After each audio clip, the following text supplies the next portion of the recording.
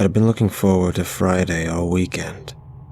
It was Diane's 14th birthday, and we were going to have a slumber party at her house. Mama offered me a ride, but Diane only lived about half a mile from town, so I walked. Fact was, I liked walking. It gave me a chance to be alone with my imagination. I got to Diane's house about 5 in the afternoon. Casey had already been there a little while. Gail showed up about half an hour after I did. Diane's parents had planned on going to dinner and a movie, so we were going to be left to our own devices for a while. Not that we couldn't be trusted. I mean, we were pretty good girls as a rule, but we all knew that we had it in us to be bad. Whether we'd do anything our parents wouldn't approve of was yet to be seen, but personally, I liked the idea that we might. If we were going to do anything that might get us in trouble, though it was probably going to be something initiated by Casey, she had always been the instigator in our little group, the brave one, the one who would step across the line first and then coax us over. In fact, she had said that she was going to try to steal a bottle of vodka from her stepfather's stash and bring it over for us to drink. Once Diane's parents had gone for the evening, though, Casey announced that the son of a bitch had drunk it all himself. There hadn't been anything for her to take. Frankly, I was relieved, but like everybody else, I acted disappointed. After Casey finished insulting her stepfather, though, she got that devious look on her face, the one that let us know there was something going on in that wicked little brain of hers. I asked her what she was thinking. She grinned and said, "Maybe I've got something better than vodka." "What could be better than vodka?" Gail asked, trying to sound tough. She was the most timid of our little foursome. "This," Casey said. Then she reached in her backpack and pulled out a book. It was an old-looking book, too. Very old. The cover was dark and dirty, and its edges were frayed. The title was hard to read, but I finally made it out. It said, "Incantations and Their Defenses." We all looked between Casey and the book, and Casey was looking between the three of us, still wearing that devious grin. "A book?" Gail queried. "Really?" "I'm sorry," Diane said. "But are you really planning on reading us a ghost story or something?" Gail added, "Don't you think we're a little old for ghost stories?" "I don't think you're ever too old for ghost stories," Casey said with that familiar edge in her voice. "But this isn't a storybook." "What is it then?" Diane asked. "It's got spells in it," Casey replied. "Spells and incantations." "You mean like witchcraft?" Diane asked. Casey sort of shrugged, as if not wanting to be bothered with labels. I don't think it's a very good idea," Gail said. "I mean, that's devil worship kind of stuff." "Good Lord, Gail," Casey said. "Get a hold of yourself before you faint or something. It's just a book, but it's from 1791. 1791? I asked. Casey opened it to the title page and showed me. Sure enough, it had been published in New York City in 1791. "Where'd you get this?" "My stepfather's library." "You stole it?" Gail asked. "Borrowed is the word I believe you're looking for," Casey said. "As retribution for the old bastard drinking up all his vodka." We all laughed a little, but then Gail asked, "Well, what do you mean to do with it?" "Not me," Casey replied. "Us." "Okay then," Diane said. "What are we gonna do with it?" "I thought you'd never ask," Casey said. Then she turned on Diane's bedside lamp to fight off the gathering darkness. I took the liberty to go through it ahead of time, just to see if there was anything interesting. We all waited, and finally I prompted her. And I found this here," Casey said, then opened the book to a marked page and laid it on the bed. We all gathered around so we could see. The thing that struck me the most was the smell coming from the book. It was dank and moldy. It smelled of something very old that didn't want to be bothered, like Granny's storm cellar used to smell when we'd sneak off in it. "What's this?" Diane asked. The title at the top of the page read Summons of Corson, and it was followed by what appeared to be a list of instructions, all written in a very legible hand. "Who is Corson?" Gale asked. "Not who, so much as what," Casey replied, her grin returning. "Corson is a demon, apparently." "I knew it," Gale said, sounding more than a little scared. "It's devil worship." "Calm yourself, Gale," Casey teased. "You're not the Virgin Mary. And besides, it's not devil worship. It's a demon." "I don't like demons much neither," Casey rolled her eyes. "Corson is one of the 4 kings that have power over the 72 demons constrained by King Solomon," Diane said, reading from her phone. "And it says he's not to be conjured except on great occasions." "This is a great occasion," Casey said to Diane. "It's your birthday." "I'm not worried about who or what Corson is," I said. "I'm more worried about this book. As old as it is, it's probably pretty valuable. I don't think it's a very good idea for us to have it here. What if something happens to it? I don't want to be responsible." Of course, that led us into an all-out debate about the merits of us having the book, which Casey quickly turned into a referendum on our bravery. And sure enough, just like always, before long she had convinced us that we were just being silly, and that we were obligated to see things her way. It was all nonsense anyway. There was no reason at all for us to not go through the motions of summoning up Corson, just for fun, of course.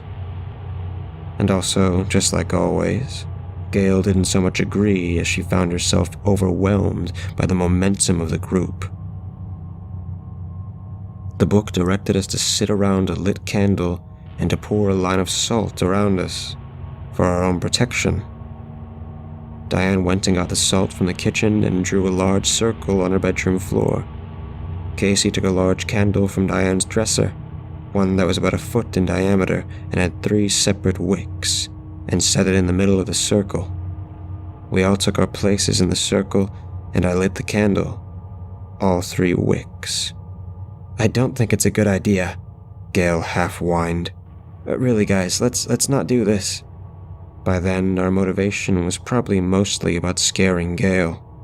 It was clear she was very uncomfortable with what was going on. I'm not sure why we found it so entertaining to make her uncomfortable, but we did. I admit that I wasn't very nice, but that's how it was. Casey set the book next to the candle so we could all see it. And then she took the first step as listed in the instructions. She called upon Satan to hear our plea. The lamp on Diane's nightstand sort of flickered. Just a little, but it got our attention. "That's enough," Gale demanded. "This is foolish. We're just asking for trouble." "The book says we all have to be engaged," Casey scolded. "Stop your whining and concentrate."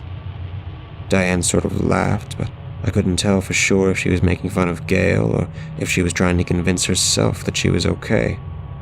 As for me, I watched the lamp. Fortunately, or perhaps unfortunately, it stayed steady. "We have to all read the incantation," Gale said, looking mostly at Gale. "Or it won't work." Gale said, "I don't want it to work." "I swear, Gale," Casey scolded. "You have to be the biggest baby I know. I don't hear anyone else complaining." Gale looked down at her lap and sort of fussed with her fingers. She looked so small all of a sudden. There in the flickering candlelight, trying to be brave but not succeeding. Just then, A low growl came from Diane's bedroom door. I won't lie, it scared the shit out of me. I whirled around and was more than a little relieved to find Diane's dog, Buster, standing in the doorway. We were all relieved, I could tell. "It's just a dog," Casey hissed. "Are we gonna do this or not?" The breeze had picked up and was blowing through Diane's open window and licking all the flames on the candle. A little voice in my head said to tell Casey that no, we weren't gonna do this. It was foolish, and she was starting to sound a little too enthusiastic about it for me to feel comfortable with. I didn't say that, though. Neither did Gail or Diane. We all just sat there, as though Casey truly did have some sort of power over us. I saw a tear trace down Gail's cheek. This was wrong. We should have quit it right then, but we didn't. "Like I was saying," Casey finally said, "we all have to read the incantation 3 times. She looked around the circle at each of us as if to drive the point home, and then she looked back to the book and started to read. Like the lemmings we apparently were, we read right along with her. "Fire est born an enwamb, die drustum morum biforen kom, en brist okolen seperte faren, lot korsen arebi farestin beren." We all read slowly, phonetically, and after the first time, though, the wind picked up and blew out one of the wicks. We kept going, though, faster than the first time, like a rock starting to gather speed rolling down a hill. After the second time, though, the lamp flickered again, and then went out. I don't know why we didn't stop then, why I didn't get out of the circle, but I kept on reading with everybody else. The third time, though, we had sort of found a rhythm, like a chant, and I could feel tingling all over my back as we spoke the words, like tiny fingers were moving across my skin in waves. No sooner than we'd finished reading, the wind stopped blowing altogether. Everything became still and quiet.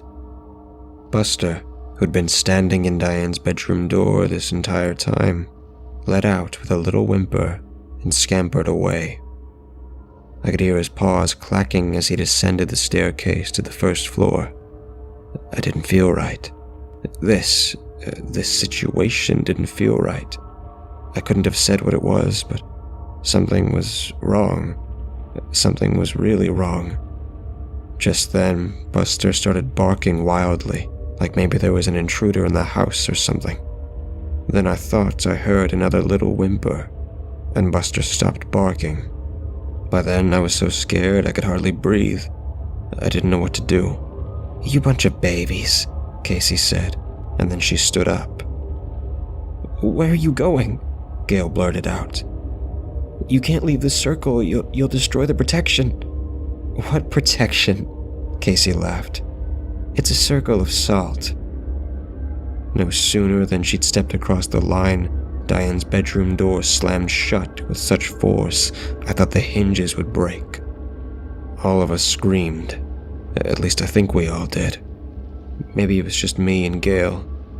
Regardless, after she'd composed herself, and over Gail's protests, Casey started for the door.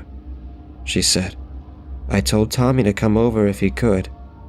Tommy was her boyfriend, her 16-year-old boyfriend. "It's probably just him and his friends messing with us." No, don't go," Gail protested, but it was too late. Casey opened the door and headed out of our sight. I looked at the other two, still sitting there in the circle of salt with me, and it was plain that they were every bit as scared as I was. Then there came a low, malevolent-sounding growl from the first floor. It wasn't loud, but we could all hear it, and it filled me to the top with fear. Not 2 seconds later, Casey reappeared in Diane's doorway, and she was white as a sheet. I don't think I'd ever seen such a look of terror on somebody's face, not even in a movie. I'm so sorry, Casey managed to choke out through her fear. I had no idea. Right then, there came a heavy footstep on the stairs. Then another. And then another. Casey looked over her shoulder, tears forming in her eyes. And then, without saying another word, she sprinted across Diane's bedroom floor and went out the open window onto the roof of the front porch. She bounded across it, and without even hesitating, leapt from the roof to the ground. The footsteps from the staircase stopped, and then seemed to reverse course. We could hear them echo from downstairs as though passing through the den. And then we heard the front door squeak open. I wanted to get up and look out the window, to discover what it was that had just apparently let itself out of the house, but fear had a grip on me. I couldn't make myself move. I didn't want to leave the circle. "What are we gonna do?" Gail whispered, laced with tears and fear. I only managed to shake my head slowly, and then she began reciting the Lord's Prayer, rocking back and forth as she spoke the words. I looked at Diane. She seemed as dumbfounded and as uncertain as I was about what to do. In the name of God, I kept thinking. What had we done? What had our silliness unleashed?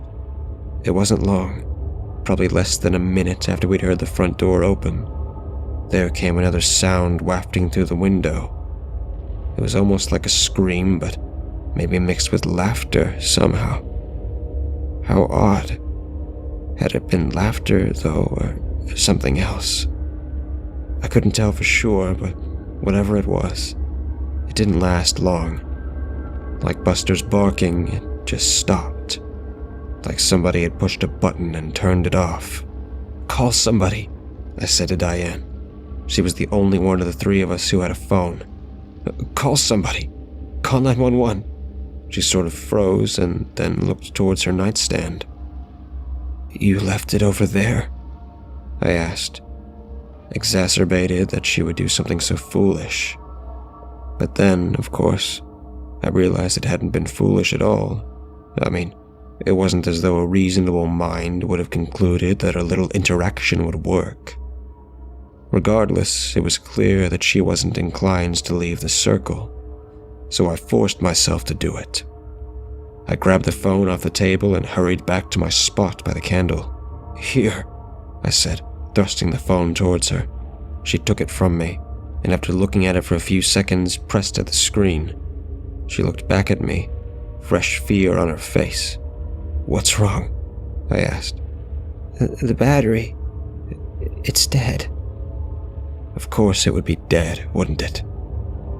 "Where's your charger?" "Downstairs." No sooner than she'd spoken the word, we heard it. The heavy footsteps on the porch, then in the den, and finally to the staircase. My heart was racing so fast I could no longer feel the individual heartbeats. It was more like a constant hum in my chest. It didn't take long for the footsteps to reach the top of the stairs. Then they started down the hall, towards Diane's bedroom. Our eyes were all glued to the doorway. Our collective terror escalated with each new footfall. We were unable to move, just as we were unable to believe what appeared to be happening. I became aware that Gail had latched herself to my arm, squeezing so hard that it hurt. But I didn't care. All I cared about was whatever was walking down the hall towards us, and why we couldn't seem to move. It felt like it went on forever, the heavy footsteps moving even closer. There wasn't much light at all coming from the hall, barely enough to detect. There was enough, however, for us to see it as it entered the doorway, or rather, for us to see its outline. It was like a shadow, all dark, and its form largely filled the space from side to side and top to bottom. All of a sudden, a wave of stench wafted over us, so putrid I almost gagged. It smelled like rotted meat packed with maggots, like old and insistent decay, like my granny's storm cellar, only 1,000 times worse. Gail had started praying again, I tried to remove my arm from her grasp, maybe because I thought I needed it to defend myself or something, but she wasn't inclined to let me have it. We heard the low growl again, and the stench in the room got worse. All of a sudden, Diane bolted up and into the bathroom, a Jack and Jill bathroom leading to another bedroom, and the entity disappeared from the doorway. Before I'd even managed to wrap my arms around what Diane had done, Gail shot up as well and headed for the door the entity had just vacated, probably because I was thoroughly petrified and had lost the ability to think clearly. I followed after Gail. It was almost too dark to see, but I heard Gail head down the stairs. I chased after her. I thought I saw Buster lying on the floor over by the fireplace, but I didn't even consider stopping to check on him. Gail flew out the front door, screaming and crying by then, and I kept following after her. She leapt over the porch steps all the way to the ground and kept running. I tried to do the same, but managed to trip when I landed and crash hard into the ground. I could still hear Gail screaming as she ran away from me, farther and farther away as I struggled to my feet, only to discover I'd sprained my ankle. The pain was excruciating, and I fell right back down. And then I heard another scream, but it wasn't coming from Gail. It was coming from inside the house, from Diane. It was shrill and sharp, then there was a choking sound, and then there was quiet. Oh my God. I scrambled back to my feet and started to limp along best I could, chasing after Gail, but she was already gone. Not only could I no longer hear her, but I couldn't see her anymore either. She had disappeared into the darkness, and I knew that I wouldn't be able to find her. I knew that I was alone, and I knew that whatever that thing in the house was, it was coming. I couldn't move fast enough to escape. I knew that too, so I made a sharp left and headed into the woods. Just then, I heard something walk out onto the front porch, something heavy sounding, so I dove down into a little stand of bushes and tried to be as quiet as I possibly could. I was terrified. It was like everything I'd always known about the world had gotten turned on its head. Monsters were real, weren't they? It wasn't like I'd come to believe at all that they were just stories people made up to scare each other. They were real. Whatever was on the porch began to look my way. At least it seemed like it did to me. I just closed my eyes and tried to lie perfectly still. I was praying inside my head, but I didn't make a sound. Just then I heard a car turn into the driveway, its headlights flooding the yard and then the front porch. To my shock, to my amazed relief, I saw that the thing on the front porch, the thing I'd been so terrified of, was in fact Diane. Seemingly in a daze, she found her way down the front steps and waited as the car pulled up right in front of her. It was her parents, home from the movies. Thank God. I scrambled out from underneath the bushes and limped my way to the front of the car, to where Diane's parents were examining her. I was still frightened out of my wits, mind you, thinking that there was a demon named Corson somewhere in the house, and that we were all in mortal danger. But there was something about being in the presence of grown-ups that always made things better. They could handle it. They could fix it. It took me a moment to see why Diane's parents seemed so concerned, though. Why they kept looking at her and asking her questions. Diane's neck was bruised all the way around, reddish and turning blue. It was like someone had choked her hard, like they'd meant to do her real harm. I shuddered to think what had gone on in the house once me and Gail had run out the front door. Things got a little sketchy for me from there. As far as Diane's parents were concerned, Casey was missing, Gail was missing. I'd been hiding in the woods, and Diane looked as if she'd been choked half to death. The police came, and that's when they found Buster. He was lying by the fireplace where I'd seen him, and he was dead. They ultimately decided that he'd stumbled down the stairs and broke his back. Of course, that didn't explain how he'd gotten all the way across the room from the base of the stairs to the fireplace, but I guess they had bigger fish to fry. The police found Casey. She was lying in a drainage ditch out by the road. unconscious and badly bruised.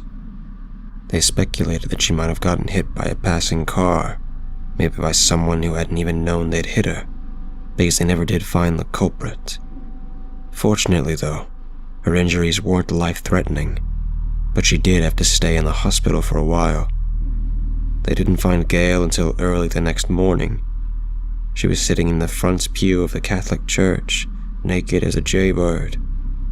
After a number of interviews by people in the psychology world, they determined she was badly traumatized, to the point of having broken from reality just a little. Her family decided to send her to a convent to convalesce. I didn't understand that at all, but it wasn't for me to say. My dad is an atheist, so I pretty much know how he was going to react to all of this. If he didn't believe in God, it was unlikely he believed in demons. He was concerned, though, just like everybody else. I do think he thought there might have been a reason other than my imagination I told him the story I told. I'm pretty sure all the grown-ups believed we'd gotten hold of some bad dope, but I know that's to be untrue. Because of Diane's and Casey's injuries, though, they drug-tested all of us. As it turns out, Diane and Casey had been smoking pot before me and Gail showed up that evening. I'm pretty sure that hadn't had anything to do with what had gone on, but in the end it made us all sound less than credible. So, because they found drugs in her system, nobody really believed what Casey had said about the events of that evening. As for Diane, she conveniently developed a case of amnesia. Couldn't remember a thing from the time Casey had gotten there until her parents came home and found her on the porch. I don't believe her, though. I think she remembers everything, just like I do. For whatever reason, she just doesn't want to face it.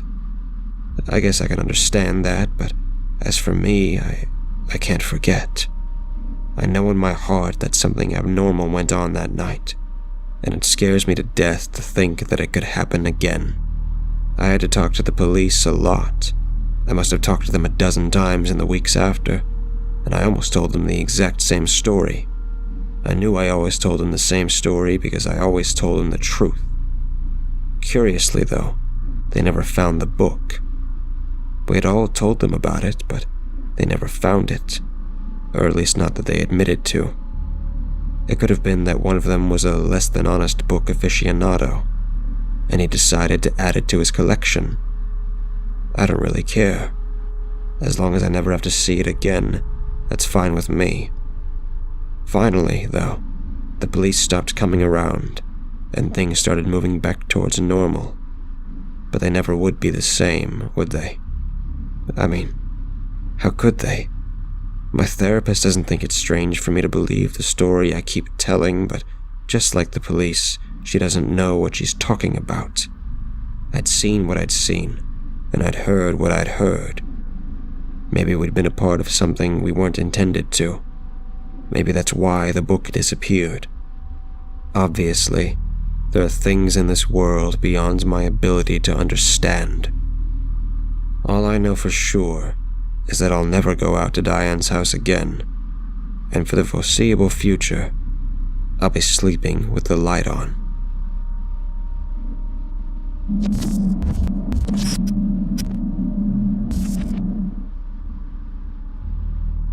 My brother, Colin, and I always got along. Sure, we occasionally had fights like most siblings do, but when it came to what we enjoyed, we had a fair amount in common. However, it wasn't until our father took us to a popular caving spot in our town that we realized our favorite thing to do was to go splunking. Even as the years went on and hobbies came and went, there was just something about the exhilaration of exploring caves that just made us love it more as the years went on. The two of us loved it so much, in fact, that when we were adults, we got side jobs giving tours at a local cave. Once we were finished up for the day, we dropped off our equipment and went for a walk in the forest, sharing stories and having a laugh. We didn't see each other too often throughout the year due to our boring office jobs, so getting to do this was a great way to catch up. However, although we knew the woods well enough, we weren't cocky. Even people who knew a forest like the back of their hand could get lost if they weren't careful. Because of that, whenever we went out for walks, my brother brought an orange highlighter with him. So if we ever went off the trail, he'd draw thick lines on the trees so we could retrace our steps. It had happened on a Friday. When Colin and I were walking down the trails and chatting, we absent-mindedly played catch while we chatted, tossing a ball Colin bought at a gift shop for his kid. It was when he accidentally tossed it too far and I went off the trail to get it, that I ended up finding a cave. It was a small open area, where the trees briefly parted for a small field of grass. Its entrance almost looked like that of a jagged mouth, the rocks hanging off its roof ending in sharp points like a set of sharp teeth. We were confused, as we had never seen a cave in this area before, but figured we probably were just in a spot that happened to look similar, with the only difference being that there was a cave. We tried to peer inside it, but found it was too dark to see anything. After a bit of debating, we eventually decided against exploring it. It was getting late, and neither of us had brought any equipment. It wasn't a good idea to go into an unknown cave without the proper supplies, especially when it was almost night, so we decided to head home. To make remembering the spot easier, however, Colin took out his highlighter and marked a couple of extra trees, so we would be able to get back to the spot without much hassle. We met up the next day in the morning, this time with proper equipment. I wasn't too fond of walking all the way back to the cave, now that a bunch of gear and a backpack my spine was getting crumbled under was weighing me down, but I was super excited to check out a new spot. As we reached the first tree with an orange line and began tracing our steps back to the spot, the two of us just couldn't help but ramble about how excited we were. I mean, this was potentially a cave that no one else had gone spelunking in before. For us, two brothers who had been doing this for years, the thought of getting a cave named after us, while probably unlikely, was exciting nonetheless. However, when we finally got through the cluster of trees and into the open space the mouth of the cave rested upon, that eagerness was snuffed out, as well as our happy smiles and joking attitudes. Instead, it was replaced with confusion at what was before us, or rather, what wasn't before us. The entrance was gone, and I don't mean there was a cave-in or anything like that. The entire cave was gone, replaced with nothing more than bundles of dandelions and unusually vibrant green grass. At first, after the confusion cleared away, we tried to be practical about it. Maybe we took a wrong turn, maybe the lines on the trees were from a different trip and just hadn't faded yet, etc. But each reason ended up falling flat. We didn't see any faded markings on the trees when we first went into the trail yesterday, and the ones we used to retrace our steps still looked new, so we couldn't really have taken a wrong turn either.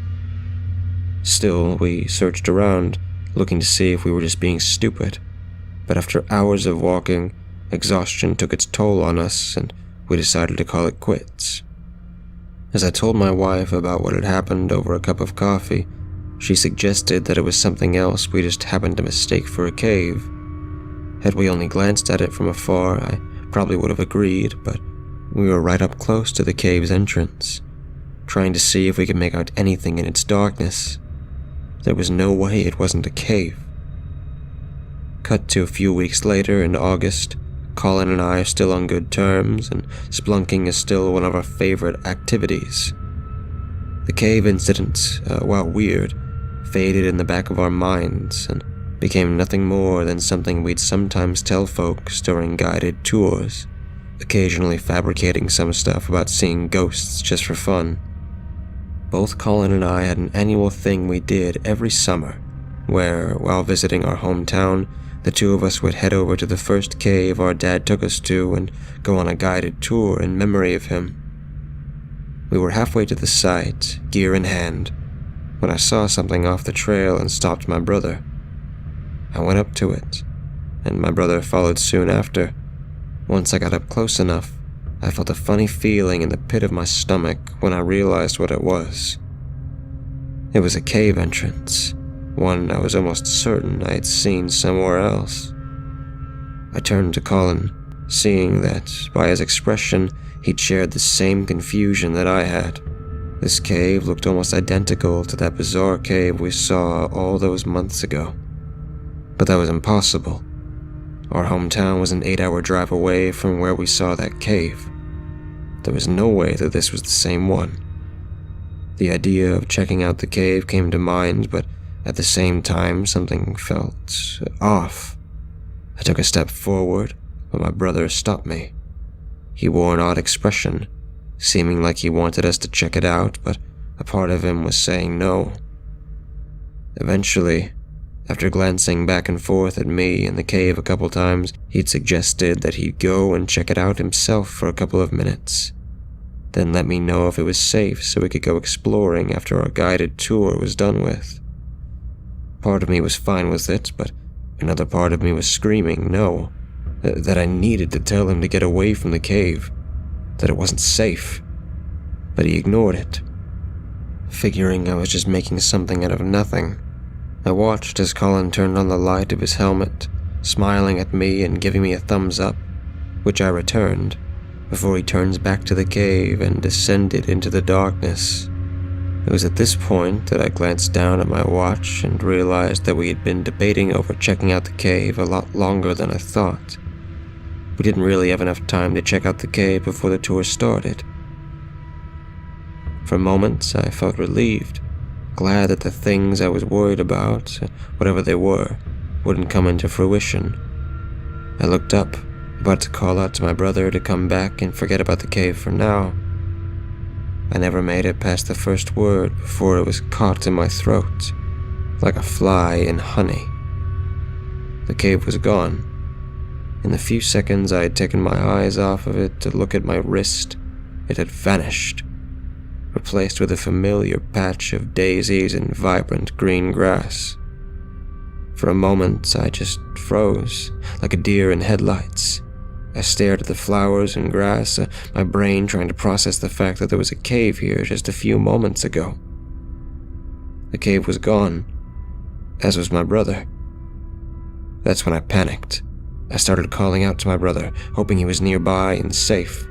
The quiet callings of my brother's name soon grew in volume, growing louder and louder until I was practically screaming it, praying that he was okay and that this was just a prank, that any second now, he'd sneak up behind me and give me a good fright, and then a good laugh afterwards. When there was no response, my franticness increased. I ran up to the patch of daisies and grass and ripped them out of the ground, putting my ear to the earth and trying to see if I could somehow hear Colin's muffled voice underneath the soil. But there was nothing. It was then I thought I was dreaming. I scrunched my eyes and gave my arm a hard pinch. I opened my eyes, only to be met with the same forest, and that's when I realized I wasn't dreaming. My brother was really gone. In an instant, the cave had vanished and took him with it. As I hurried over to the nearest police station, I debated whether I should mention the cave at all, but I eventually decided against it.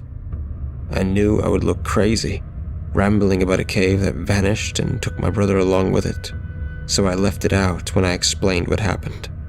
All I told them was that one moment he was with me in the forest, and when I turned around, he was gone. They never found him. The forest was combed, and dogs were sent out to track his scent, but even the dogs seemed unable to find anything, apparently stopping in their tracks and sitting, staring at nothing. I was questioned a bit more, but I never mentioned the cave. It's been a few years now since my brother went missing. I still give tours at the popular caves around our area, and not because I still enjoy spelunking, but because since my wife and I have 2 children now, we need the extra money more than anything. While I give tours, I bring up my brother to those who would lend an ear to listen. I shared some fun stories about the things we did when we went spelunking as kids, though I didn't bring up his disappearance.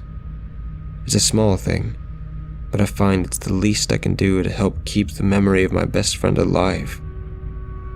However, that's not why I'm telling this story. while I miss my brother dearly, that isn't the reason why I'm writing this after all these years. Not the main reason, anyway. I'm telling this story because it's back. A few weeks ago, the cave started reappearing. At first, I thought it was after my kids, but now I think that's not the case. I think it's after me. It doesn't matter whether I'm on a trail in a forest or just outside of it. It doesn't matter whether the forest is small or large, thick or thin. I always see it. No sound comes from its gaping maw, but I find it beckoning me, urging me to find the remnants of the brother I lost all those years ago and uncover the truth. But the scariest part of all is that I almost kind of want to.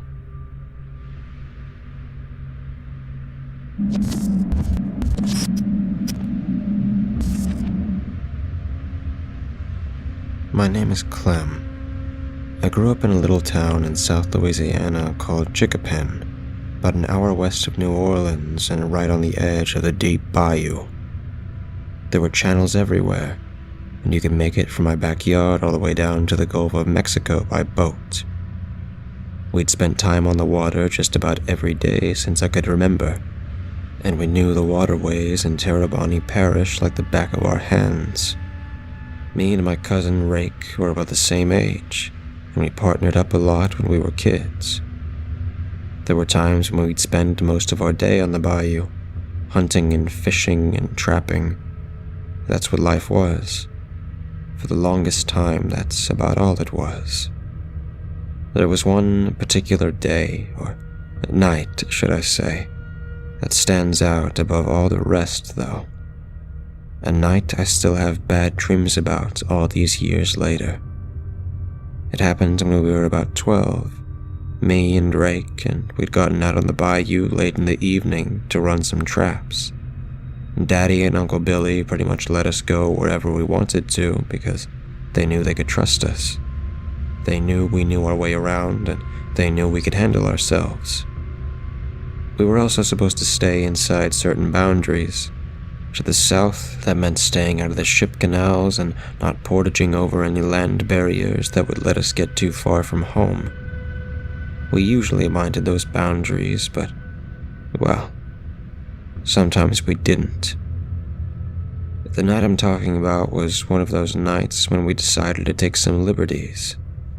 There were a series of traps we'd set along a part of the bayou we couldn't get into on our little aluminum boats, unless we either skirted along the edge of the ship canals for a ways or else portaged along a small stretch of land. About 100 yards or so, once we'd paddled out to the ship canal and saw that it was clear, we decided to take our chances.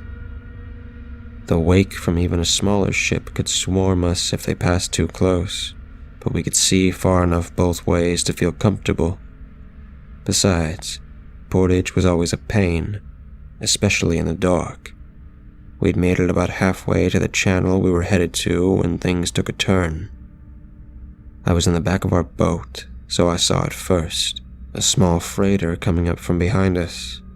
I got Rake's attention and pointed at the ship, and we both knew what to do without further discussion. We dug in deep, paddling as hard as we could. Still, I yelled at Rake to paddle harder as the ship drew near. I could see the edge of the channel we were headed to, as the ship's bow pulled up even with us. To tell the truth, I half expected to get wet, but we turned into our little channel just as the ship's wake reached us. We rode on top of the wave for a ways until it died down. Then we laughed and thanked our lucky stars. Semi-disaster avoided. It was a pretty clear night.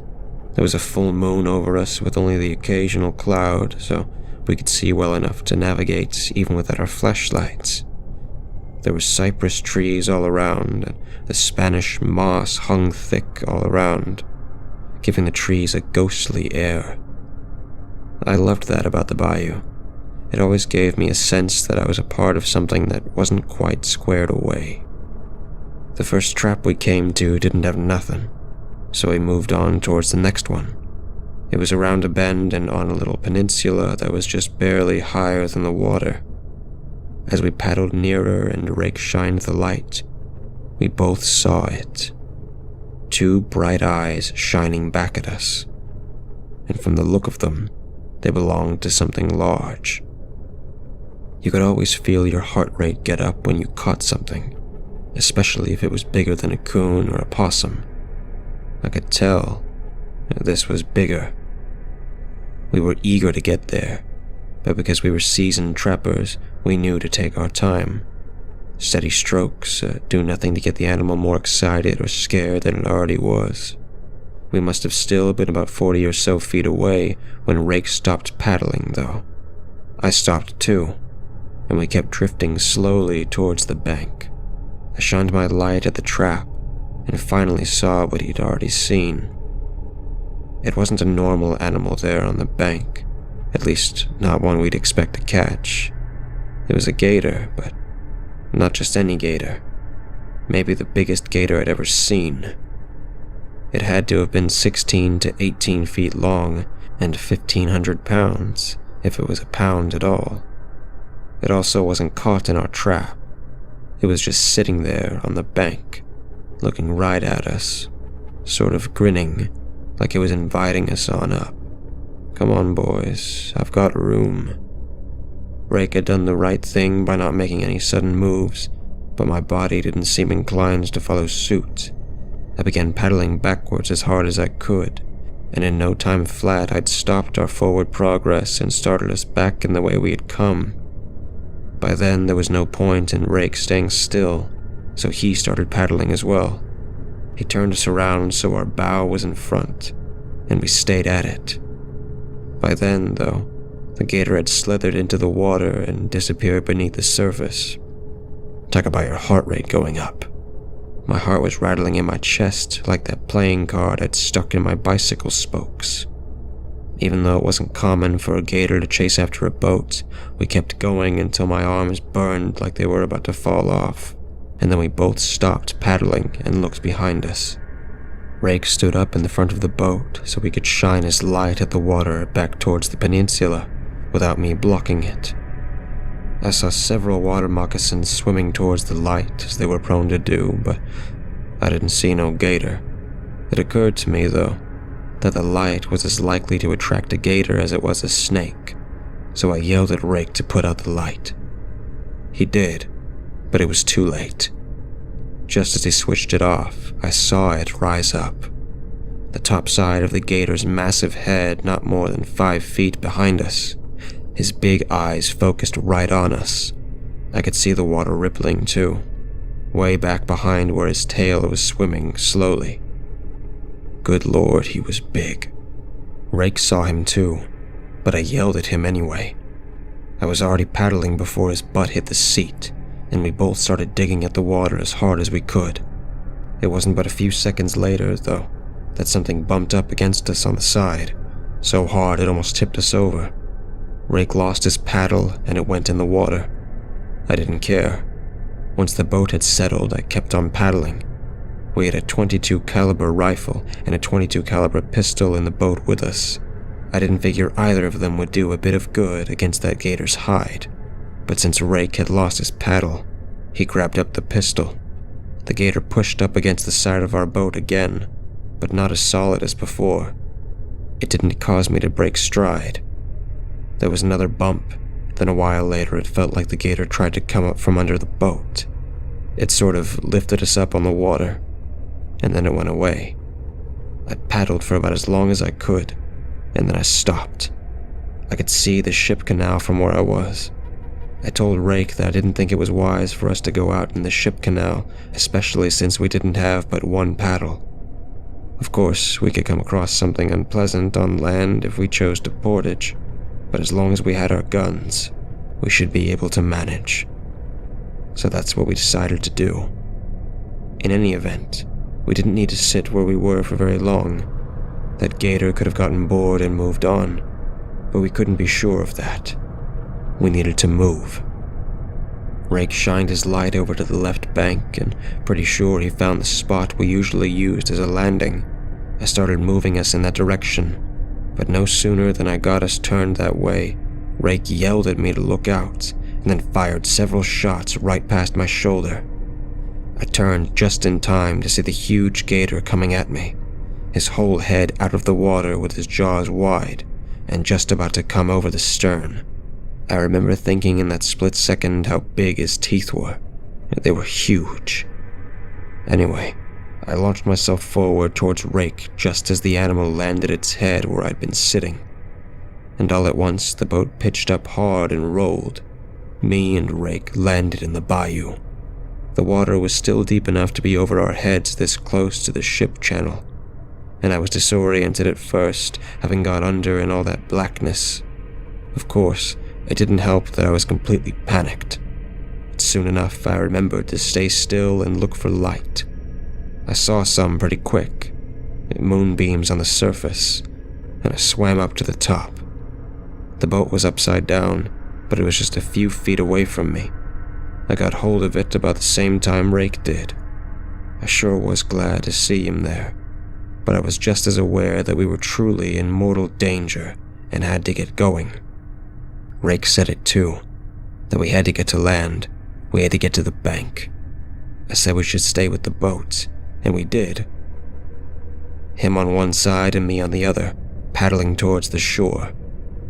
We had just reached the point where our feet could touch the bottom when I felt something brush up against my leg, something heavy and rough.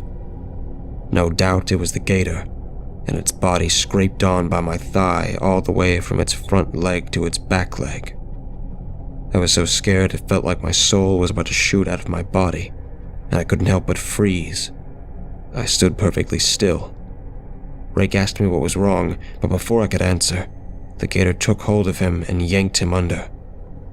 I know I screamed. I know it's not manly at all, but I screamed. I called his name over and over, but I couldn't see him anywhere. Him or the gator for that matter. No sign at all. I wasn't really thinking clearly by then either, but I managed to turn the boat back over and climb in. As fate would have it, the only thing left in our boat was my paddle. No guns, no flashlights, no nothing but my paddle. That I got jammed up under my seat somehow when the gator had come crashing down on it. Needless to say, maybe, but by then I'd become hysterical. I mean, it didn't seem real. How was it possible that my cousin was out there somewhere under the water in the jaws of a huge gator? It was too awful to consider, yet that seems to be the story. That was what there was. That was all there was. And gators didn't eat you right away, neither. They took you under in a death roll until you were drowned. Then they stuffed you under a ledge or log or something and left you there to rot. But once you were ready, they'd come back for you and eat you piece by piece. For all the world and everything in it, how could that be my cousin Rake's destiny? To rot under a log and then be ate up by a huge gator. There was nothing, though. No sound but the occasional hoot of an owl and the croak of a bullfrog. And I thought I heard a big cat growl, but other than that, the bayou was quiet. Then, all of a sudden, not far from me, there came a big splash and a fuss across the surface of the water. I saw Rake. He was trying to swim away from the gator, but the gator was practically on top of him.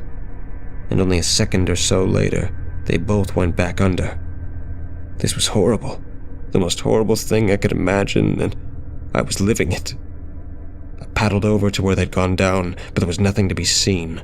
A few seconds later, though, they came back up, more out towards the middle. I yelled out his name. He managed to look my way for a split second, and he yelled my name. But then the gator took him under again. I didn't know how I knew, but it was clear to me right then and there that hearing him call my name like that, and seeing the gator take him under, would haunt me for the rest of my life. I started towards where they'd been, but then they came up again, more towards the bank. This time, not only did he call my name, but he also screamed the word help. And screamed it he had, like nothing I'd ever seen. The sound of his voice was the embodiment of terror. and hearing it made my skin crawl all over. Then, like before, they disappeared beneath the water, and the last thing I saw was Rake's hand clawing at air, trying to find anything to grab a hold of. I desperately paddled towards them again, and I started looking, hollering for them, bending over the side of the boat so far trying to see under the water that I almost fell out. Too long. He'd been under too long this time. There was no way he could still be alive. I came to know that in my heart, and a feeling of evil and darkness like I'd never even imagined possible began to settle over me. This was more than I could bear. I didn't see how I could find my way back to any form of sanity. I could feel it in my whole body like a weight, like a prison, and I could barely breathe. Suddenly, and without any warning at all, something came crashing through the surface of the water right beside my boat like it had been shot out of a cannon. Miracle of miracles. It was Rake, and he was most of the way in the boat before I could even get over and help drag him the rest of the way in. He flopped in on the boat's bottom like a big fish, and before I could fully grasp the reality of what had just happened, he was screaming at me to paddle, to get to land. He wouldn't shut up about it. And finally, I made my way to my seat and started paddling for shore. Rake was breathing hard and moaning just about every other breath. But I couldn't tend to him just then. I had to get us to shore. I was afraid to look over my shoulder to see if we were being followed, but finally I couldn't help it. Sure enough, there it was. That big gator was right behind us, no more than 3 feet back, just skimming along with nothing showing but the top of its head and back, with its tail swishing back and forth real slow. Just a second later, I ran the boat aground and hopped over Rake and out the front so I could drag it all the way up. Once I'd done it, I looked out over the water, fully expecting to see the gator coming up after us.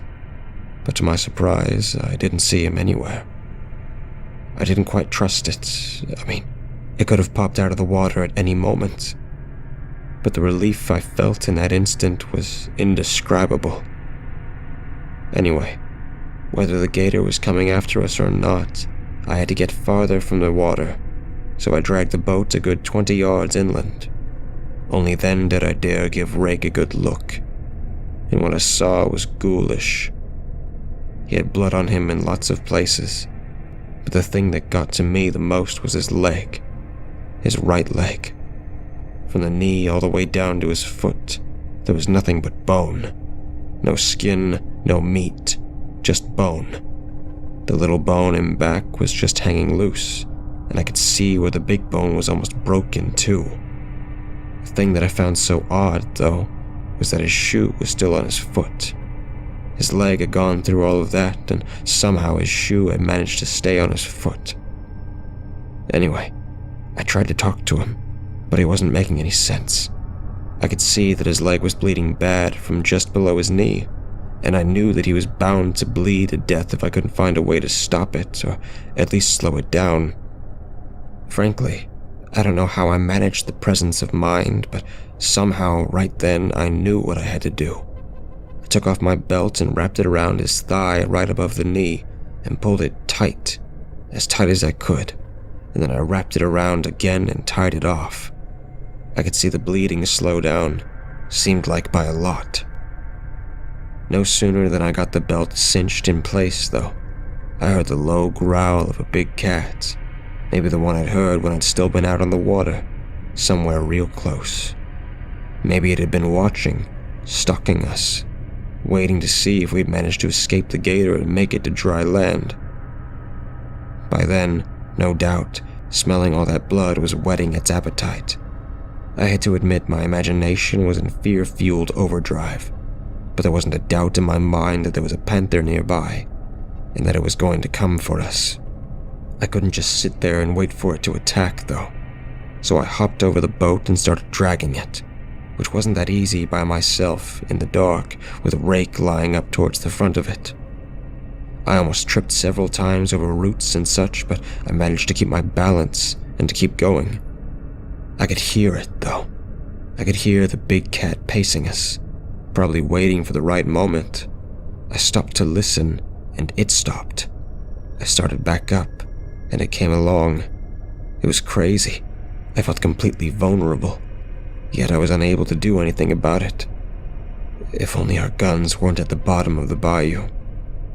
I'd made it about 3/4 of the way across, and I had to stop the rest, just for a minute. But I had to stop.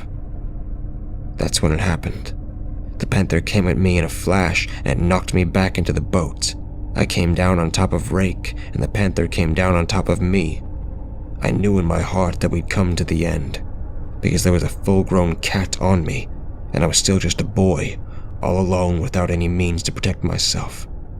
The moment was near. I could feel it. Just when my will to live was about to succumb to the panther's desire to eat, though, I heard it.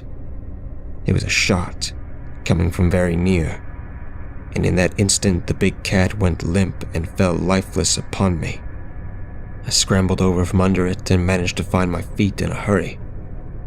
What a strange memory. The sight of seeing Rake and that panther lying side by side in the bottom of that boat, one barely alive, the other dead as a stone. It all seemed like a dream, even then, but I knew it wasn't. Just then I felt a hand on my shoulder. It was my daddy. I could say with complete confidence that I'd never been so glad to see somebody in all my life, before or since.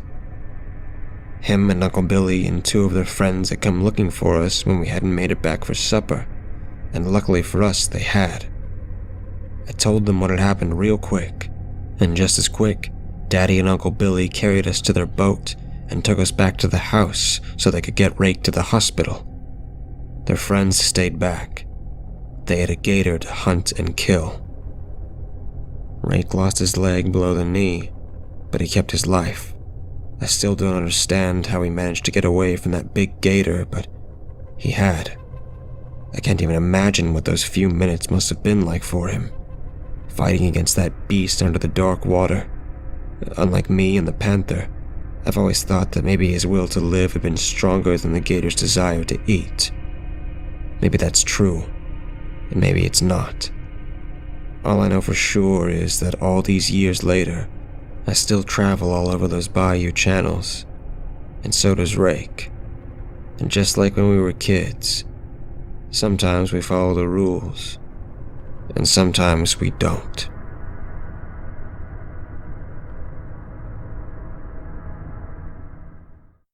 I loved reading as a kid and devoured books growing up. A healthy diet of reading soon got me interested in writing, and the stories I loved the most were from the horror genre. Authors like Poe, Lovecraft, and Hitchcock, to more contemporary writers like King, Straub, and Kuntz. I dabbled in some short stories but never really submitted or published. I guess I lacked the confidence. That changed one day after a local author, Jeremiah Preston, delivered a short lecture on writing at my high school. After the session, Mason, my best friend, kept nagging me to let Preston look at a couple pieces I'd brought along. I got to within 6 feet of the author before I blanched and was about to beat a hasty retreat when Mason opened his big mouth. Mr. Preston. The author looked up from signing a book to our language teacher. My friend here is quite the aspiring writer himself and was wondering if you could look at some of his work. I turned blue, and I swore I would punch Mason when I heard Preston say, "Sure." By the time I turned, he was already standing in front of us, medium build and wearing a brown blazer at no tie. He had a wide smile on his tanned face and short blonde hair. Maybe if he had just ignored us that day, things would have gone differently. But if wishes were horses.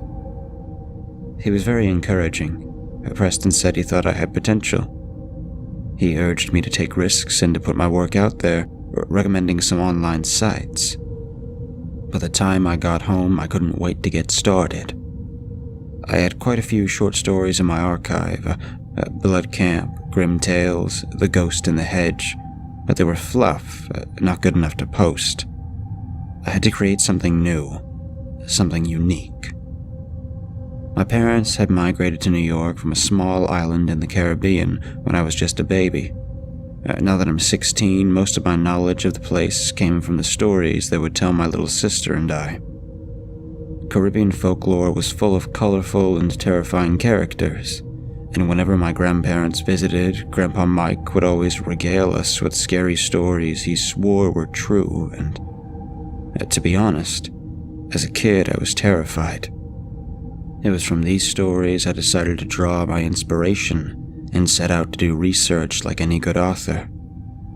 After school the next day, Mason and I headed over to a Haitian craft shop I knew about that was not too far from the school. We both rode bikes, and the detour wouldn't sidetrack us too much. The shop was in an old strip mall and had flags from various Caribbean countries hanging out front. There were also some wicker products displayed in the window, and as we pushed open the front door, a pungent scent assaulted us. The inside was a bit dark and filled with all sorts of paraphernalia. Red and white candles were lit. The keen aroma came from a shelf to the left, exhibiting bags of roasted cumin, turmeric, ginger, nutmeg, and various blends of spices. A small bell had rung when he pushed open the door, and it now brought a short, heavy-set woman to the front. She wore a colorful dress with equally colorful head tie. "Good afternoon, young fellas. And what is it Merle can help you with today?" She had a thick sing-song accent. I told her I was doing a school project on Caribbean folklore and wanted to know if she could help me with any background literature or information, something unique that you would not find from simple online searches. Merle tilted her head to the left and stood, arms akimbo, a bit uncertain. But when I told her my parents were from Trinidad, she relaxed a bit. "Well, I never. You young fellas come here to ask me about Jumbie," she said before chuckling deeply. "Well, I think old Merle can help with you, young man." Merle was born in Port-au-Prince and told us a story which she swore was true, and when she was a kid still living in Haiti. She remembers there were two prominent families in the area always competing with each other until one day, the patriarch of one of the families, Mr. Jean, sought the counsel of an Obeah man. This was a sort of witch doctor who dealt in arcane and supernatural matters. According to local legend, the witch doctor summoned a magical spirit, which he called a Bako. This particular Bako was a short, childlike creature with an oversized stomach, tiny sharp teeth, and long claws, and had been trapped in a bottle the witch doctor procured some years earlier while traveling to British Guiana. The Bako was often naked and had very dark skin and red eyes. The creature would use its magical powers to help its owner gain wealth. However, there was a price, and it could sometimes be a high one. Traditionally, Bako fed on milk and bananas, but their tastes could become more radical. The family who had allegedly summoned the spirit started enjoying incredible success in all of their business dealings, and soon became very wealthy. This, of course, incurred the jealousy and wrath of Jean's competitor, who confronted him in front of the town residents during a busy market day, insulting him and hurling accusations of practicing witchcraft at his family. Mr. Jean never responded, however, and 2 days later his accuser was found dead in a small ravine that ran alongside town. His throat had been slashed open, and he had bled to death. There were bite marks on his face, neck, arms, and legs that looked disconcertingly human, like he had been attacked by an angry child. Following this incident, the witch doctor had trapped the entity in the bottle once more, and no one spoke openly about it, but all believed the Bako was responsible for the murder. Sometime after that, Merle and her parents left for America. She filled in a few other details for which I was extremely grateful, and even though she insisted her experiences were real, Mason and I just looked at each other and smiled. I think we may have touched a nerve because she stood up from the small table we were all sitting around at this point and said, in a voice a bit higher than normal, Well, it is true. I can prove it too, you know, because that Obeah man was my uncle. What? I asked. Merle hastened toward the back of the store, returning a few minutes later with a small, short-necked bottle. It was a nasty-looking thing, brown with dark, muddy stains all around it. There was a wooden cork stuffed into the opening, and a small bit of paper was secured around the neck of the bottle. What on earth is that? I asked. This is what my uncle used to trap that wicked spirit. Inside this bottle, young fellas, dwells the spirit of a Baco. The small bit of paper, Merle warned us, carried the spell that was used to call forth the entity. I pushed my chair away from the table. Well, Merle, you know what? Thank you so much, but we have to be going. It's getting a bit late. There was a tremor in my voice as I stared at the bottle on the table. Maybe Merle didn't quite have all her marbles after all. Mason looked at me and squinted, silently mouthing, "What the hell, dude?" At that same time, the bell over the door rang, and a couple walked into the store. "Good afternoon. Anyone here?" Merle quickly got up and went over to attend to them. As soon as she was gone, Mason slipped the bottle into his backpack.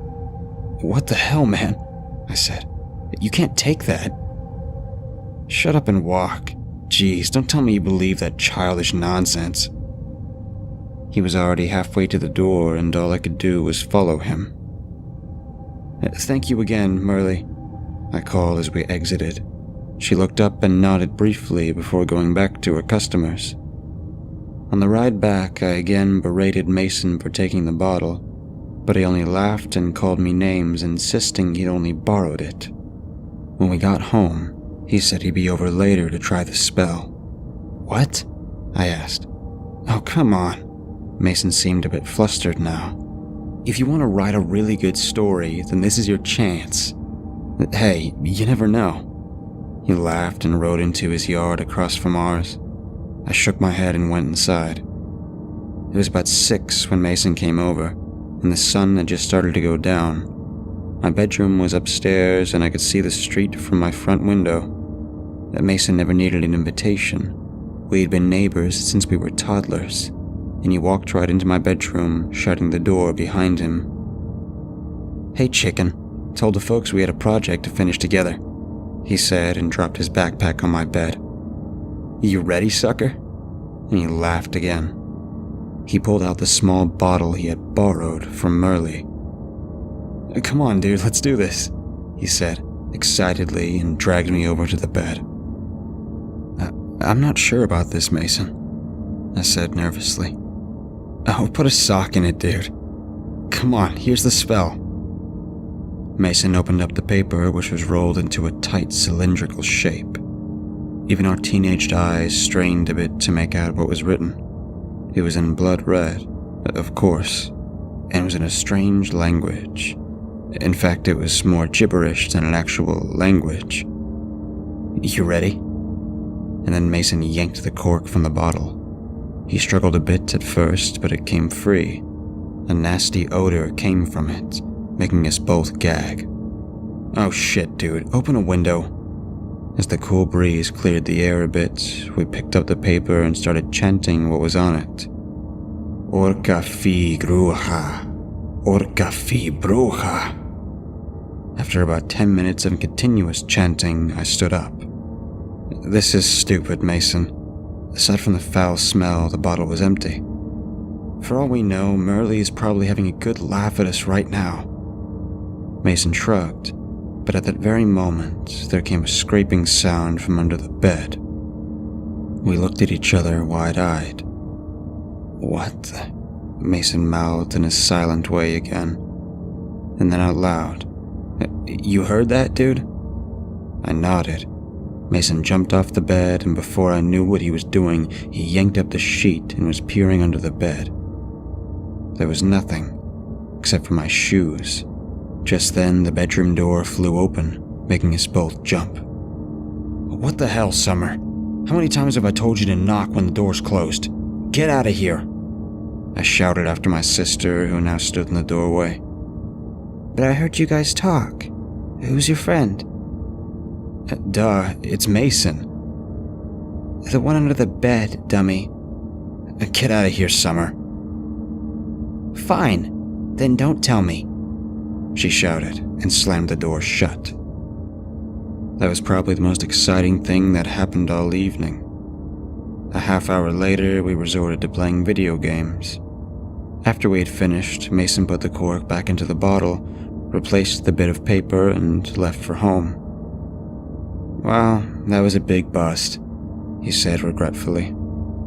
As it turned out, we did have a school project to finish, so it wasn't until 2 days later that I finally had a chance to write my story. I made notes, included those from Merle, and laid out a skeleton plot complete with characters, dictionary, and thesaurus on hand. I was ready, except that my mind was completely blank. I stared numerous times before deleting what I wrote. I even got to about 3 paragraphs once before deciding it was junk. 2 hours later, I was still staring at a blank Word document. Damn it, I thought, and slammed both fists on my desk. What's the matter with me? Why can't I do this? I felt like crying. If only I could get that first line. Do you wish it? What was that? Hell, now I'm hearing things, I thought. The voice still resonated in my head, and I put it down to frustration from my writer's block. Do you wish to clear the block? I turned around sharply, even though I knew no one was there. Hell, it was just a voice, born from my overactive but apparently useless imagination. Oh boy, I've finally driven myself mad, and laughed out loud at the thought. It was just what I needed. Oh, what the heck, I figured. Yes, I wish to have no more writer's block, I said to thin air. Granted. It boomed in my head once more, like Aladdin's genie, I thought, and giggled again. But suddenly, I had it. It was there all along, right in front of me. All I had to do was reach out and grab it. My opening line, and it was perfect. One line led to another, which then followed into a paragraph, and then a page. It took me less than an hour to finish my story, all 2,500 words. And I knew in my heart that this was a good story. I proofread for errors, but I had a confidence I'd never felt before, and within 30 minutes of typing the last full stop, it was uploaded onto one of those popular forums where people post creepy stories and hope they get noticed. I wanted to act cool, but honestly, I kept checking the site every couple of minutes to see if anyone had read it and if anyone had commented on it. By the time my mother knocked on the door to make sure I was in bed, over 100 people had seen the story, and there were at least 10 comments. I looked at the ceiling for a long time before I drifted off to sleep. I was awake even before my alarm went off and made a beeline for the computer. Over 400 views, and dozens more comments, including one guy who wanted to narrate it for his YouTube channel. It was a hit. This was a dream come true. I could not believe it. Thank you, oh genie in my head, I thought, and got ready for school. I showed Mason the site when we got to school, and being who he was, he had half the school reading the story by lunch. People who had never paid me attention before came up to me and patted me on the shoulder, telling me what a great job I'd done. Even Jennifer Coulson smiled at me. I had died and gone to heaven. When I got home from school, Mason and I ran up to my room and logged onto the site to find over 1,500 people had read the story, and there were scores, maybe even hundreds of comments from people who thought it was a great piece of writing. Mason, who was bigger than I, grabbed me in a bear hug and started kissing my cheeks. My hero, he teased. Get off, you oaf. I barked, but joined him in laughing. Mason stayed for supper, and Mom was just washing up when she asked me to take the trash out. Well, that's my cue, Mason said, adding, So long, Stephen King, and laughed. I walked out front with him and saw him run across the street and into his house. We had a backyard which my mother dotted over. There was a small garden and even a couple fruit trees. Darkness had fallen when I dragged the garbage bag through the back door. My peripheral vision suddenly registered movement from under the tree at the far corner. I stopped and peered into the darkness, which the motion sensor lights could not quite dispel. Nothing. I shrugged and took the bag around to the trash can at the side of the house. I was walking back when I saw movement towards the back of the yard. Whoever it was fast and short. I wondered if it might be young Sam Johnson from 2 houses down, but what the heck would he be doing in my backyard at this hour? I walked to the back of the house. Hello? I repeated myself. I was just about to walk inside when I heard a low whistle, followed by what I could only describe as a cackle. Who's there? A few seconds later, something answered me. A riddle, a ree. A wish I granted thee. A story good and fine. Now give me what is mine. Whatever it was spoke in a grating whisper with a melodic ring, like the leprechauns you see in some of those B-rated movies.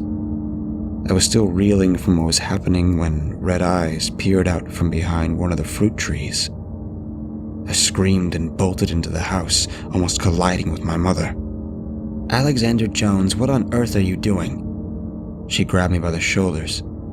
"Are you and Mason still fooling around out there? Mason, go on home, right now." I knew Mason was already home, and yet I heard Mason's voice answer her. "Good night, Miss Jones." "Good night, Mason." My knees almost gave out from under me, and I held on to my mother. "Alex, get cleaned up. Is your homework finished?" I had no voice. I just nodded and ran upstairs, locking the door behind me. I sat on the bed for about 10 minutes, my mind a swirling confusion of what I just experienced, when I saw a light go on in the bedroom of the house across the street. I dialed. Hello? Before Mason could say another word, I was into him. "What the hell have you done, Mason? What the hell have you done?" "Whoa, buddy, get a grip." "It's here, Mason, it's here. I saw it in the backyard. It spoke to me, Mason. We really summoned something." "You idiot, Mason. What am I going to do?" I felt tears running down my cheeks. I was losing it, and if I didn't get my voice under control, my parents would hear. "You're shitting me. Oh, crap. We did it, man. We did it. This isn't great, Mason, and it's not funny. That thing, suppose it comes to my house." "Look, man, if Merle was right, then you're the boss. So you just keep control of it, man." "It's easy for you to say from across the road, you jackass." I hung up. I've never been so terrified in my life. Mason called back, but I ignored it. I turned down the overhead light and crept slowly to the window overlooking the front yard and the street. I saw nothing. I lay in bed for hours, sleep eluding me. Every creak from the floorboards outside my room would send me into a panic. At some point, I must have dozed off. I was walking through a dense forest. It was humid and hot. There were tall trees overgrown with vines and thick brush underneath. I looked around. The jungle extended as far as I could see. There was a strong smell of wet dirt and rotting vegetation. Strangely, there was no sound, but no animals. I heard a rustle behind and turned around, and there it was. Just 10 feet from me. It was just like Merle had described. About 2.5 feet tall, black leathery skin, and was naked. Its tiny manhood barely visible under an overhanging stomach with a large navel. The feet were way too big, and the mouth seemed squashed into the face, with red lips barely covering 2 rows of sharp-looking teeth. I saw a pig-like nose, and eyes like large white orbs, except for the two tiny pits of fire at their center. If it isn't Alex Jones, it said in a raspy voice with that sing-song melody. What do you want? A good question, Mr. Jones. A fine question. A fair day's pay for a fair day's work, I say. That's the way it goes. It clapped, and I saw barb-like talons at the end of its long, bony fingers. What do you want? I repeated. What's this? It took a step closer. You called for me and I came. You made a wish and it was granted. A debt is due and the debt must be paid. I'm hungry, boy, and I want what is due. I don't know what that is. It peered at me with those red eyes. Milk and blood, boy. Bring me milk and blood. Then suddenly it was standing right in front of me, baring those teeth. Now. I fled. Branches slammed into my face, leaving bloody scratches. And still I heard it shouting behind me. Give it or I'll take it. Give it or I'll take it, boy. I sat up in bed, panting. I looked at the clock. It was just past midnight. I shook my head to try and clear the nightmare. It was a nightmare after all. It had to be. I must have just imagined all of it. But just then, what sounded like every dog on the street started howling like crazy. I crept to the front window and peeped over the ledge. Was that something childlike standing in the shadows? I gasped and fell on the floor. This couldn't be real. I chanced another look outside. There was nothing there, and I comforted myself thinking that my imagination was getting the best of me. I fell asleep on the floor at some point and dreamt I was drowning in a giant bowl full of bloody milk. A sharp knock to my door brought me to my senses. Time to get up, kiddo. It was Dad. The sun was already creeping over the horizon. I was aching all over as I showered and finally dressed. I came down to find my dad sitting at the kitchen table, sipping coffee. Summer was already halfway through breakfast. I pulled up a chair, thankful that last night's events didn't seem as terrifying now that daylight had calmed the world once more. Mom's not down yet? I asked with a mouthful of bacon and eggs. Don't eat and talk. Just then we heard Mom shuffle down the stairs. She moved slowly as if she was tired. She pulled up a chair and sat at the table. Oh my God, Donna. It was Dad. Are you feeling okay? Mom looked pale, and her eyes were bloodshot with dark circles around them. Just bad dreams. I kept having this stupid nightmare about being chased through a forest. I almost choked. Heck, if I don't feel like I've been running all night. She rested her head on her arms, which were folded on the table in front of her. I turned to see my dad looking at something on my mother's shoulder where her robe had slid down. What the hell is that, babe? He exclaimed. Mom had an apple-sized laceration on her shoulder, just beneath her left ear. There were blotches of dried blood around it, and it had started to turn purple in some places. But that wasn't the worst of it. The worst came when I looked closer, because it was then that I saw the punctures that seemed to have been made by numerous sharp little teeth.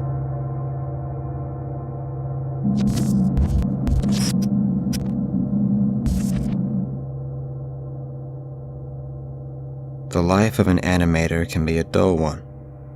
However, I don't hate it. In fact, I love it. I've never had great social skills, and for my whole life, I've found that I would much rather stay at home and refine my art skills than go to a party packed with people and talk all night with people I don't even know. Since I've spent my whole 34 years of life creating art and animations as an adult, it's been rather easy finding jobs in the industry. Normally, when I get a gig, I'll go to studios where I work for however long I've been hired for.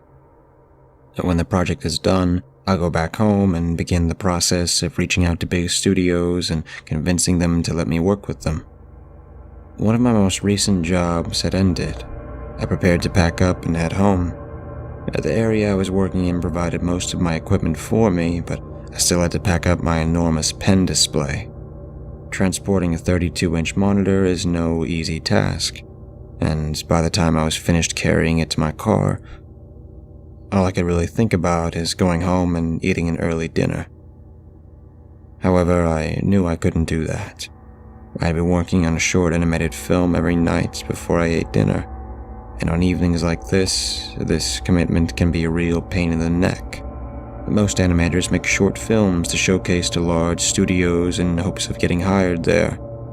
The idea is, give the business a taste of your work and they'll be all over it. I challenged myself to work on my short film for at least half an hour every day. I know that half an hour isn't much in terms of animation, but over time it adds up. Already I was over halfway done with my project. I pulled into my driveway and got to work, moving my humongous drawing monitor into my home office, or art studio as I like to call it. My office is quite small, and barely has enough room to hold me, my pen display, and my computer. I struggled settling everything back in, and at this point I really didn't want to get to work on my film. It was 10:30 p.m. I knew that I would be busy for the next couple of days and that I wouldn't be able to work on my short film much. I decided to eat dinner first and then decide. I'm a procrastinator, I know. After a luxurious dinner of ramen and Dr. Pepper, I had to make my decision. Would I spend the next half hour animating or go right to bed? I chose to work on my short film. If I could at least get something done, I'd be happy. I sat down at my desk and booted up my computer. I set a timer for 30 minutes and began to draw. I was making good progress for the first 10 minutes, but then the stylus began to feel heavy in my hands. The lines I was drawing were becoming sloppy. At times I could barely keep my eyes open. I had woken up at 5 in the morning to make it to work on time. And now it was 11:15 at night. I was exhausted. I struggled to keep my eyes open. I dropped my pen onto the floor and fell back into my chair. By now, I realized I should have just gone to bed, but now I felt too tired to even stand up and walk to my bedroom. I slowly began to doze off. That's when I heard it. I was almost asleep, but I could still tell that I truly heard what I heard.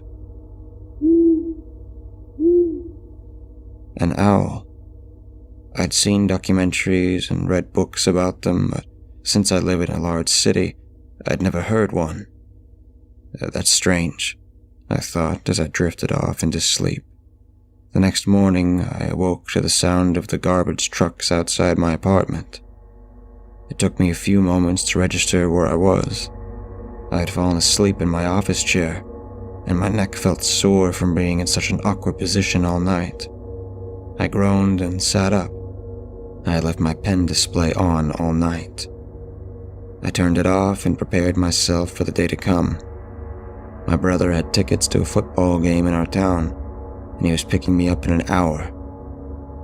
I closed the window, got dressed, brushed my teeth, and ate breakfast, and even managed to squeeze in a few minutes of animation before my brother came. But we had a blast. We saw the football game, ate a huge dinner at some expensive buffet, and even dropped by a party for a few minutes.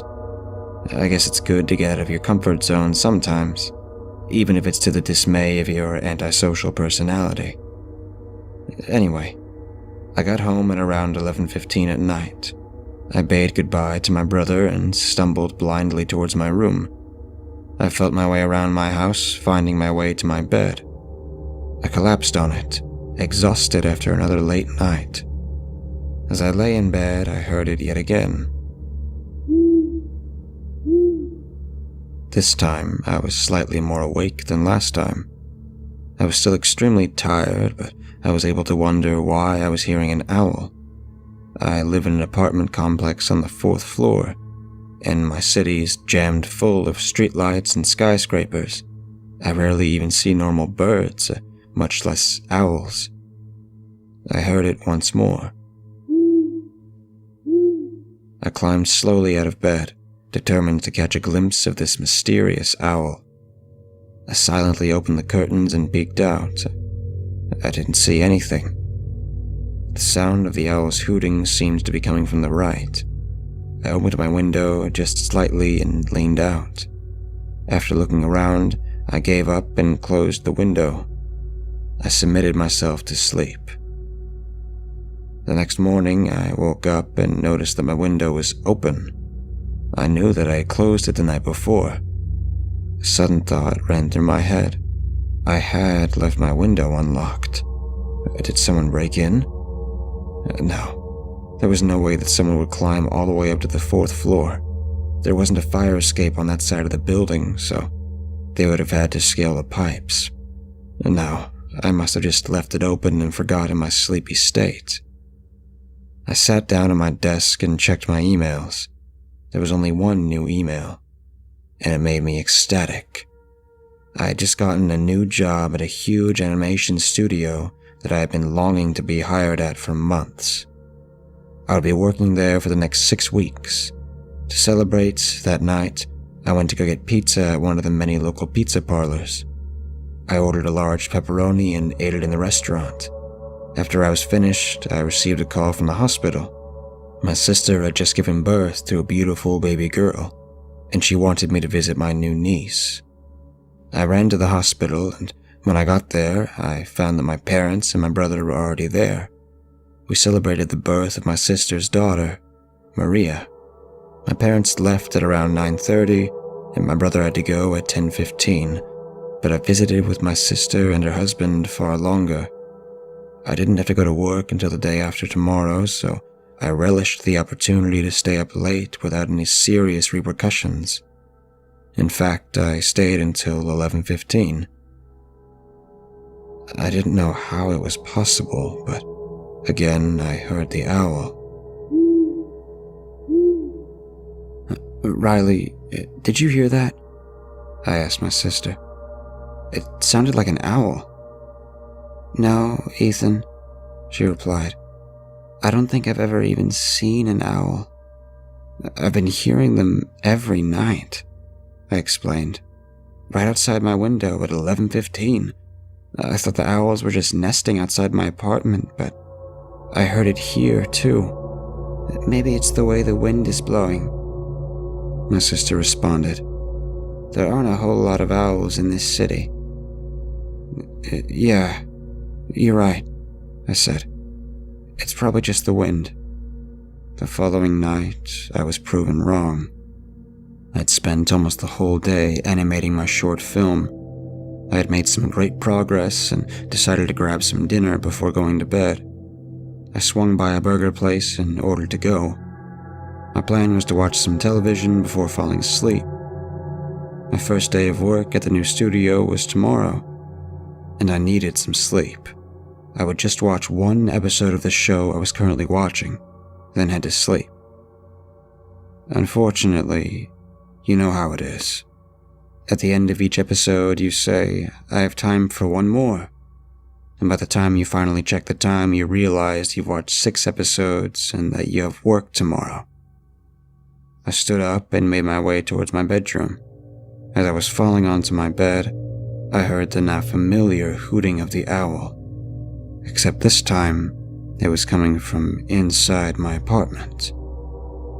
"It's just the wind," I told myself. I heard it again. No. I recognized that sound from those documentaries I'd watched. There was the sound of an owl hooting, and it was unmistakably coming from somewhere in my apartment. I climbed out of my bed. I followed the sound out to my bedroom. I traced the noise into the hallway. I was led straight into my office. I opened the door. I saw for an instant a pair of red eyes, and then they vanished. Owls don't have red eyes, do they? I closed the door back and entered my room again. I'd deal with it in the morning. For now, I just closed my door and locked it. Morning came.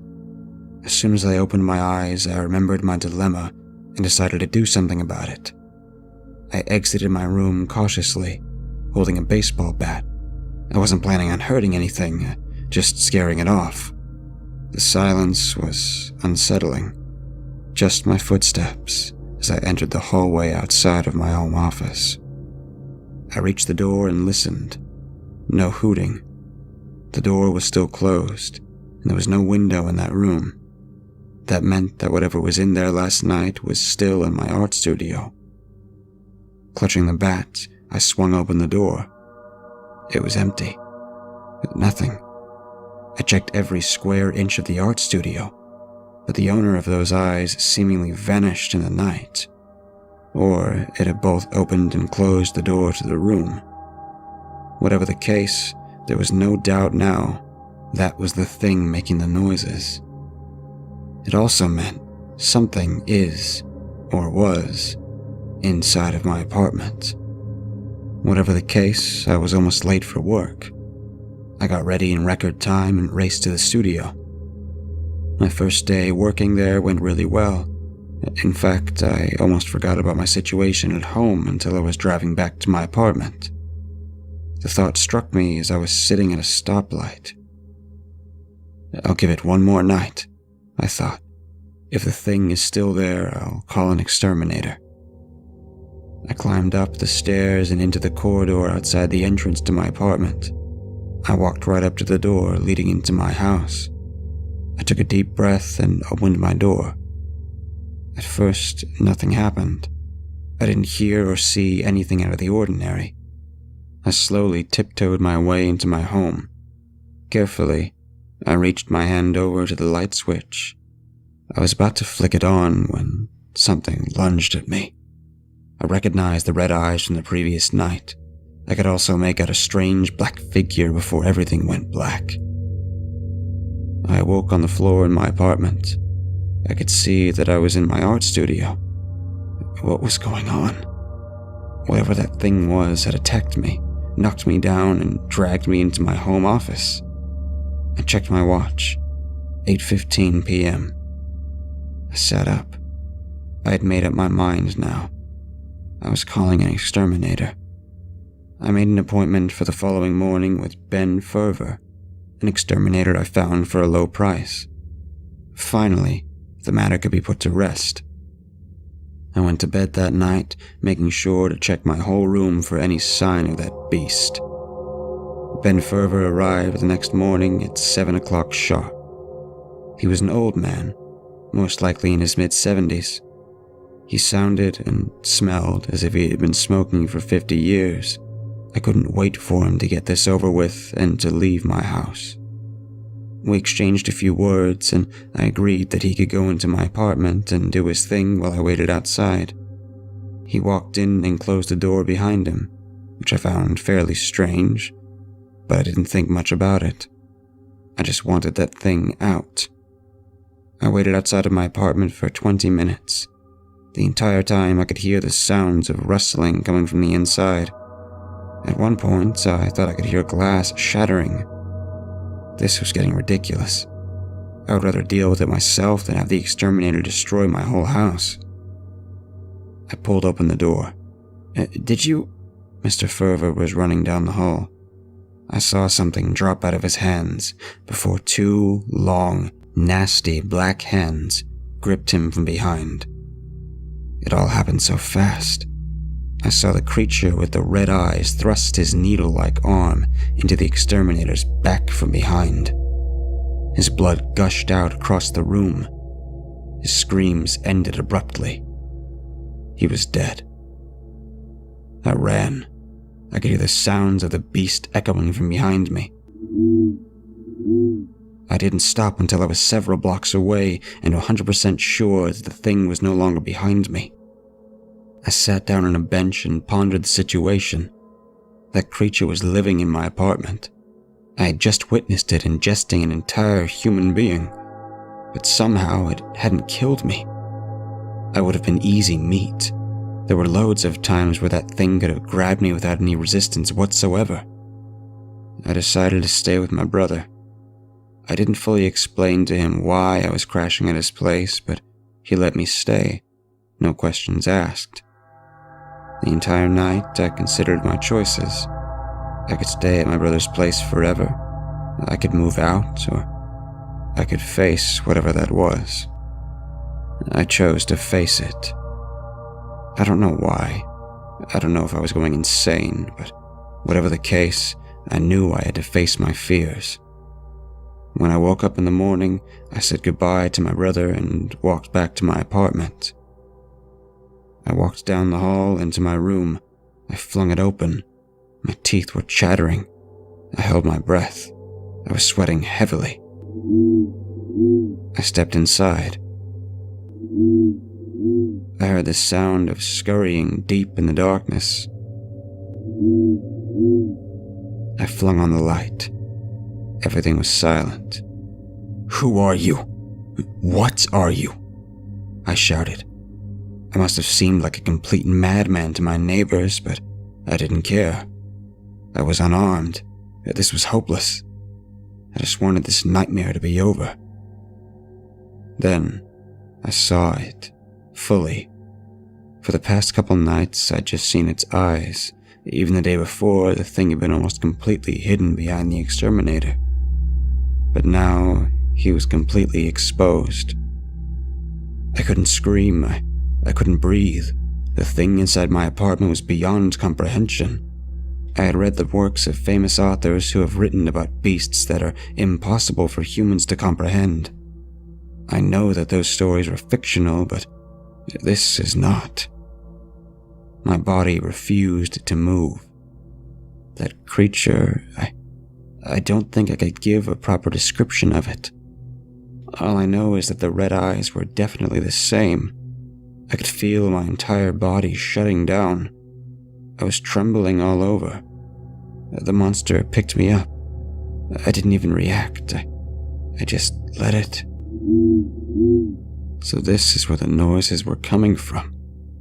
In a strange way, I felt contentment, knowing that I would die. I would end this nightmare. I felt peace. The creature turned around, taking me with it. It bent over and showed me the dead body of Ben Ferber, the exterminator, which was laying on the ground. Despite the fact I was still in shock, I could still see that he was holding my wallet. In his pocket were other small objects of value. Laying on the ground next to him was a loaded pistol. My exterminator was trying to steal from me. A wave of realization tumbled into me like a freight train. The monster I had been living in fear of was protecting me. Mr. Ferber could have killed me had he not been killed himself. The beast itself had plenty of opportunities to attack and destroy me, but it didn't. The creature set me down. I could hear a dragging sound behind me. I passed out instantly. I woke up to my bed. My wallet and other belongings were next to me. I know what happened truly did transpire, as when I turned on my TV, I could see a news report documenting the death of Ben Ferber. Like I said, I've read stories about such monsters that are beyond human comprehension. I've also read that there are two ways to deal with the trauma. Either try to rationalize what you have seen, or go completely and utterly insane. I think for me, it's the latter. I've stopped eating and drinking myself. When I wake up in the morning, I'm always fed. But I think it's the creature keeping me alive, not me. I can't even summon up the strength to go to my art studio. I simply stay in bed all day, wallowing in my filth. I still hear the hooting every night at 11:15. I'm not scared anymore. I managed to type this all out on my laptop today, as a warning. I don't know if it's just happening to me, but if you hear an owl outside your house at 11:15, be warned.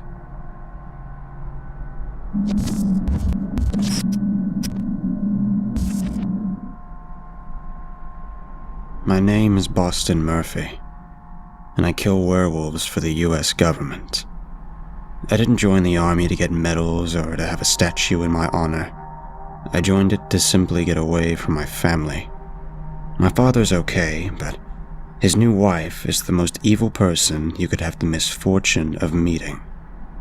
She used to constantly berate me, calling me less than dirt and a waste of space. I tried telling Dad, but he didn't believe it, or chose not to believe it. I joined the army when I was 17. It was the only way to get away from the verbal abuse. Stepmom couldn't be happier that I was finally out of her house, but Dad was crushed. He understood why I chose to do it, but he still felt like it was his fault. I was shipping out today, and he gave me an emotional send-off. It was time to start my own life.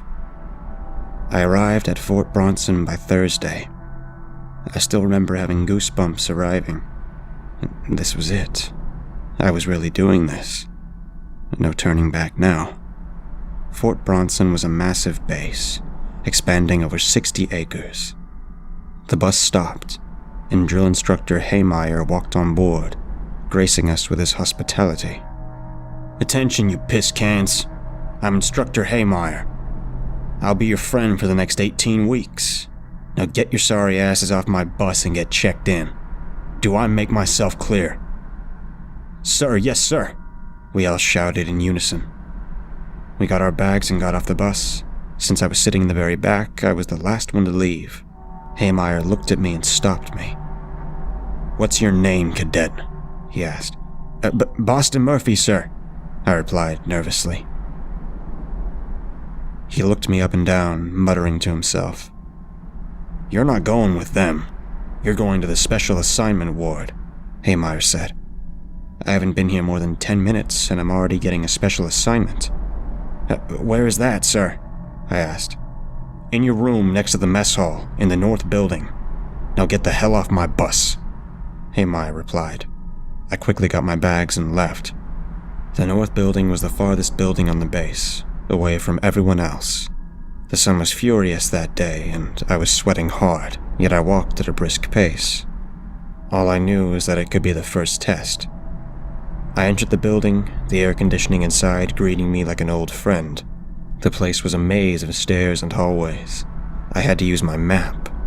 The mess hall was located on the second hallway. I climbed the stairs, carrying my luggage with me. This building seemed less maintained than the other buildings, but who am I to judge? As I approached the mess hall, I turned to the door to the left. It looked like a janitor's closet.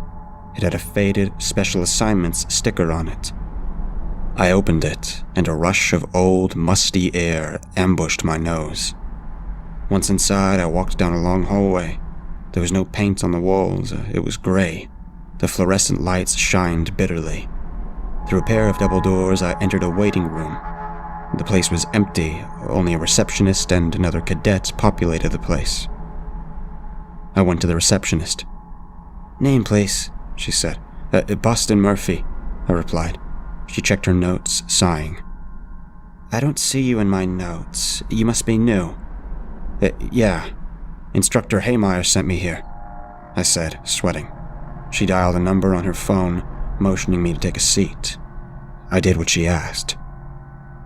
The other cadet in the room was a skinhead called James. "You're new here too, huh?" he asked. "Yeah, man," I replied. "Me too. I was so ready to kick some jihadi ass, but I'm here instead. You feel me?" he asked. "Yeah," I lied. The truth was that I didn't join to kill. I was hoping to be a medic or something. "My name's James. What's yours?" he asked. "Boston," I replied. "You seem cool, Boston. Personally, I hope that was a mistake. I want to hit the range and make those bastards pay for 9/11, James said. "Cadet James Fillmore," the receptionist said. "I guess that's my cue. See you, brother," James said, patting my back. I waited to be called in, watching videos on my phone, the receptionist on the phone looking at me every so often, whispering. After what seemed like centuries, I was finally called up. The receptionist told me to go through the double doors and into the first door on the right. I walked through, luggage in hand. The hallway I walked in was small and dirty. The door on the right said Lycanthropy Extermination with Greg Romero. Lycanthropy? Like as in werewolves? This had to be a joke. Surely Haymeyer played a prank on me, attesting how gullible new recruits are. I looked further down the hall. It only got weirder from there. Wendigo Extermination from Susan Fletcher. Thunderbird Extermination with Otto Haymeyer. Zombie Extermination with Tony Stevenson. I had half a mind to walk out and confront Haymeyer, but something told me that he didn't appreciate being called a liar. Despite my doubts, I walked in.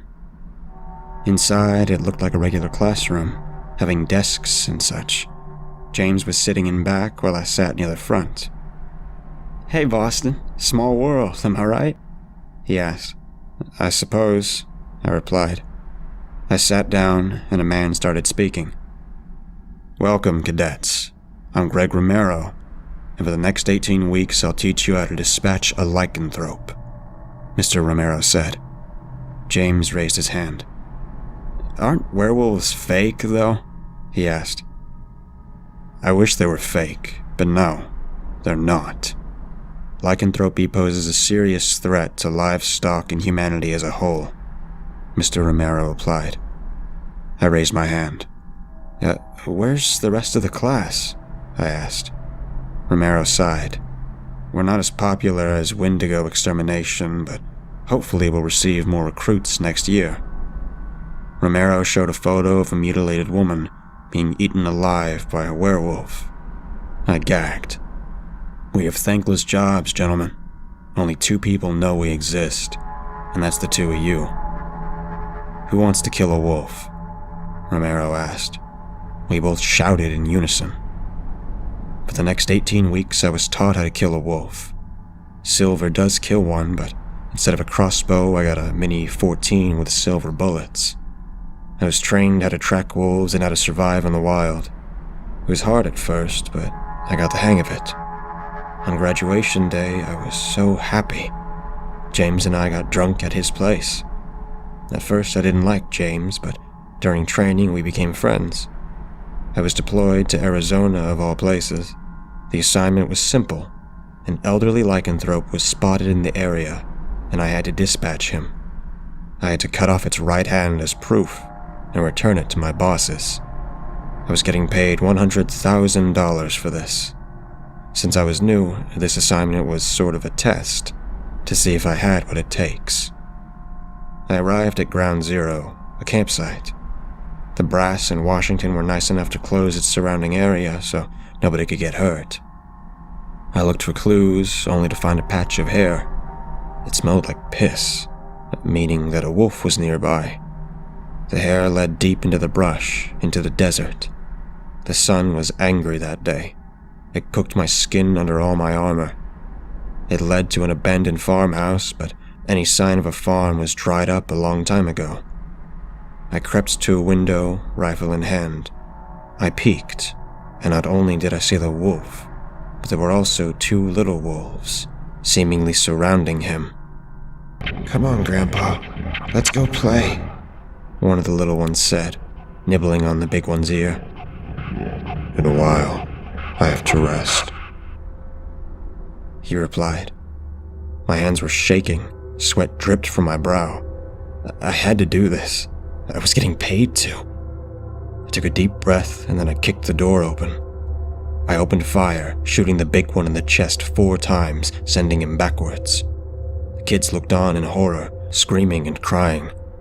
I brought out my axe and hacked off his right hand. I placed it in my bag, and the puppies started crying. "Shut your fucking mouths," I yelled, pointing my rifle at them. They only screamed louder. I panicked. I didn't want to fail my first mission.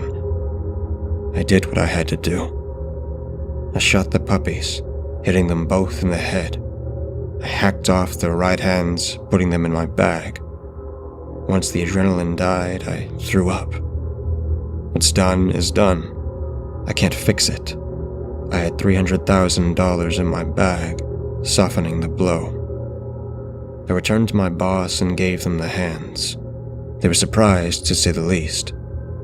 Damn, not only did you take out that old fuck, but you popped his grandkids too.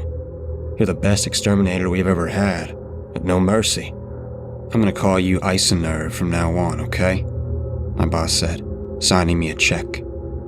It was from the United States Treasury, $300,000. I placed the money in my bank account when I got home, and before I left, my boss said, your new assignment is to dispatch wolf pups spotted in Alaska, but I don't think that'll be a problem for you, Eisennerve.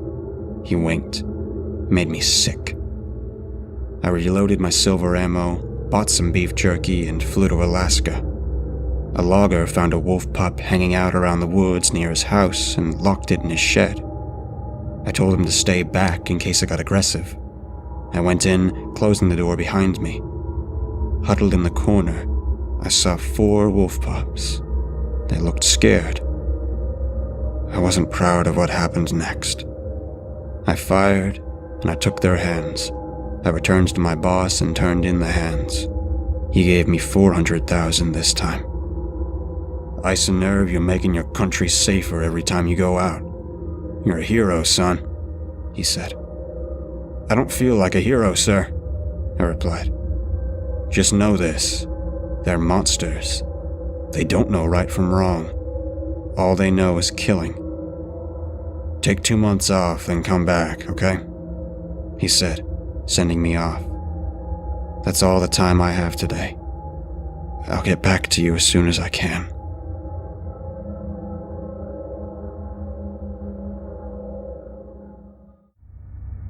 You might have heard about this back when it first happened. A group of astronomers at Green Bank Telescope in West Virginia were witness to 15 fast radio bursts, or FRBs, from space. The signals came from a galaxy that's far, far away, 3 billion light years to be exact. And though it wasn't the first time the scientists had received FRBs from this location, it was the first time they had received so many of them in such a short amount of time. 5 hours. It was odd, and intriguing, and inspiring. These people, who had been listening, observing for years, finally discovered something mysterious and unexplainable. Something to ponder about late at night or lazy afternoons and ask, what's up there? And I don't just mean up there in the observable universe, but beyond that, up past the fraying edges of what we call everything. Before we continue, it's important to understand that I'm a recluse who lives close to the Green Bank Telescope near the Monongahela National Forest. And early that Saturday morning, months ago, I was listening too.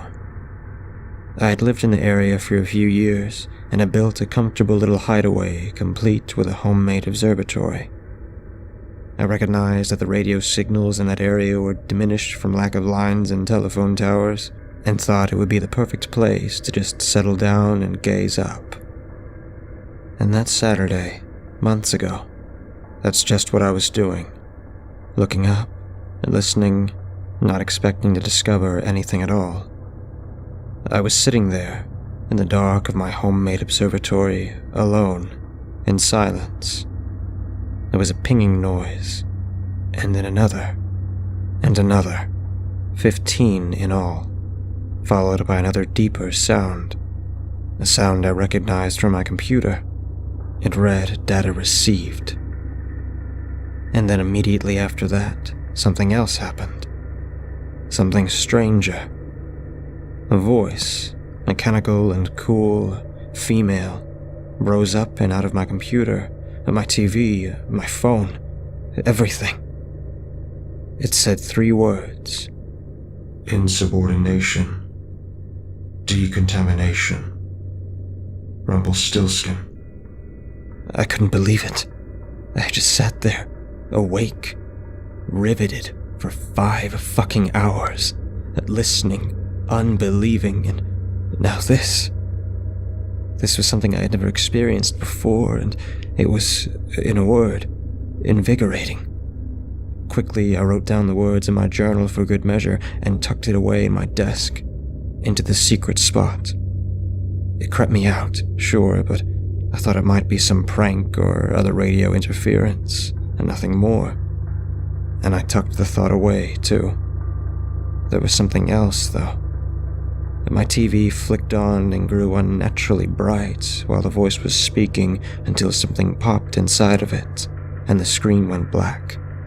My phone and computer fared better, but still, being where I was, I had no service on my phone, and the satellite phone I usually carried with me was in my car. I stood up, about to head outside, when I heard it. A rumbling noise. It sounded like an engine, perhaps a motorcycle. It grew louder and louder before cutting, leaving me in stark silence, and then a footstep, then another. I sincerely regretted not having any weapons with me and cursed myself for leaving the satellite phone in my car, which was parked quite a way away. I had this false belief that if nothing had happened before, nothing would happen now, and that I wouldn't need it tonight, and so I left it. Lesson learned. I steeled myself and stepped out of the doorway into the view of the thing making the noise. It was just a guy. He looked out of place against the trees, wearing dark jeans and a leather jacket over a black shirt and a black futuristic-looking motorcycle helmet. The visor of it was flipped up so that I could see his eyes. "Hello?" I called out. "Can I help you?" "Hey," he replied, holding up a gloved hand. "Got lost. Can't get a signal on my phone out here. You got any maps I could take a picture of? Where are you trying to get to?" "Public library." I squinted at him. "You're a bit far from there now, aren't you?" He didn't bat an eye and tapped his helmet. "I was biking around Little Mountain. Found something up there. Just wanted to go to the library and look it up." "What'd you find?" "Arrowheads." I considered this, and then held my hand out. "Mind if I see it?" The man hesitated once, then took a few steps forward, reached into his pocket, and plopped a small, smooth, yet sharp stone into my hand. I held it up to my eyes, examining it. "Nice find." I handed it back to him. "Thanks," he said, putting it back into his pocket. He pulled off his helmet, revealing his face. "Can't breathe," he smiled. That simple act, the one of him showing me his face, made me trust him a bit more. "Come on," I said after a moment. "Got some maps inside." Together, we walked back towards my place and through the door. "Nice place you got out here." "Yep. Don't often get visitors." "This an observatory?" He was looking up at the dome I had built, a wistful expression on his face. "Yes, sir." I turned my back on him, walking towards the desk where the maps were, and that was my first mistake. I could feel rather than see him box me in, blocking the only exit in the place. I turned, half expecting him to throttle me right there with his helmet, but he had placed it on the chair next to the door, and his hands were empty. "What were they?" His voice was stern. What?" "The words. 3 of them. What did she say? What did you hear?" I looked at him, shocked, wondering how he could possibly know I had heard something. As if reading my mind, he continued. "They were meant for me." Meant for you?" "Yes," he nodded. "They were," but I cut him off. I wasn't listening. "Why?" He looked at me, impassive. "What? Why were they meant for you? Who are you? What did they mean? Why are you here?" He pondered my question for a moment, then pulled out what looked like a phone, but was far too thin to be one. and flicked through it until I thought he wasn't going to respond. And then, suddenly, he spoke up, startling me. What if I told you that everything is not what it seems? He was looking directly at me now. Everything. The world, the governments, the countries they control, history, humanity. I closed my mouth. Uh-oh, I thought to myself. One of those conspiracy kooks. Like the moon is a hologram and the earth is flat, I said, emphasizing my sarcasm with a sneer. He shook his head, but he wasn't mad. No. He looked away from me and then back. His eyes were fire. Like we're not alone in the universe. Like there's some greater force vying for domination. And a resistance, fighting but failing. Oh, I said. I see. Aliens. Of a sort. Look, man, I don't mind helping you find your way, but I'm really not into all that conspiracy. He spoke over me, cutting me off, still blocking my path. Tell me, what were the words? Tell me what the words were. What's the harm in it? You don't believe it anyway. Tell me how you know about them. I already did. I sighed and looked past him, towards the door, wishing for freedom. I flicked my eyes back onto his. He stared back, unblinking, and there was something about him, the way he occupied space, his expression, his easy demeanor, something I trusted. He seemed harmless, if a bit crazy. I told him the words. He nodded. That's so, he said quietly, as if to himself, then louder. Sorry to do this. Do what? Just tell them that the Soviet spooks got you. Soviet what? I'm not aiming to kill. What are you talking about, man? I took a step back from him. If it looks like you struggled, it'll be, safer for you. Fucking what? You can tell people what happened. Tell them the truth, capital T, but don't expect them to believe you. Seriously, man, are you fucking high or what?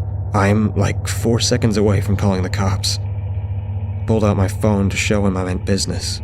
I knew it wouldn't work, and I would think he did too, because he just glanced at it and then back at my face. They might not come immediately, but they'll come, eventually. 2 of them, or 3 depending on the severity of the case.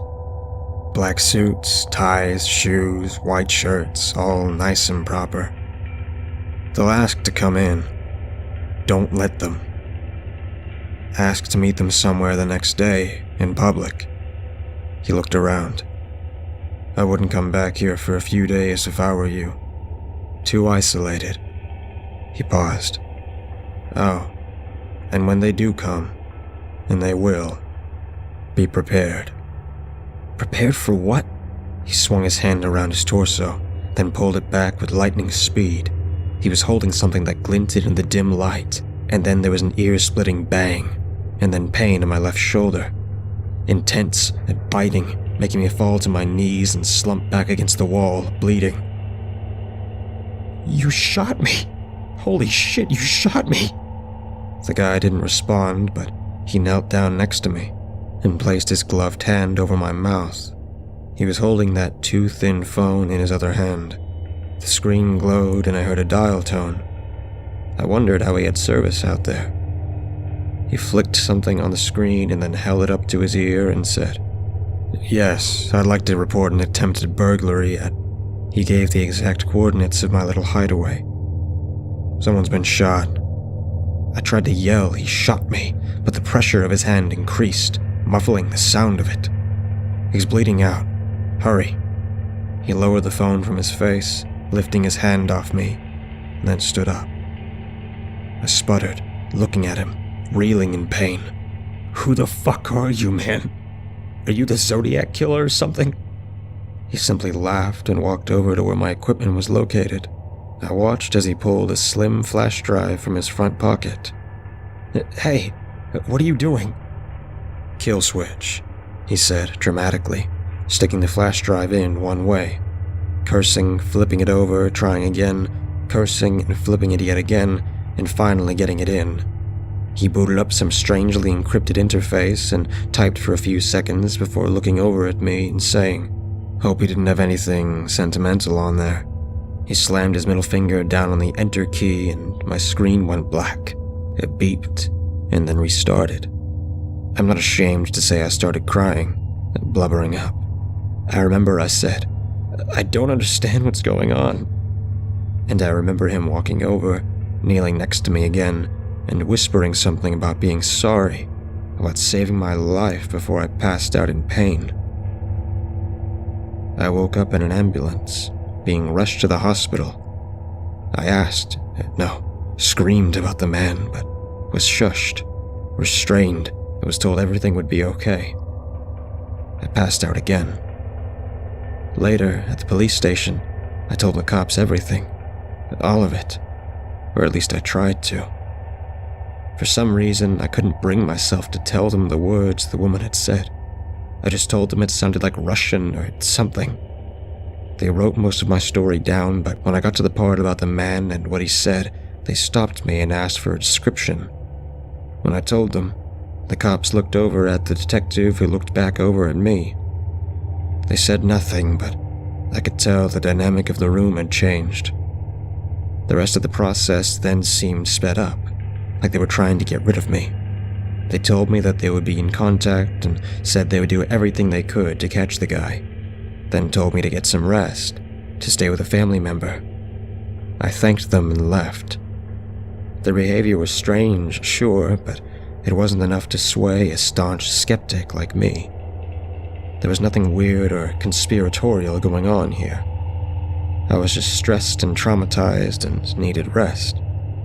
Besides, the man seemed sociopathic, able to gain my trust and betray it like that, all within one interaction. Granted, the gunshot wound was far from fatal and healed up nicely, but I still don't believe him. I couldn't. At least, I didn't want to believe him. And then something happened. Hours ago, an unmarked black SUV appeared suddenly across from my sister's house. She's currently on vacation with her family, and sat there, parked, for hours. I first noticed it at about 3:33 a.m. I haven't been able to sleep much recently, and it stayed well past the sun came up and the stars disappeared. I was just starting to shrug it off as paranoia when they got out. 3 men, all in black suits. One bald, one with a thick beard, and one who seemed much, much older than the other 2. The latter seemed to be in charge. They banged on my door and I ignored it until I couldn't take it anymore and inched it open. The old one flashed a badge swiftly, introducing himself as a special agent. They asked to come inside and I was going to let them in when the voice of the guy, the one who shot me, rose up into the forefront of my brain. Don't, I thought. Better safe than sorry. I told them to meet me at a diner in town tomorrow at mid-morning. The man did not seem pleased at all, but agreed. They left and I closed the door with a sharp snap, then ran to the window to watch them to the blinds. I saw them re-enter the SUV. I expected them to start the engine and drive off, but they didn't. I waited 5 minutes, 10 minutes, 20, an hour, and they're still there, parked across the street, watching and waiting. What the fuck?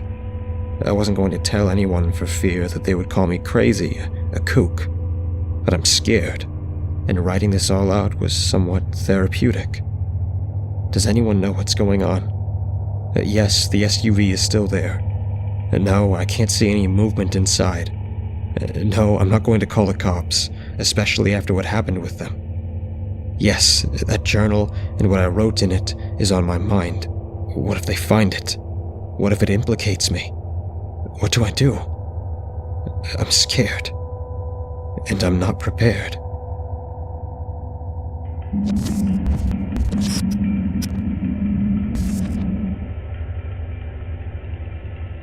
I'm posting this before I'm completely gone. I found this rock last year. I think it's from space. Ever since I found it, my life has been falling apart. I can't remember anything most of the time.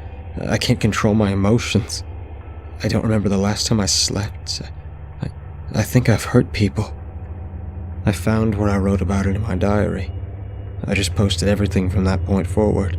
Some irrelevant stuff, but it's so bright in here I can barely see to read. I know I won't make it. I'm going to run away before I hurt anyone or anything else. Don't come looking. It has me. August 21st, 2017. I witnessed my first ever solar eclipse today. I was stunned at how much I enjoyed it. I've always thought space and astronomy were cool, but I think today inspired me to actually start learning as much as possible about phenomena beyond our own worlds. Funny enough, I found the strangest looking rock I've ever seen. In fact, I almost didn't think it's a simple rock at all. It's shaped kind of odd and has little holes in it. I hope it's a meteor or something interesting like that. The grass I found it in had mostly been burnt or something. It almost looked like it was decomposing. No crater though, so probably not from space, which sucks. I put some gloves on and placed it in a Ziploc bag. I'm going to do some research to make sure it's not dangerous.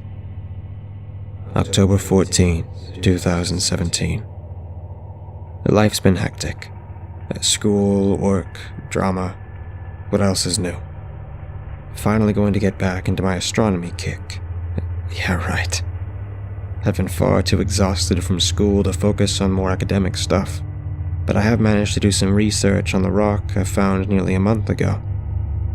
Definitely not a meteor. I can't find anything or anyone that seems to know what I've got. Clara really wants me to get rid of it. She thinks it makes my apartment smell, which is ridiculous, because it's still in the plastic bag. Plus, I haven't smelled anything strange. Maybe I'm just around my apartment too much to notice some faint smell.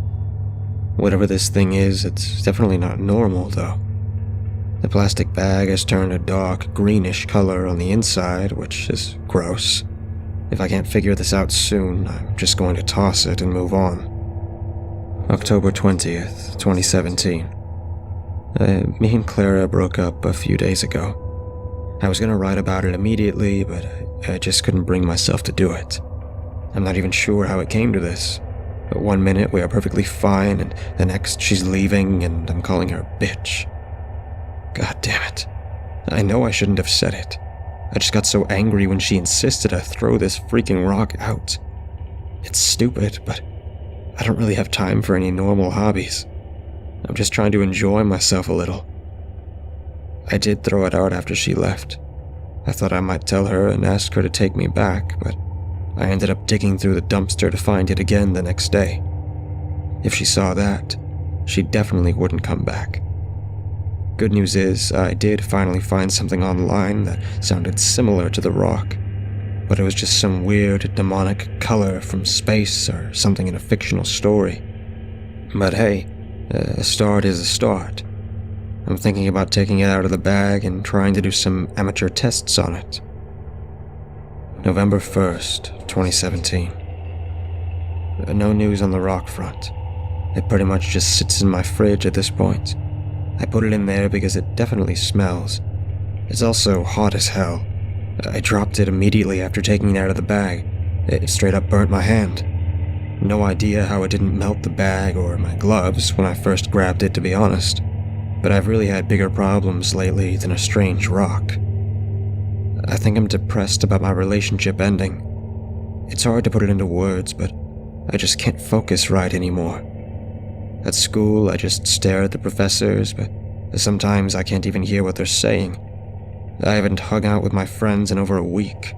I barely eat, and I constantly sleep. I've been depressed before, but man, this bout of it is bad. I'm gonna start hitting the gym again. Maybe the adrenaline will do me some good. November 12, 2017. Finals are coming, and I'm so stressed out. I know I'm not ready, but I just can't focus long enough to study. I barely do anything at home anymore but read morbid horror stories online. I think that's starting to affect my mental health. I did manage to go out to a bar the other night with some friends, but I kinda wish I didn't. I punched Mason in the face last night after drinking too much. I only had a few shots, but after not drinking for the last few months, I guess my tolerance went down. He said he thought I was better off without Clara. What the fuck does he know? I know he meant well. I know I should apologize, but I just can't bring myself to do it. Hell, I haven't even cleaned out the rotting food from my fridge yet. If I don't go to the grocery store soon, my pantry will be completely empty. I hope all of this is over soon. December 2nd, 2017. I skipped my first final today. God, I hate myself. I'm just gonna drop out. I don't know how I'm gonna tell my mom. I think something is wrong with me. I got mad at myself for not showering for the last 3 days and punched a hole in my wall. Hand is busted up and now I have to get this hole fixed. I don't even read horror stories anymore. I don't do anything but get angry and cry. I don't think I'm gonna keep writing in this thing either. It's bumming me out rereading this crap. January 1st, 2018. Man, last year was tough. But I guess sometimes you gotta hit rock bottom to know where the top is, right? I got a job now. It doesn't pay very well, but it's a start on rebuilding myself. Been hanging out with Mason and the rest of the gang lately. I think I'm getting over my depression. I even started researching this rock thing again. The smell is gone. God, cleaning out my fridge was a nightmare. But the rock is literally glowing right now. Radioactive? It's probably not, or I'd be dead or sick according to the internet. I think the lights in my apartment are reflecting off of it. I tried breaking it in half to see what it looks like on the inside, but no luck. Even the hammer doesn't phase it, which I'm actually okay with, because it gives me something to focus my mind on. I also picked up several books on beginner's astronomy and got myself a telescope. I'm actually a little excited for the future for once. January 5th, 2018. I'm trying to make it a habit to write in this thing at least once a week. I think it helps me drain the negativity from my mind. Like today, I got sent home from work because my boss said I smelled like I haven't taken a shower in a week. What's ridiculous about that is that I showered this morning and I wear fairly strong deodorant. I guess my natural BO is worse than I thought. He also said I looked like I needed sleep. I admit I've been getting less sleep than usual lately, but only by a couple of hours. I'm still obsessed over this rock. I'm either trying to look up what it could possibly be made of, or watching scary movies about weird things from space. I've still found out basically nothing about the rock, and the movies don't really scare me anymore. But I think the routine is comforting. Still salty about being sent home, but I guess it's no big deal. I bought stronger deodorants, though I think my boss just doesn't like me for whatever reason. He may be right about the sleep loss, though. I do have some serious bags under my eyes. I guess I'll just try to get to bed early tonight. January 16th, 2018. Just joined Reddit today. Mostly to read No Sleep and other creepypastas. Hearing them narrated to me is cool, but something about the words silently running through my head is better. Sometimes I read them for hours just staring blankly at my computer screen. I guess I zone out sometimes, but more than once I've realized I was staring at the rock on my shelf. It's about as bright as my computer screen, but sits on the other side of the room. It's strange how I don't always notice turning around. January 31st, 2018. I was going to watch videos of the lunar eclipse today since I couldn't see it where I live. Instead, I spent all day trying to stop this rock from glowing so brightly. It shines right through blankets like they aren't even there. I put it in the closet, and it was still so bright I could have sworn it was right next to me. I haven't been getting to work on time lately. I haven't even been writing in this thing every week like I intended. I need sleep. February 4th, 2018. I woke up this morning to a text from Clara. What the hell is wrong with you? Apparently, I called her last night. I don't remember doing it, but sure enough, one outgoing call to Clara. I must have been drunk, though. I haven't kept alcohol in my apartment for a few weeks. Maybe I went to the bar down the street or something. My mind's been hazy today. I called her and asked her what I said, and she said I threatened her or something. She said I asked her to come see the rock, and when she refused, I blew up on her. She really should see this thing, though. It's so bright, I don't even turn my lights on anymore. I tried apologizing, but ended up angry. I guess I'm more stressed out than I realized. February 10th, 2018. Mason came over today and tried to take the rock away from me. He says I kept talking about it when we went out last night. He also says I agreed to let him come get rid of it for me. Bullshit. I think he's just trying to make me seem crazy so he can get with Clara. Fuck him. He even had the nerve to straight up lie to my face. It's not healthy to sit in the dark all day, man. And there's mold all over your walls. Sit in the dark? Mold? Does he think I'm an idiot? This rock is glowing so bright it sometimes hurts when I stare at it too long. And I'd notice mold on my walls. You think someone cares about you until they start gaslighting you. February 22nd, 2018. My dreams have been intensely vivid lately. I dreamt I got angry at the squirrels on the roof of my apartment and went outside to catch one. But the dream was like a horror story or something I would read online. Only I was the monster. I grabbed a squirrel from one of the trees that hangs over the walkway and just tore its skin off bit by bit. Its scream startled me awake. I must have fallen asleep in my chair while staring at the rock. How I fell asleep when the damn thing is so bright, I don't know. I guess I gripped the sides of my chair so hard while I was having the nightmare that I cut my fingers. They're torn up quite a bit, and I got blood all over my chair. February 23rd, 2018. My neighbors called the cops on me today because apparently there are several dead squirrels lined up in front of my front door. I threw up when I saw them. At first, I thought someone was playing a sick joke on me and told the cops as much. They agreed and left it at that. But when I came to write it here, I saw yesterday's entry. I don't even remember writing that or having that dream. Did I do that to those animals? Fuck. What's happening to me? March 12th, 2018. I got fired, but whatever. Also wrote and posted my first story on No Sleep today, so there's something. Honestly, I'd rather just sit here and read and write scary stories. I think my depression is back, or has been back. Sometimes it's hard to tell.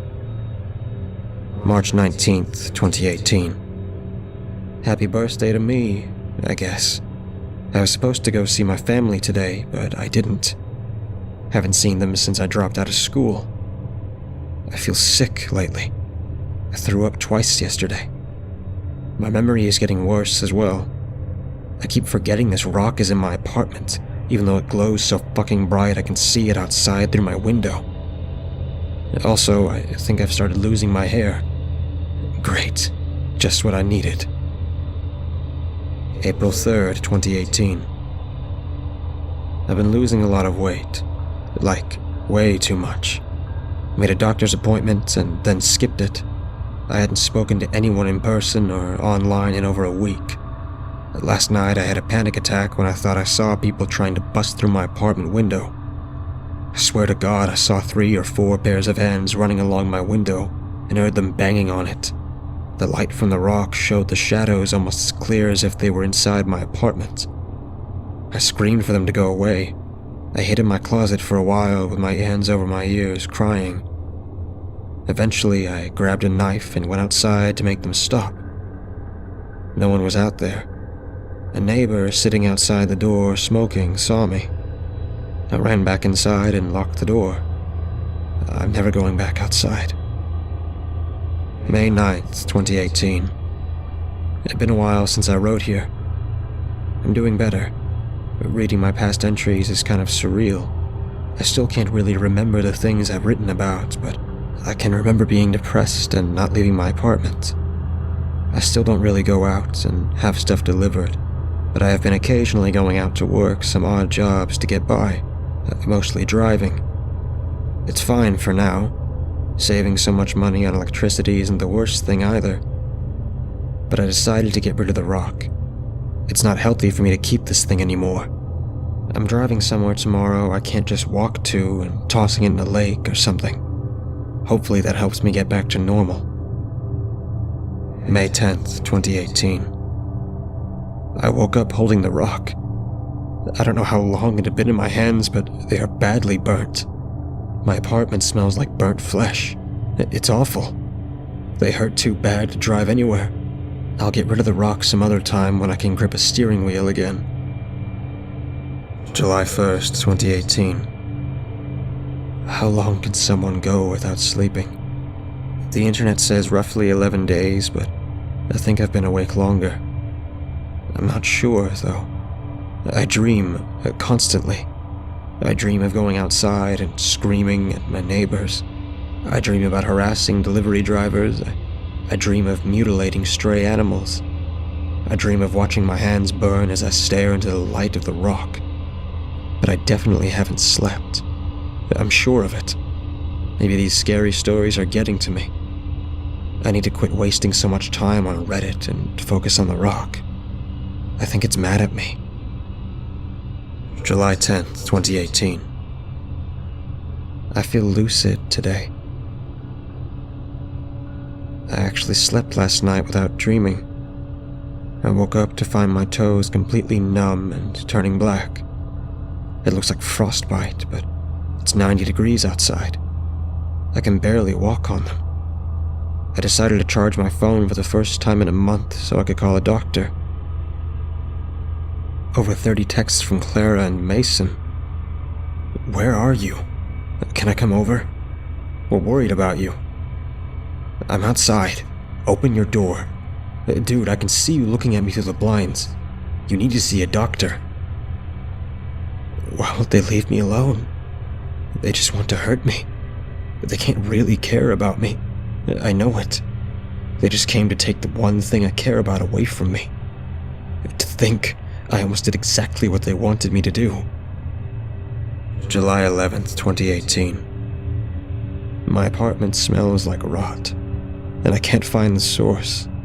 This is what I get for renting in the city. July 12th, 2018. There's blood all over my bathroom. I guess it's mine, but I can't tell. The light is too bright. I can't see. Typing hurts my fingers so much. I wish Clara hadn't left her phone here. It keeps ringing. The rock won't let me answer it, though. I really wish it would tell me what it is, but it says I'm not ready. It cares about me, and I'm thankful at least someone does. It keeps the shadows away. They never leave my windows. It's so loud. I dreamt Clara was here. And Mason. Why won't they leave me alone?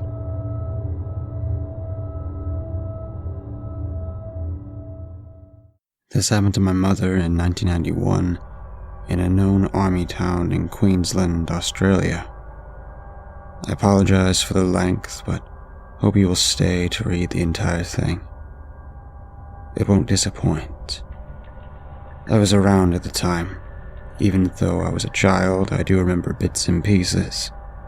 I'll try to do my mother's story justice here. So as I said, it's 1991.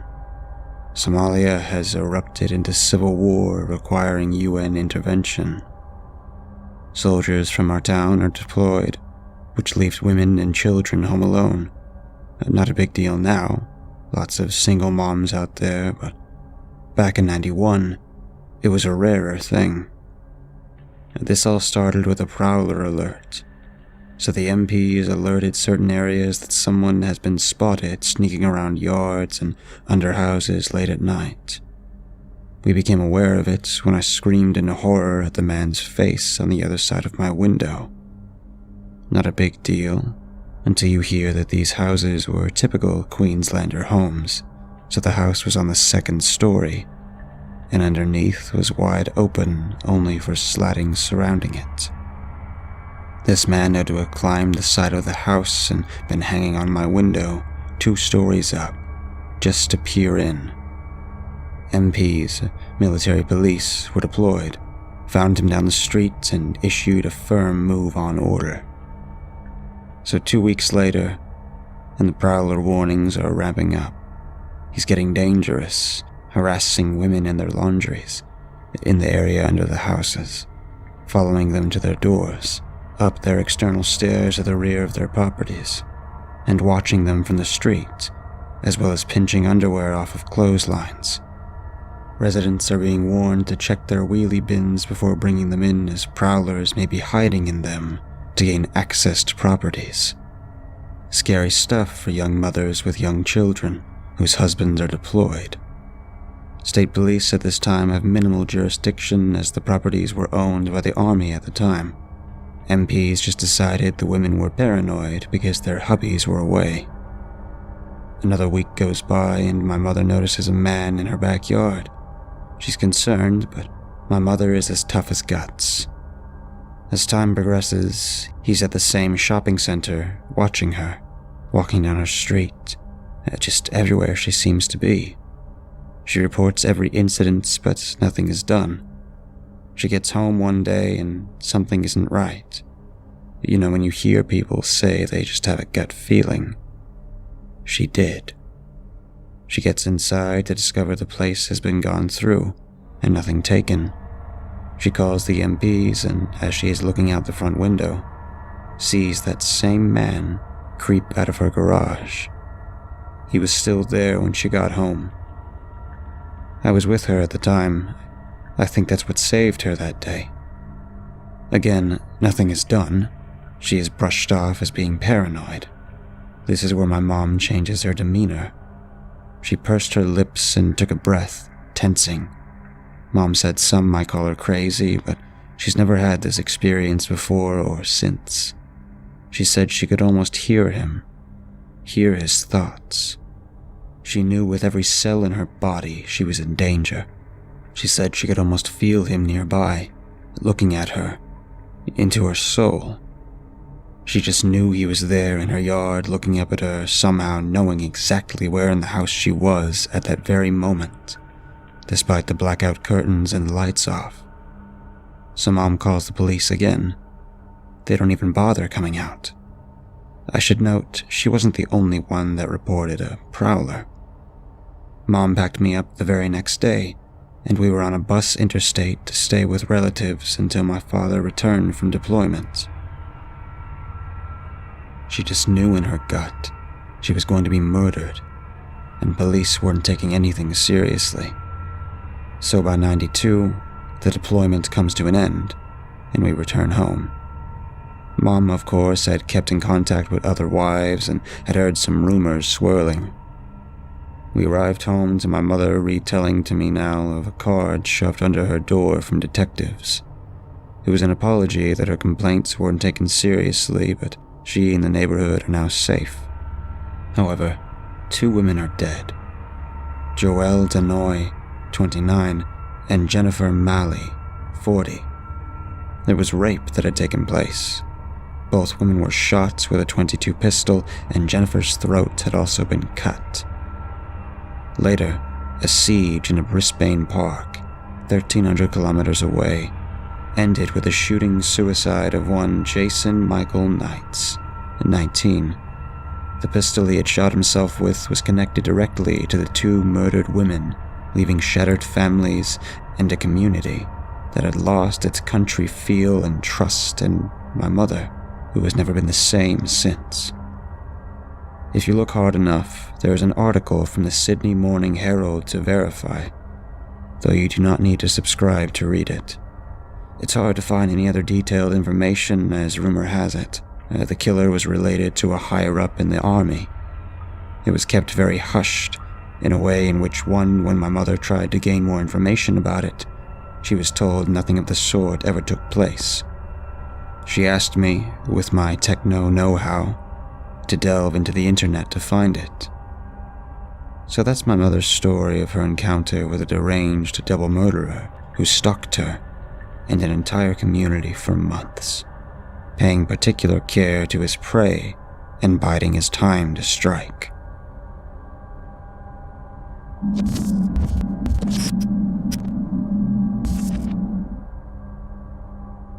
For some backgrounds, I'm a 24-year-old woman.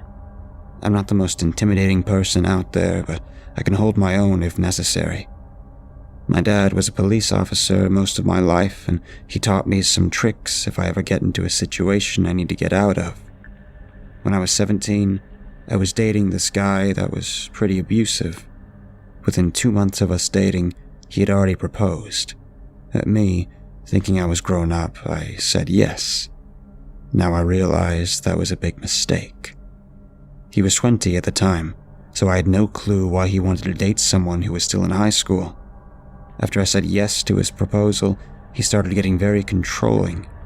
He would always text me after I got out of school since he got off work at the same time. He would say he was coming over and that I didn't have a choice. He would show up at my house while I was doing homework, forced me into his truck, and drive me around until almost midnight every night. Eventually, I got a part-time job at a fast food restaurant in my town. He was not happy about this. He was convinced I was going to cheat on him. He would show up at every single shift I worked and caused a scene. He ended up getting me fired from there. After I'd finally had enough, I broke up with him, returned his ring and all the things he bought me, and blocked his number. He showed up at my house in the middle of the night and cut my brake line on my car. He also slashed 3 of my tires. Luckily, my car insurance allowed for towing, so I had my car towed to a local auto repair shop that ended up costing me over $1,000 in damage. A few weeks later, a police officer came to my house saying that someone had made a complaint against me for harassment. They claimed they needed my phone to see my activity. I agreed and let them see all of my communication. They said they had everything they needed and left. It turns out my ex had claimed I had been harassing him when I wasn't. But once the police officer saw that, they took my name out of their system. A month later, I hadn't heard from my ex, so I was feeling safer. I had started a new job, and when I had started, my ex somehow found it. He came to my job and started harassing me and my coworkers. I eventually told my boss what had happened between us in the past. My boss banned him from the property, and my schedule was changed so he couldn't see me. My ex found out my new schedule, but I was luckily sent to the back for training, so it would look like I wasn't there. After about 6 months of this, he stopped showing up, and I had found another job. I had graduated high school and was pregnant with my daughter. I found out that my ex was a registered sex offender, and since I had just turned 17 when we started dating, he was charged with a violation of probation. Moral of the story: guys are weird, and never date someone controlling who stalks you when you make them mad.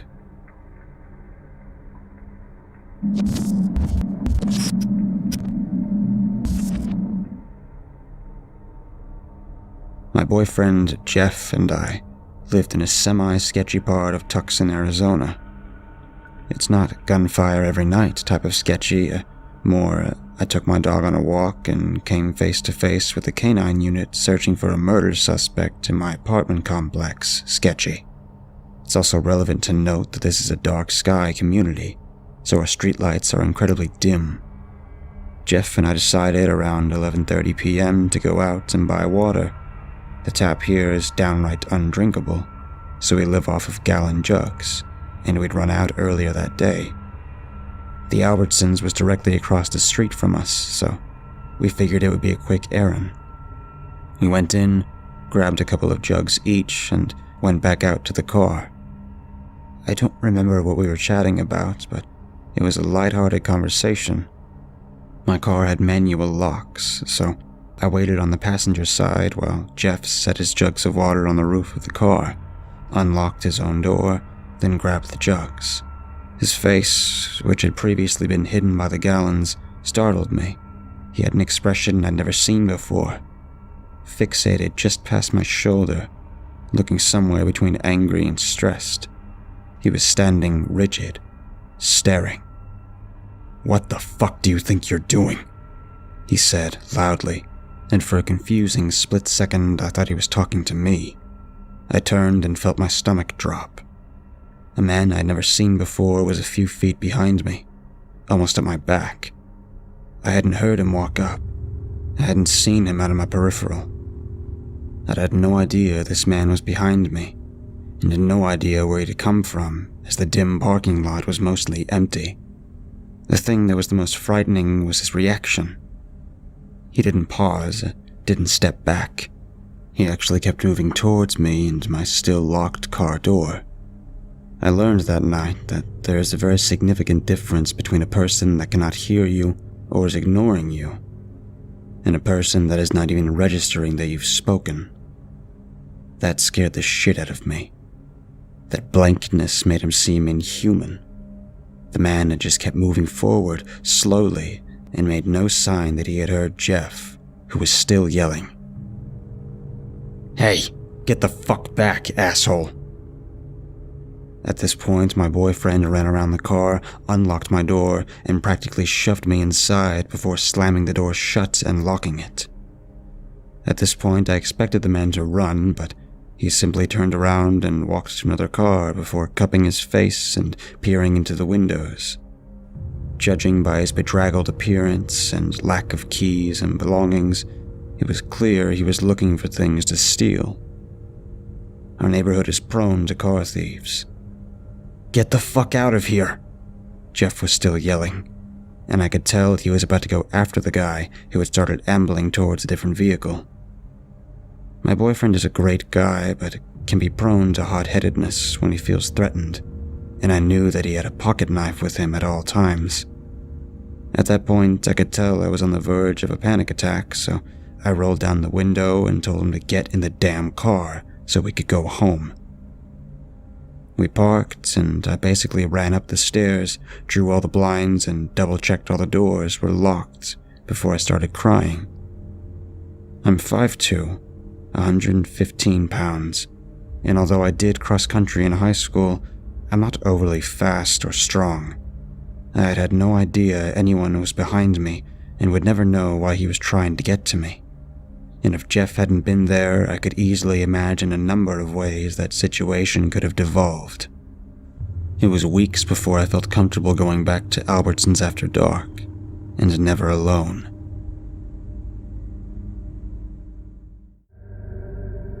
Pianos had been such a big part of my childhood. From smacking the keys at age 4 to playing Flight of the Bumblebee at 17, I knew more than the average bear about the piano. If anything, you could call me a child prodigy. So being like this, my parents added a driving force to what I could do with my time, restricting me from hanging out with friends and making me spend time with the piano, to whom I eventually considered my best friend. You could say they had a totalitarian grip on my social life, making me the target for most attacks at school. I didn't mind, though. The insults thrown my way don't really matter to me. The piano in my hands mattered. So when my piano was out of tune, my dad called a tuner who, in fact, taught my dad something I didn't know. I think all of us have seen a piano with the hood open, exposing the wood and bits of string and metal inside, and I bet you played Hot Cross Buns or Twinkle Twinkle Little Star, watching the pegs hit the tiny strings moving about in different directions and hearing sweet notes. For my piano, all you heard was a sour melody. "Nice to meet you. I'm John," my dad said, firmly grasping the tuner's hand. My dad smiled and walked over to the piano and softly rested his hand on it. I gazed from the distance, my eyes fixed on his hand. "Hope you do a fine job, sir. My son's over there." He pointed his finger to me and raised his eyebrows. "He's a master at this right here. He tapped the glossy black cover with his fingernails. He gave a weak grin and pointed in my direction. The tuner gripped his bag and fixed the baseball hat resting on his hairless head. The man looked about in his mid-60s. Balding, he had a scratchy scruff dabbled on his face. His pale complexion was too light for his pitch-black eyes, which seemed to poke out of his head. His height was overwhelming. I almost had to look up at him while he spoke to me. "And what might your name be, son?" His words seemed to create a song on its own. His voice, that voice, it was almost calming, soothing in a way. His voice wasn't too high or low, it seemed to be just right. It almost sounded fake. Stunned, I muttered. "Eric," I shouted like I had just spoken for the first time. His voice threw me off guard. For a man his height, I didn't expect him to have that kind of voice. The man gazed in my eyes. His eyes were as black as the shiny cover of the piano. In fact, I think they were even darker. Feeling nervous, I stuck out my hand to try to be friendly-like. My dad was staring me down anyway, waiting for me to be the polite gentleman he taught me to be. The tuner clasped my hand into his. His skin, it was so soft, the softest thing I'd ever touched. It was like a dog with long hair whose fur was silky soft. It was strange. He gave it a good shake and set his hand down. "I'm Andrew Walker. You call me Mr. Walker, boy," he softly spoke. In his other hand, a fabric tool bin was being grasped firmly. Mr. Walker nodded his head and turned his body to face my father. "Well, I'll take a look. Could your boy possibly play a song so I can evaluate what works and doesn't?" Mr. Walker blinked, then turned his head to look at me. He smiled and walked to the other side of the room. My dad's eyes narrowed as he looked directly at me. I knew he wanted me to play. My father spoke. "Of course he can. Eric." My dad rolled out my name as I nodded my head. I sat down on the soft seat and raised my hands to the keys. A feeling washed over me. Nervousness. This was something I had never felt before when it came to the piano. Everything just came to me. I didn't know what to do. My palms were sweaty as I slid my fingers across the chords and keys. Sour notes filled the air. I could catch Mr. Walker flinching and squinting his eyes out of the corner of mine while I played. He was almost wincing, which was odd. Once I finished, Mr. Walker gave a small clap. "Wonderful. Just lovely, Eric." He turned his eyes to mine. "I can hear the problem. I'm going to take a look." Mr. Walker set his bag down and opened it up. His tools were all standard tuning tools, nothing out of the blue. He clasped a large metal rod and cracked the hood of the piano open. He gripped the side of the music stand as he turned his head around to see me and my father just staring at him whilst he stood over the piano. My dad jolted up and stuttered. Would you like some privacy while you work, sir?" My father asked. "That would be great. Thank you, John."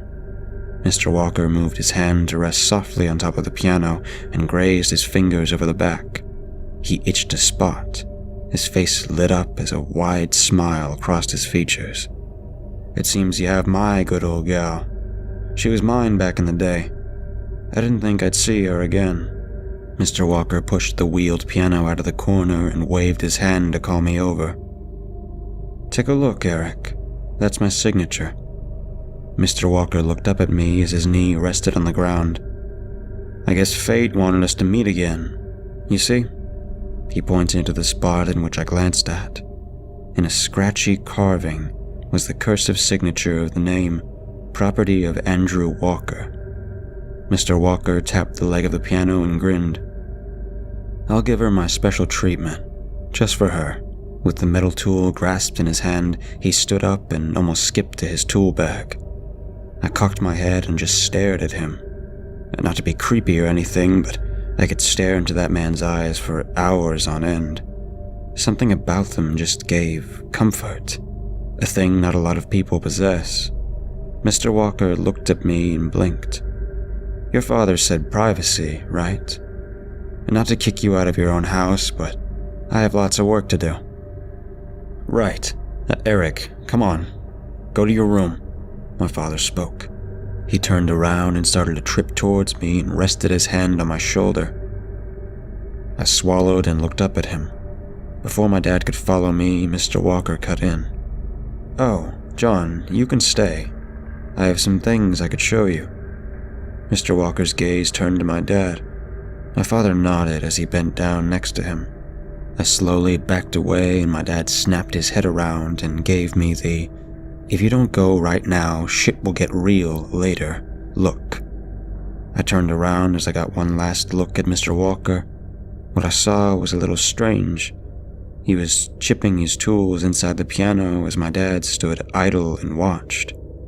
My dad spent a small fortune on that thing and he was destroying it. My eyebrows furrowed as I gripped the side of the counter, but it slowly faded into my thoughts of explanation. He's probably just doing his job. I don't know how these things work anyways. I convinced myself he was doing more good than bad, and I walked down the hallway to my room. Look, fine job. These were just some of the words I heard from my room over the next few hours. I sat on my bed as I looked down at my sweat-filled palms. Why was I nervous? I never got... Eric. My name jolted me out of my thoughts. I looked to see my dad, smiling and grinning. You can come out now, kid. His hand was on the frame of my door, tapping his pointer finger as he hummed. I squinted my eyes at my dad. Kid. He was never like that. My father was stern, slow, demanding. He never turned down a thing. He was a daredevil. Aggressive, competitive, never cheery. I was confused and concerned. I jumped out of my spot and pushed past my father, speed walking down the hallway. I rounded the corner and saw my piano, rested in the same spot it was before, just as slick and shiny as it was. My face went from scared to content. Mr. Walker stood next to the piano, gripping his tool bag in both hands. She's all fixed, maybe sounding better than she ever did before. Mr. Walker smiled and tightened the cap on his head. He turned his eyes to mine, fixing his gaze into me. I do say, Eric. He walked over to me and put his hand on my shoulder. My nerves tightened as my head lifted up to reveal his dark, pitch eyes staring right into me. She's a biter. Be careful. He smiled with his teeth and chuckled, walking away to my dad. What the hell was going on? A million thoughts raced through my mind. My dad was acting like a weirdo. She bites. Pianos don't... How much do I owe you, sir? My dad took me out of my trance, standing behind me. I looked back at him, my forehead drenched with sweat. Clearly nervous, I shuffled to the side of the room and just stood there. Mr. Walker looked at my dad and smiled. Oh, no. I'll do this one free of charge. He looked at me and spoke. If she causes any trouble, just give me a ring. I'm only a dial away. He hooked his thumbs in his pockets as he started towards the door, his boots clicking on the ground. Have a good day. His black eyes narrowed on me as he opened the door and walked out of my house. I was so alarmed, almost shocked. What had just happened? Am I thinking too much into this? My dad's gaze fixed on me as he frowned. Get cleaned up for dinner. We're going out. My dad walked into the kitchen and walked up the stairs. I sighed in relief. I thought there was something wrong with him. Thank God. I walked slowly back down the hallway. A couple of weeks had passed after Mr. Walker came into our home. Everything seemed normal, and I continued to play on the piano as normal. And boy, did Mr. Walker do something to that piano. It sounded so fresh, quaint, and almost angelic. It sounded so much better than before, and I was quite happy after that. I really did think that the problem might have been eliminated altogether, and After that, I didn't think that I would have to get any tuning job again. My hands whisked with the melody, and the melody stuck to me, playing some chime in my brain as I swept my hands across the pilot keys. With this enchantment of the piano, I never seemed to notice the small, acute, firm fingernails sticking in the cracks of the keys until I stabbed my pointer on one. By one, I mean there were many nails sticking out. I held up my hand and gripped in my other, looking down at the keys, gazing at the foggy yet clear divot. My eyes almost jumped out of their sockets as it seemed the piano was almost teasing me to play another song. I slowly let go of my other hand, letting it slip down onto the key in the center, exposing the gap in between, showing the gruely length of the nail. It was jagged and sharp, chipped and broken. My mouth opened slightly as I felt a wince in my finger. Shit, I muttered under my breath and stood up, walking over to the kitchen to turn on the sink. It stung like a bitch. I didn't think a fingernail could sting that bad. To top that off, a piano can't grow a fucking fingernail. My head snapped back to the piano as I rushed back over, looking at the cracks. Less than few had the long-edged thing sticking out of it.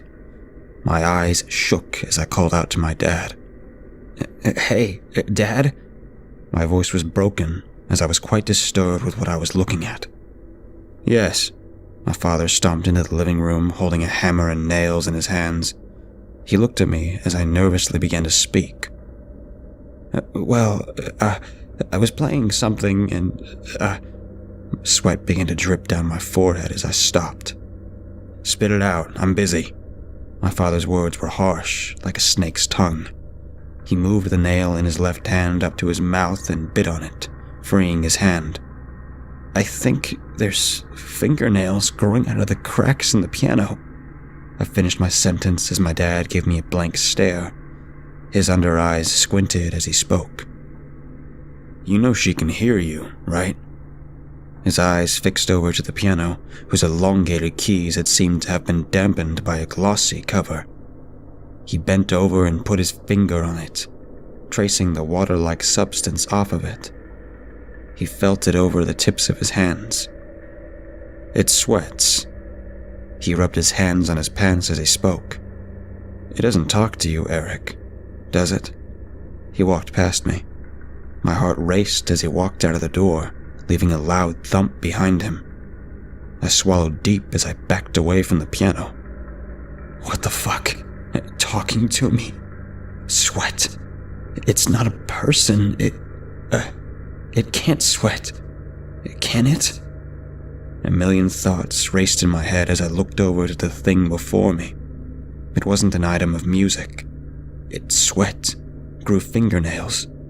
My heart raced as I realized the thing that hadn't been opened since Mr. Walker came to fix the piano. My body slowly crumpled over to the side of the piano, my hands gripping the hood of the piano. As my fingers clutched to the hood, I slowly cracked it open. What I saw is engraved in my mind for the rest of my time on this godforsaken earth. Hair. Fucking hair growing from the wooden pegs. It was all different colors. They were strung about in a messy manner, just waiting to be combed or brushed. But it was silky and slick. Some kind of substance was coated in it, dripping down from the pegs and more. It looked like pus, and it was just clumps and chunks of what I assumed to be fingertips, fingers. I couldn't tell. My eyes darted around, golden locks, brown and red. If it was a hair color, it was in that piano. My battered breath quickened as I slammed the lid shut, tumbling back.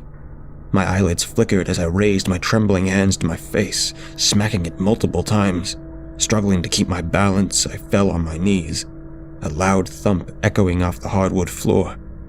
I looked up to see the piano, the side angle shiny and glossed, just the way Mr. Walker left it. Mr. Walker, he said I could... I swallowed, my dry throat bobbing up and down. I was still bent down on the hardwood floor, my knees shaking in place. I began to stand up slowly as I felt nerves sweep over my body. "Shit," I muttered, grasping the side of a wall. I stumbled over to the kitchen counter, pulling a drawer wide open. An array of papers stood on top of the stack as I drove my hands in, digging around for that one slip of hope I still grasped onto. Finally, after what seemed like eternity, I found what I was looking for. Piano tunist for hire, $10 to $15 an hour, depends on piano, call today. I examined the sheet and found the small phone number at the bottom.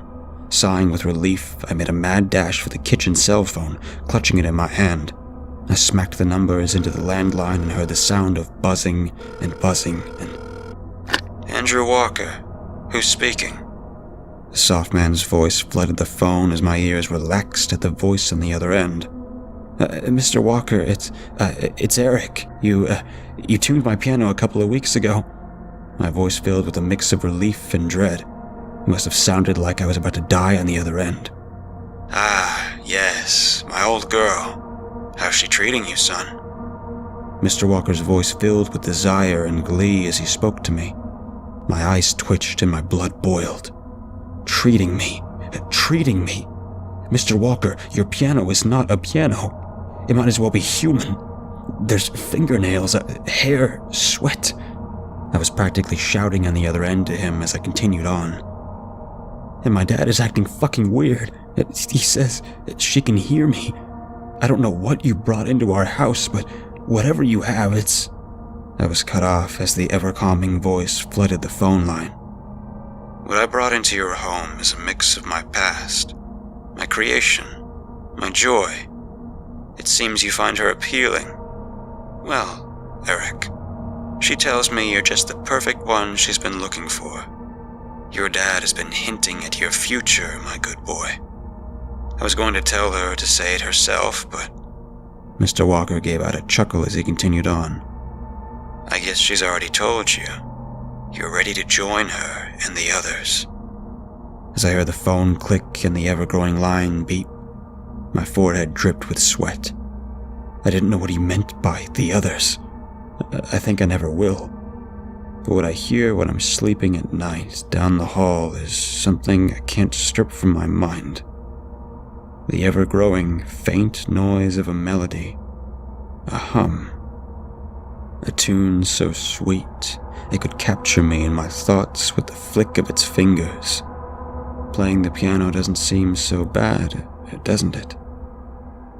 I guess if you all gave it a try, found just the right tuner, and had one hell of a trip like mine, you would find that special someone. In the late 1950s, a group of American researchers wanted to test the adaptability of different animals. They began to hypothesize an extreme question. Is it possible for a dog to become completely civilized? They wanted to know if it would be possible to have a man walk side by side with a dog as near equals. The experiment would be this. A high-class family of a mother, a father, and a teenage son would live in a house with a dog. They would live their lives as normal, but would rarely leave the house except for short breaks of fresh air. Their goal was to make the dog adjust to modern human society. From birth, the dog would be separated from its mother and not have interaction with any other dogs throughout its lifetime.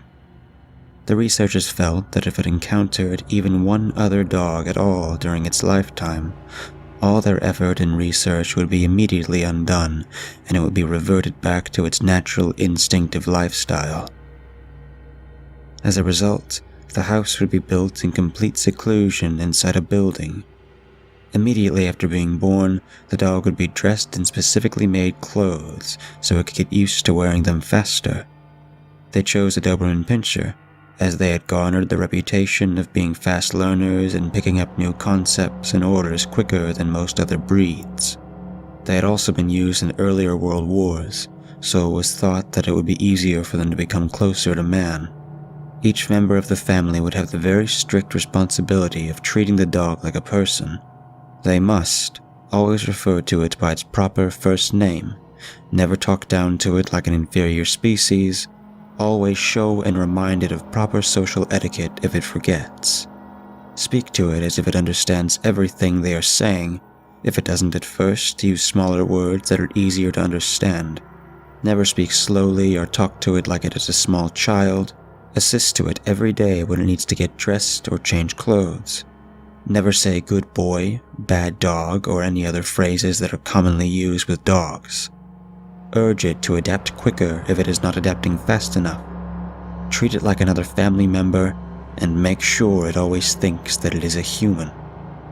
The researchers began diligently working with their scheduled laboratory. They took the healthiest adult female Doberman Pinscher from the city pet shop and brought her to the lab. They slowly and meticulously genetically modified her so she would give birth to only one healthy male Doberman puppy, with a natural lifespan much longer than normal. They didn't want the mother to give birth to more than one, because if it was in the womb with even one other dog, it would still feel a sense of wanting to belong with his fellow siblings throughout its life. They also made it so the dog would be born one certain size and would grow at a certain rate all its life. They wanted to make sure that it would fit into all the clothes they made.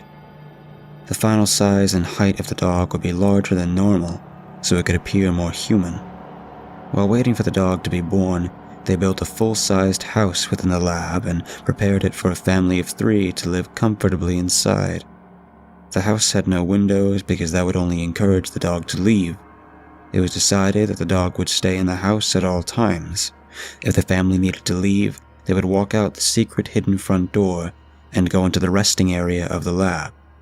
When the house was finished, it had a downstairs living room with a small television, a kitchen, a dining room, 3 bedrooms, one for the husband and wife, one for the son, and one for the dog, 3 walk-in closets, 2 in the parents' room and 1 in the son's room, and 2 bathrooms, 1 upstairs and 1 downstairs. There were no mirrors anywhere in the house. The researchers did their best to make a TV that didn't show much of a reflection. The television was connected to a signal at the laboratory that allowed the researchers to play anything they wanted at any time they wanted. Cameras were placed in every room except the 2 bathrooms and the 2 walk-in closets for privacy reasons. Each family member had a place to change and do their business, but that's pretty much the only privacy they had. Possible candidates for each of the family members were heavily questioned and interviewed. The researchers needed to make the absolute correct decision when picking the family. If this failed, the entire experiment could be ruined. 3 more than capable people, who all were chosen to portray the fictional family, and they spent over 6 months preparing for the experiment. The father was James, the mother was Susan, and the son was Harry. They were given a large supply of nice clothes for the dog and for themselves. The kitchen was filled with necessary food to last for several weeks. If they needed, they could let the researchers know they needed food, and more would secretly be delivered to them. No one in the house needed to go to work as they were all getting paid a very substantial amount per day to do the experiment. Most importantly, each of the 3 family members had a small earpiece that allowed the researchers to talk to them at any point if they wanted the family to do something. The family believed they were ready for anything. They were not. Day 1. On the day the dog was born, the researchers gave him the name David. Immediately after birth, David's mother was sent back to the pet store. With his eyes still closed, David was brought into the house, dressed in his pre-fitted, fancy human clothes, and placed into Susan's lap. She held him for hours. The family allowed him to sleep under the covers of his bed in his custom-made pajamas for most of the day. When he woke up, they fed him a dairy solution from a baby bottle. Several hours after he fell asleep again, the researchers quietly entered the house and snuck up to David's room. Once there, they acted fast. They declawed the dog as quickly as possible, completely without anesthesia. It's not natural for humans to have claws. David woke up during the operation. He was in pain, but he still couldn't open his eyes, so he couldn't see who was doing it. Afterwards, the family wrapped the puppy's paws in bandages because they were starting to bleed. Later, the researchers brought a human baby into the house. He was less than 2 months old. The family took him and posed for a photo. They gave the baby back to the researchers, and the photo was developed a few weeks later. Day 16. David finally opened his eyes, and Susan decided to carry him all throughout the house. She showed him everything so he could get familiar with his surroundings. She fed him more dairy solution and let him crawl around on the ground for a little while. She showed him the picture they took with the human baby on the first day. She pointed at the baby and told the dog, "That's you." The dog didn't seem to fully understand. So far, the dog seemed slightly uncomfortable with his clothes, but hopefully he will get used to them soon. Day 23. The family began to speak to the dog and try to teach him common vocabulary and word recognition. They would say things like, "I'm happy to see you," but heavily motioning all of the words to the dog so he could understand better. The dog's teeth began to grow in, so the family started feeding him more varieties of food. James picked up David and sat him down in a high chair. It took almost half an hour for the dog to adjust to sitting in this new manner. They gave him a bowl of assorted meat pieces. He had trouble with the first few, but he was able to eat it all without being asked. His clothes were messy, but that was his first experience like this, so it was forgivable. Worse than that, he started to pee and poop wherever he wanted. Susan carried David to most places instead of having him crawl around, so she always took him to the toilets to allow him to relieve himself. The family started to teach the dog the proper way to lie in bed. After they dressed David into pajamas, they placed him in a bed on his side and then placed the covers over him. Day 29. David started to walk. The family and researchers noticed this. If David learned how to walk like a dog, he might never learn how to walk properly. Susan started carrying him around more than usual. They gave him a small playpen filled with typical baby toys that he could play with. James often held David in his lap while he watched television so the puppy could also be more educated about mainstream American culture. The researchers were sure to play lots of popular shows and news programs, but they were careful to not play any material containing dogs. Sometimes David would bark at some of the things on the screen.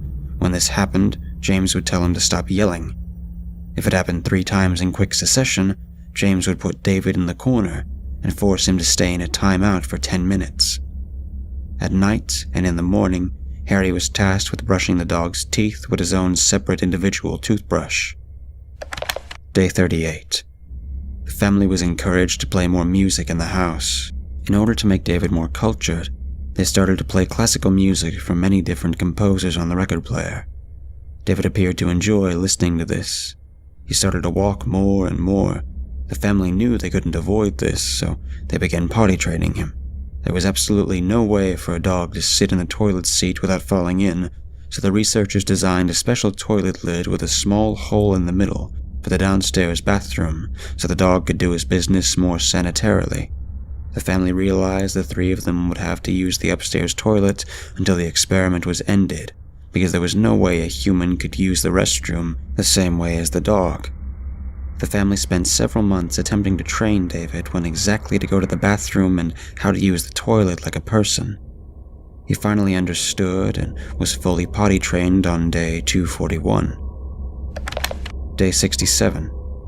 The researchers told the family to act more like a family, so they started acting more affectionate towards one another. Every night after dinner, James walked up behind Susan's chair and hugged his arms around her chest. He made sure to do this within view of David.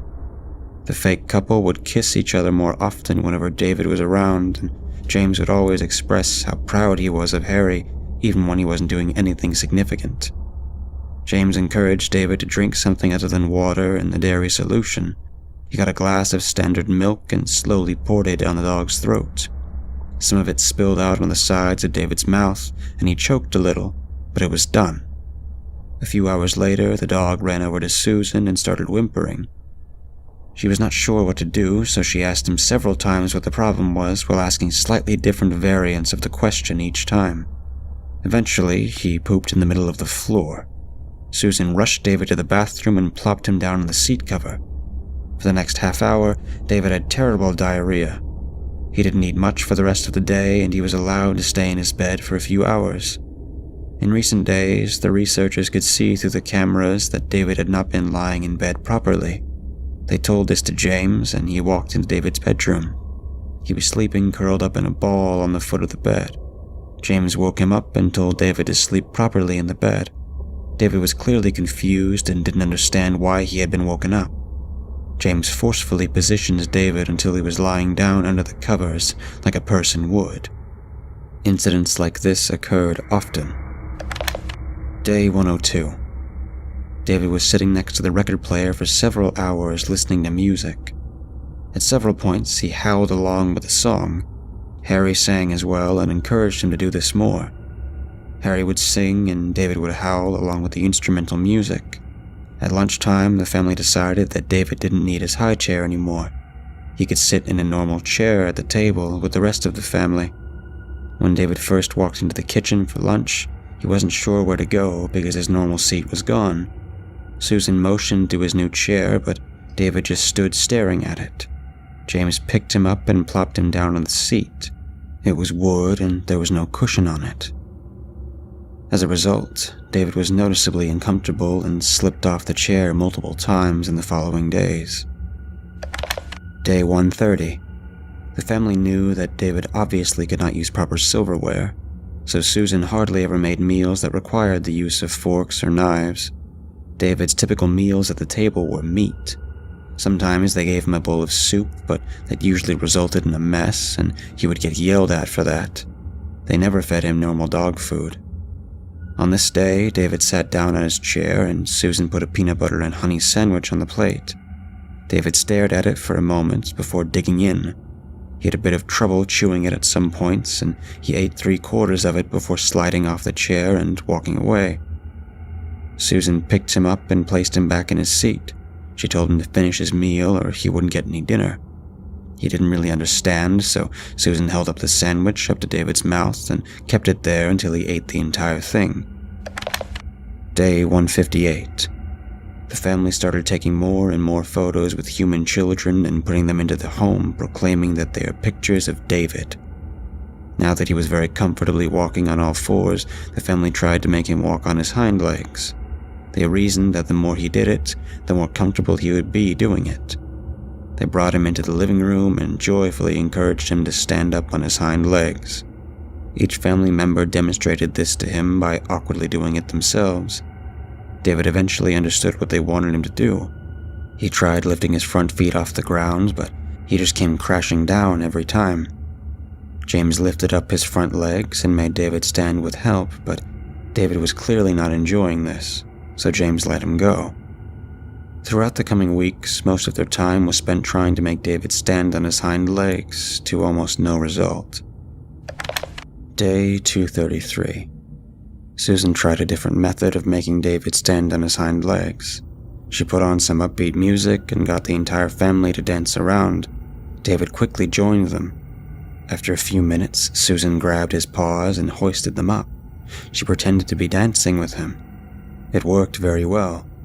David was spinning around in circles while standing only on his hind legs.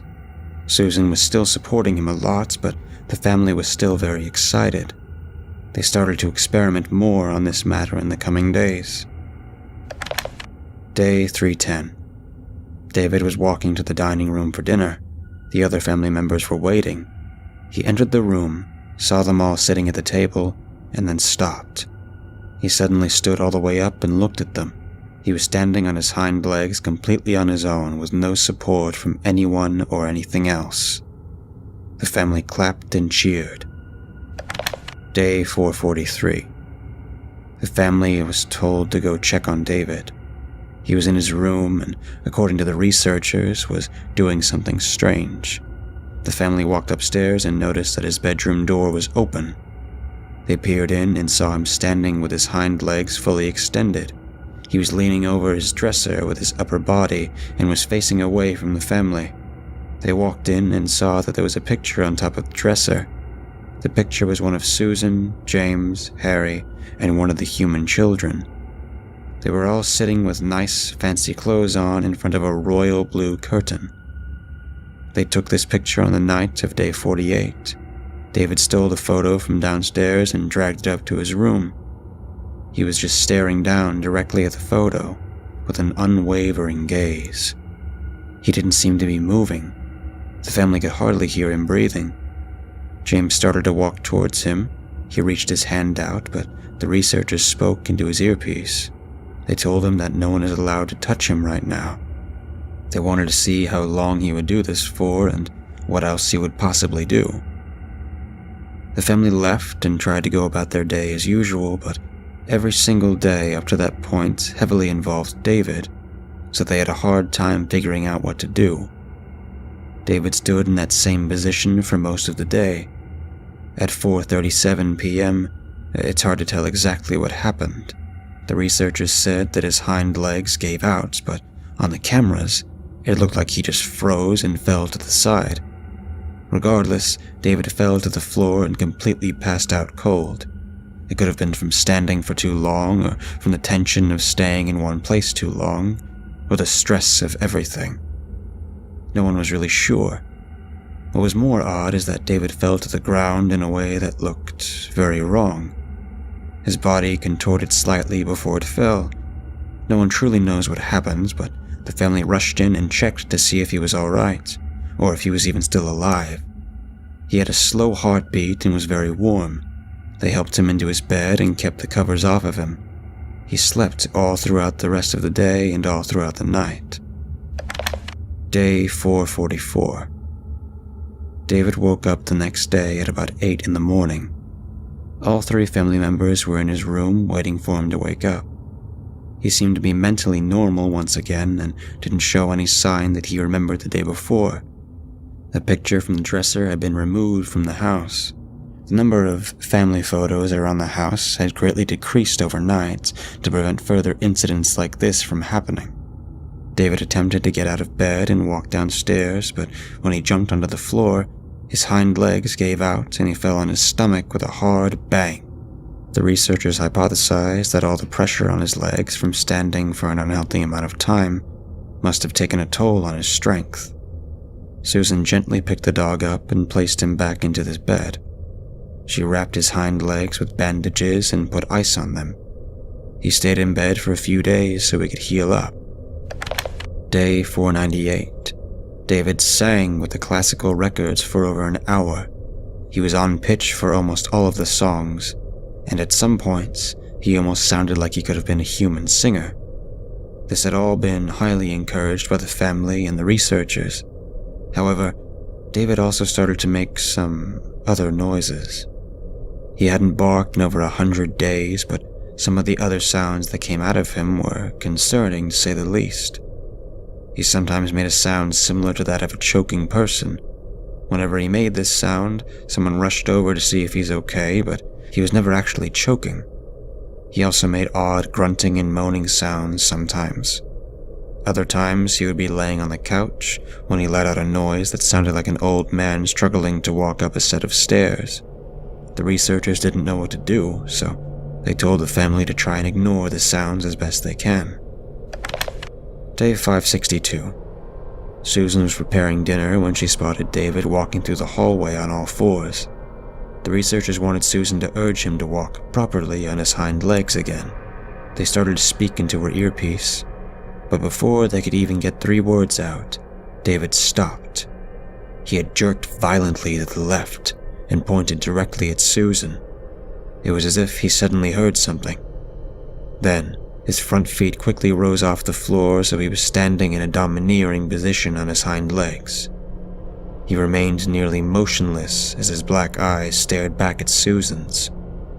Her lip quivered in fear. The way he turned was unsettling enough, but when he stood up, it was like, for a moment, he wasn't a dog anymore. But he sure as hell wasn't a human either. His body seemed to twist more the longer he stood in that hallway, even though he was barely moving an inch. Then, after what seemed like hours, David put his front 2 feet on the ground again and walked away. Susan kept looking at the spot where he stood. She didn't know what to do. She looked at all her cleaning and cooking appliances and shook her head before turning off the stove. She made sure no one was around before she exited the house to the secret door. When the researchers asked why she left, she told them that she didn't want to be a part of the experiment anymore. She felt unsafe and uncomfortable in the house and wanted to leave as soon as possible. The researchers explained to her that she couldn't leave because she's an integral part of the dog's life. He recognized her as his mother figure. They also reminded her that she signed an agreement saying she wasn't allowed to leave until the experiment is over. So she just had to deal with it. She returned to the house in anger. For the next few weeks, her time spent interacting with David noticeably decreased. Day 628. Susan cooked some shrimp, and Harry grabbed about 3 of them. He walked up the stairs, and James called out to him when he reached the top step. Harry turned around and looked back down at his father. James asked why he was taking the shrimp upstairs, to which Harry replied that he was giving them to David. James told Harry that he shouldn't do that because he isn't David's servant, but Harry explained that he just wanted to do something for his brother. Harry turned back around, and less than 2 feet away from him, David was sitting on the ground, looking intently at the shrimp in his hand. Harry jumped for a second. He didn't hear David walk across the floor behind him. He completely snuck up on him. After catching his breath, Harry told David that he startled him, and he jokingly said that he shouldn't be allowed to do that. David's face did not change. He licked his teeth as he kept his eyes locked on the food. Harry was becoming fearful. Without thinking, he tossed one of the shrimp far into the room behind David. David sprang into action. He leapt into the room and started looking for the shrimp. The moment the shrimp left Harry's hand, he ran down the stairs as fast as his legs could carry him. He was immediately regretting going up the stairs in the first place. He was regretting signing up to be in the experiment. Once David devoured the shrimp, he wanted more. He knew that Harry had more in his hand, so he started running after him. Harry was about halfway down the stairs when David started on the first step. David ran at about twice the speed, and Harry was becoming more scared. He could hear David running up close behind him, getting ready to attack. Just before Harry reached the last step, David stepped in front of him and snatched the other shrimp out of his hand. Harry tripped over David and fell onto the hard floor, head first. He was still heavily and anxiously breathing when he landed. David didn't seem to mind. He just ate the remaining shrimp in peace. James, who had seen the whole thing, was angry. He started to yell at David. He reached his hands out to grab at the dog, but David was ready to defend himself. He lunged at James and swung his paw in the air. He struck his father in the side of the head, which caused a small piece of metal to fly out of his ear. The force of the blow did not hurt very much, but it was much more powerful than expected. James grew even more angry. He barely even noticed the thing that fell out of his ear. David saw the anger in his eyes and started to back away. Without realizing, David stepped on the small metal piece that was inside James's ear. There was the sound of a metallic snap. David actually broke James's earpiece. James grew even more angry. He quickly reached out and grabbed one of David's front legs. He hoisted the dog up and began dragging him upstairs. Susan pleaded for him to stop, but he didn't listen. David was loudly whimpering, and he even tried biting James's hand. James smacked the mud across the face as he hauled him up the stairs to his room. Once at the doorway, James leaned back and hurled David inside. He landed awkwardly on his back. James slammed the door shut and locked it. He stomped back down the stairs as David's door began to bang from the other side. Susan ran up the stairs to unlock it, but James said, "No, he needs to be taught a lesson." Harry wasn't hurt too badly. He spent the rest of the day and much of the next day in bed with an ice pack on his forehead. The physical damage wasn't too bad, just a little bump on his forehead and some neck pain. The house was filled with banging and pained moans for the rest of the day as David desperately pleaded for someone to let him out. Day 629. The researchers told James that they would have another earpiece for him in about 2 weeks. He would just have to live without one for a while. With the permission of the researchers, Susan unlocked and opened up David's door the next day in the afternoon. He was sleeping on the floor right next to the door. Susan brushed the fur on the top of his head, which now had some red marks on it. The researchers assumed this was from him running into the door the entire day before. David woke up a few hours later. All the family was downstairs. Susan was getting Harry a new ice pack, and James was on the couch reading the fake newspaper the researchers had provided. Suddenly, James heard Susan say, "Sweetie," in a very scared tone. He put down the paper and looked up. He saw David standing fully extended on his hind legs in the middle of the doorway to the living room. He was blocking out most of the light from the kitchen. He looked down at James with a disturbing half-grin on his face. James asked what he was doing and why he was staring like that. Suddenly, David let out a series of disturbing and guttural sounds. It shocked and deeply horrified the entire family and everyone on the research team. David was clearly trying to speak to James. Even though no one really knew what words were said, they did not sound like they could have come from a dog at all. It was growly and airy, yet it still had somewhat of a human cadence of speech. It sounded as though he was trying to speak human words, but his mouth couldn't form the right shapes.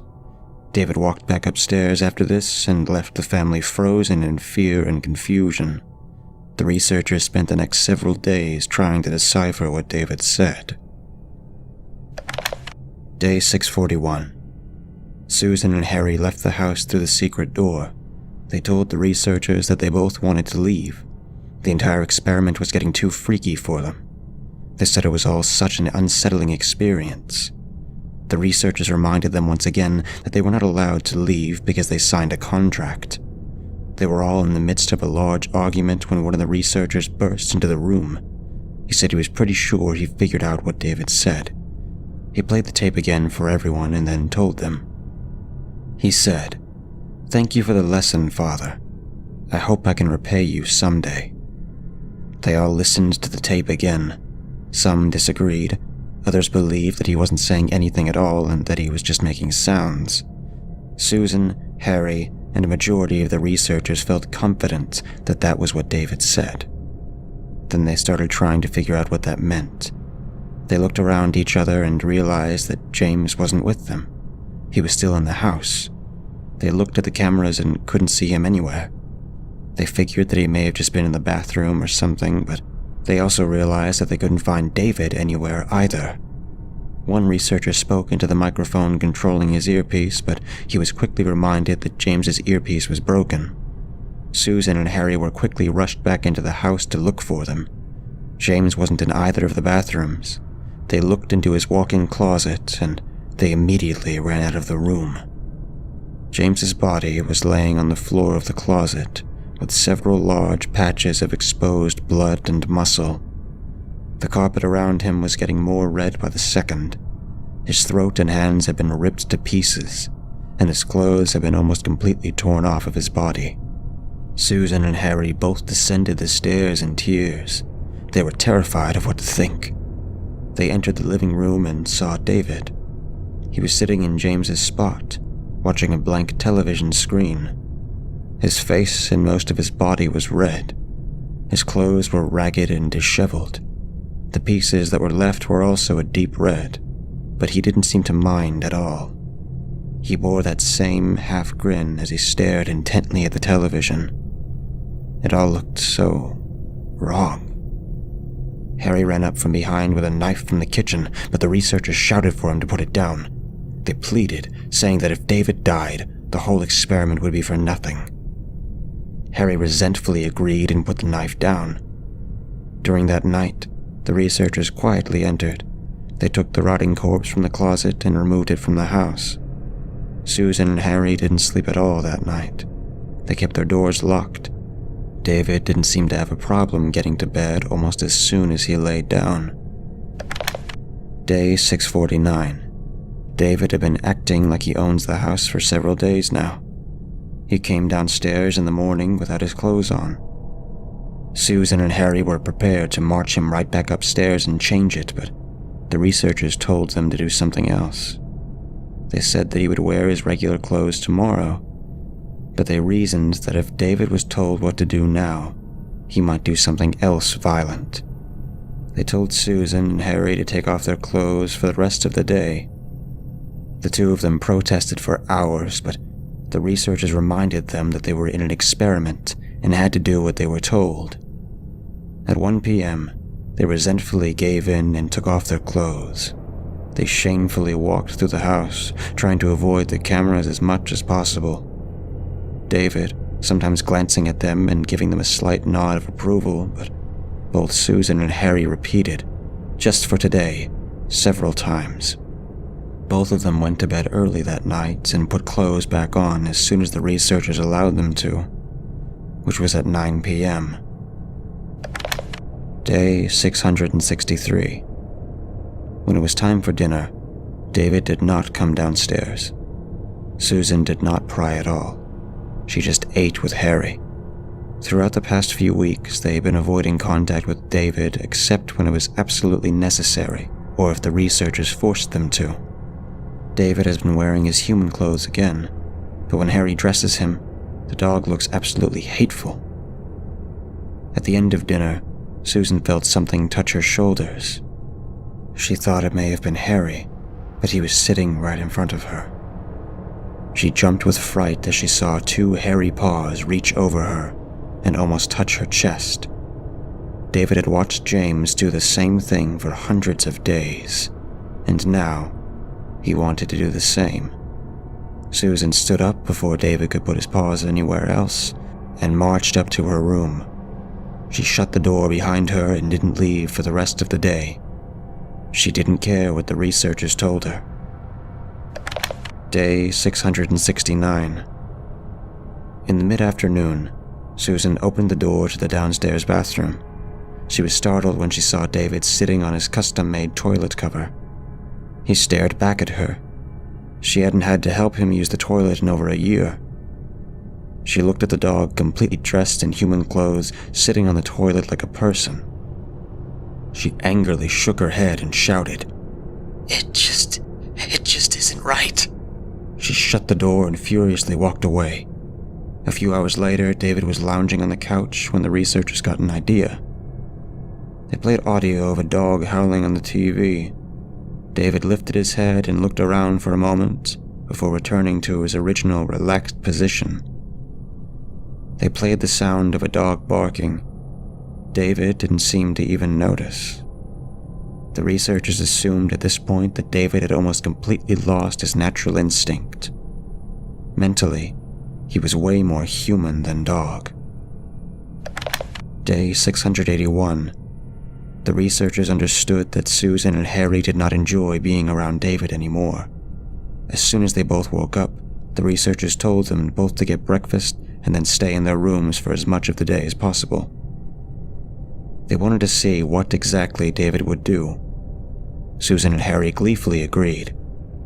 They both stayed in their respective rooms for the entire duration of the day with the doors shut. When David woke up and came downstairs, he didn't seem too bothered by the fact that no one else was there. He carefully nudged the pantry open and began to eat all of the food he could find. About 3 hours after Harry isolated himself in his room, he began to feel tired. He prepared himself to take a nap when a thunderous bang on the door shook the entire house and immediately startled him out of the bed. The researchers told him that David had banged on the door with his front legs and was currently standing outside the door. They told him to go answer the door. Harry softly cursed the researchers before getting to his feet and trudging over to the door. He creaked it open and peered out. David was just beyond the doorway, looking on. He was standing on his hind legs, and Harry realized something. David was taller than Harry. He never really thought about it before, but David was definitely at least 3 inches taller.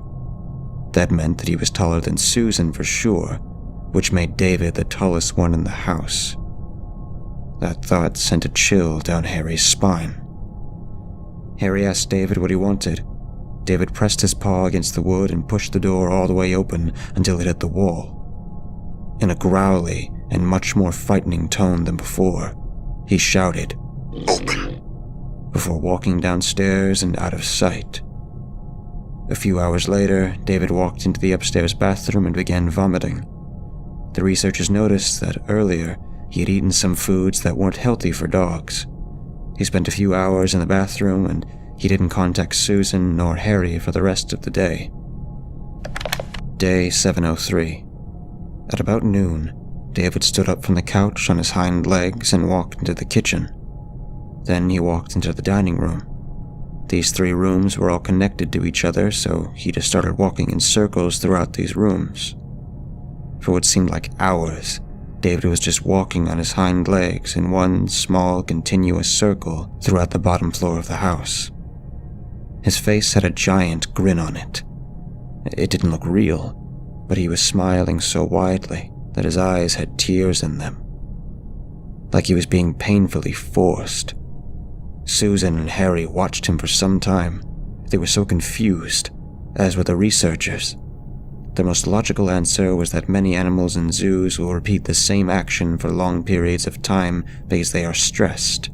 They couldn't tell if David was stressed, but after Harry watched him walk in a circle for 10 straight minutes, he was getting concerned. He walked down the stairs and started to talk to David when he passed by, but David never seemed to be paying any attention. His focus was only on what was in front of him.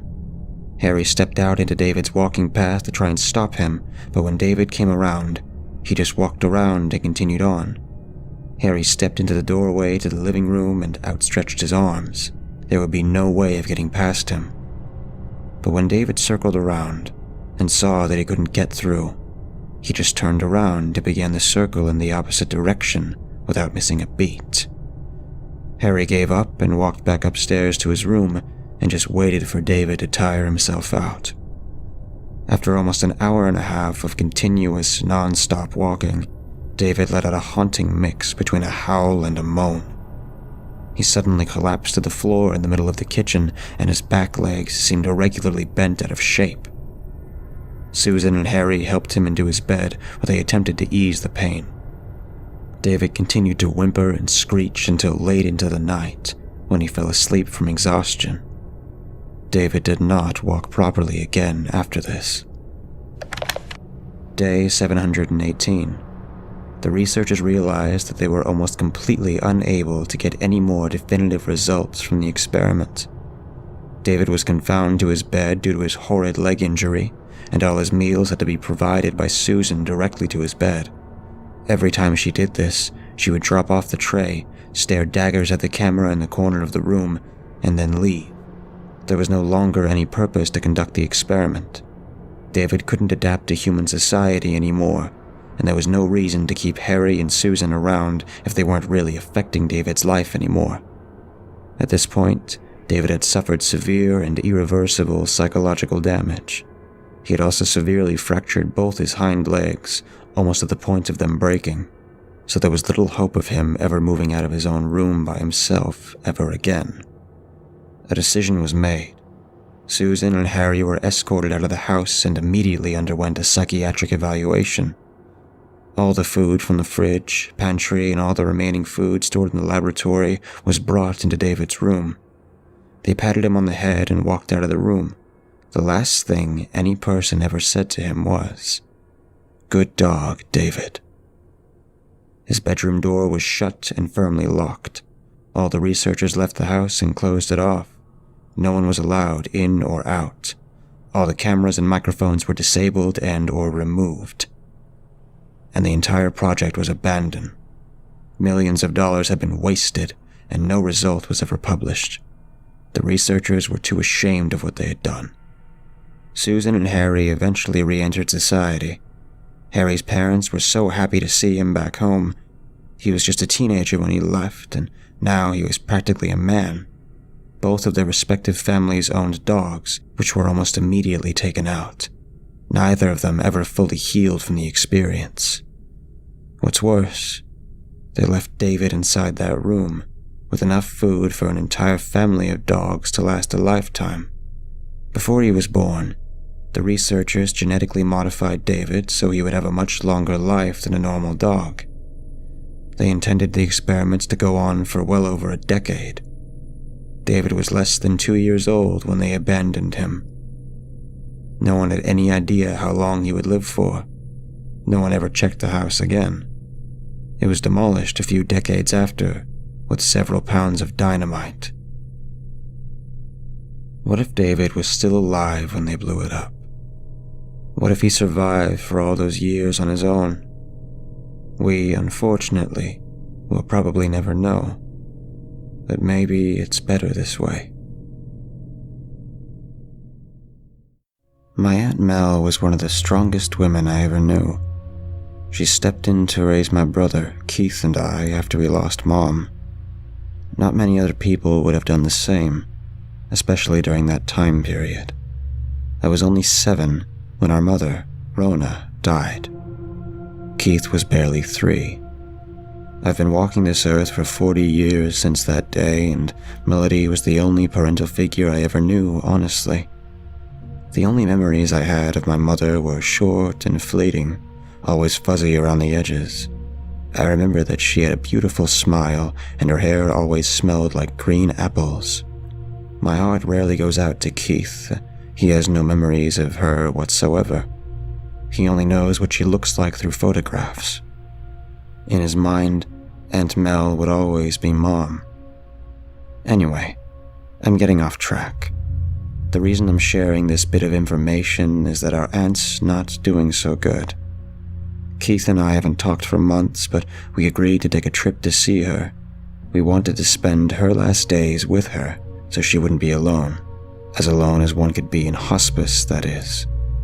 The point is, we wanted her to be with family. We stayed in the part of our house that wasn't being used. Hadn't been used in some time, actually. Our aunt stopped being able to live on her own some time ago. The house and land were paid for. Keith and I are her only living relatives, so we used the hide a key and let ourselves in. "Abby, how's the electricity still in this place?" Keith asked with a sideways smile. "Aunt Em hasn't lived here in, 3 years? Maybe 4? How long are you here for?" "Until she goes," I replied with a wince. "It means a lot to me to spend her final days with family, especially after all she's done for us. Did you have any problems taking off work?" "That, my dear sister, would imply that I have a job to take off for. Which, of course, I don't. I'm here for as long as you are. We're in this together. Sorry it's been so long, I just, I've been wrapped up in your own shit," I finished for him. I know. It's fine. You're here now." We unpacked, cleaned up a little, then got ready to leave to see Aunt Melody. The care center she's placed at isn't very far from our house, but we selfishly get lunch beforehand anyway. I feel so guilty for stalling that I can barely finish my food. "Come on." Keith stands up. "Let's go do this." Once we're in the car, all conversation goes silent. I can barely stand the tension, so I say what I know we're both thinking. "Hey, it's been a while since I've seen her. I'm dreading seeing what she'll be like. Do you think it's bad?" I asked, not looking away from the passenger window. Keith grimaced slightly in replies. Well, it's not going to be good. I can tell you that. As much as I hate to say it, we need to be prepared for anything. Mentally, I mean. But nothing could possibly prepare us for the state we found her in. My aunt has always been one of the most beautiful women in our town. Keith's friends all used to go crazy over her through his teenage years. She had lush, gorgeous blonde hair. She exuded charm and grace while maintaining a "don't fuck with me" attitude. And it was easy for her. After all that she lost, she still made it look easy to be the warmest-hearted person around. People fed off that, were almost addicted to it. The woman we see before us now is a heartbreaking, empty shell of a person. Her skin is thin and veiny like a tissue paper road map. There are deep red bruises on her left arm and chest, Skin injuries her body didn't have the strength to heal anymore. Not like it used to.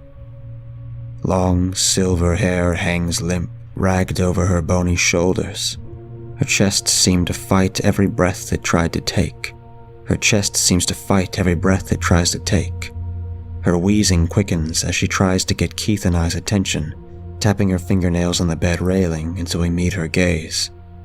"We're here, Aunt Em," I tell her with a warm smile as I sit at the foot of her hospital bed. "Kids, I need to talk to you. Please come and listen. You need to know." "Need to know what, Aunt Mel? What's the matter? You should rest right now," Keith tells her, as he stands at her right side. His large hand holds her frail one delicately, and I can tell there are tears in his eyes. "No, I need to say this. Your mother, she never wanted me to tell you." "Tell us what?" Keith and I asked in unison. "Whatever it is, I'm sure it's okay. We love you.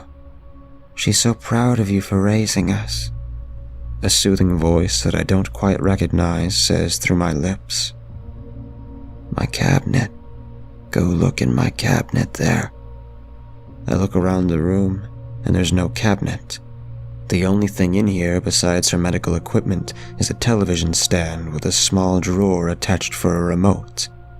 Figuring this is what she means, I open the drawer and see an audio CD. The words Abby and Keith are written across it in black marker. "Take this back home and play it, but you must be together," Aunt Mel rasps. Her voice had always carried the hum of angels, but now was ravaged by the treatment given to kill the cancer, which had proved unsuccessful. She was in and out of consciousness for the rest of our visit. After a couple of hours of switching handholds, shifting at her bedside, we left for the night, promising the nurse would be back in the morning. There's an unspoken anxiety shared between us during the ride home. "All right, Abby. I know there's a stereo around here somewhere. Are you sure you want to just dive right into this? From what it sounds like, this could be about Mom. I don't know if I'm ready for all that. First Aunt Em's dying, now this?" I snap. "Sorry. This is all just a lot right now." Sure enough, Aunt Mel has a CD player in her bedroom. With how excited my brother is, I'm surprised he didn't ask us to play it in the car on the way home. I guess it's understandable. He was a lot younger when she died and doesn't know anything of Mom other than stories he's been told. I sit on the edge of her bed and light a cigarette. "Abs, are you fucking serious? We just got done visiting a woman we love who is dying from cancer, and you're just gonna light the fuck up?" "What? She doesn't have lung cancer, Keith. Don't give me shit. I need this, okay?" We turn the stereo on and place the CD in the slot. Static greets us almost immediately. "Hey kids, your mother was my sister and I love her very much. There isn't a day that goes by that I don't think about her. She always wanted to protect you. She didn't want you to grow up in fear. If you're hearing this now, it most likely means that I'm gone. Or at least the part that made me, me, are. Hopefully, if it's a life support situation, you went ahead and pulled that plug." Aunt Melody let out the most youthful laugh I'd heard from her in years before continuing. "You know, I don't want to go out like that. Anyway, when you both were little, your mother was renting a small 2-bedroom house. This was back when you all lived way across the country, near the Pacific coast. It wasn't anything special. It has a garage big enough for her to park her car in when she worked late. You two had to share a room. Your mother had her own room, and everyone shared a bathroom. Abby, you remember that place, don't you? There was the little fence that you'd always kick when you get mad. You'd do it every single time you got called in from playing outside. I kept telling her one day you were gonna break your damn foot. That'd teach you, huh?" Keith, baby, you were probably much too young to have any memories there. A lot of your baby pictures were taken there, but, well, I'll tell you more about that in a minute. Anyway, as I was saying, you didn't live there for very long. Maybe 8 months to a year at most.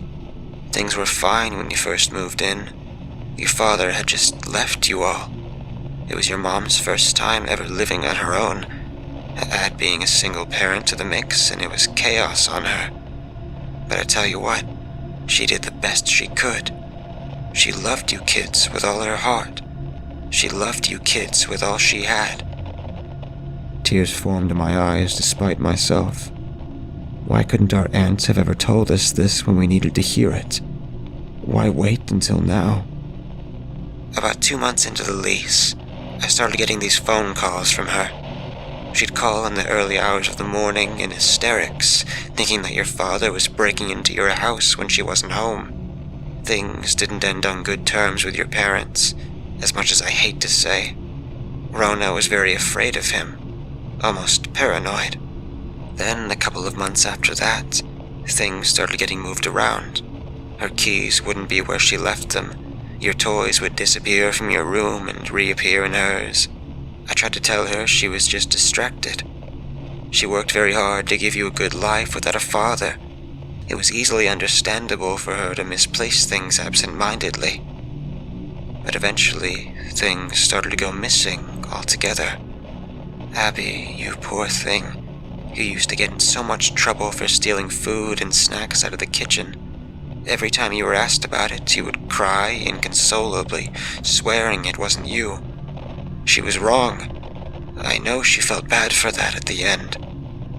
I remember finally agreeing to stay with you for a while to see things for myself.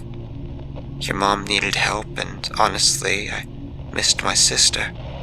I would have taken any opportunity to spend more time in her life. We were catching up at the kitchen table, looking through old photo albums. The more that we looked through, the more we realized that most of the pictures of you both were missing. Especially yours, Keith.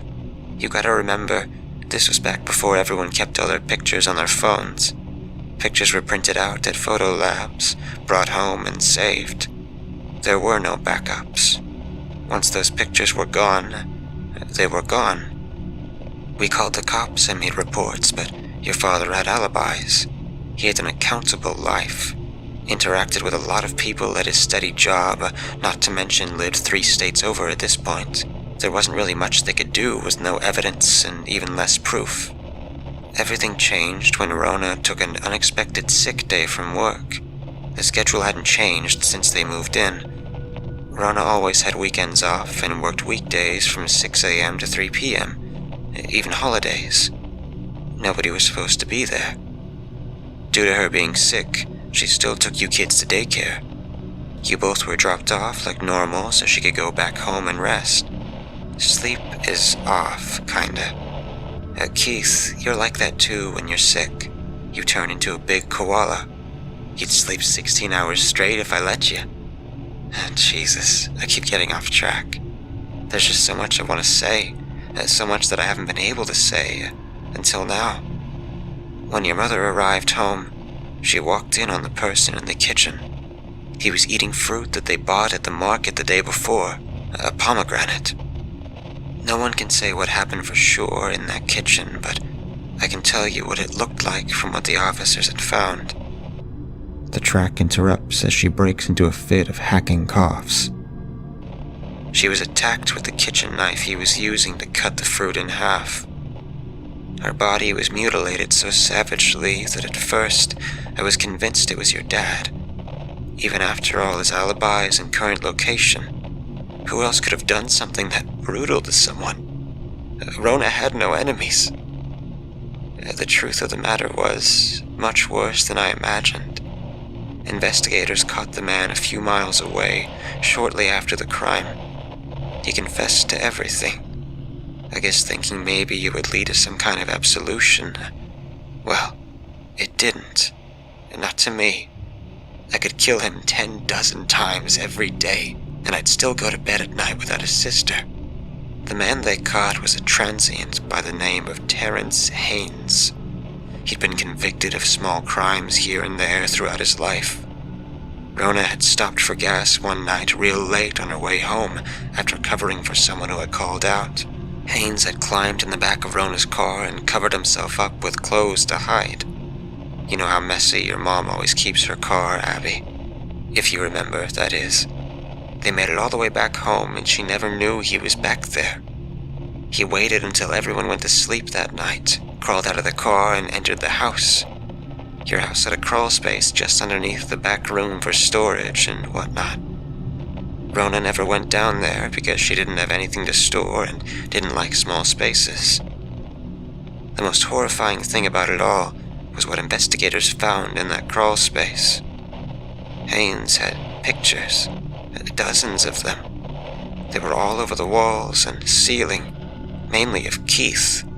He had gotten himself a blanket and pillow out of the trash when she threw away your old ones. There were scattered food wrappers and empty water bottles everywhere also.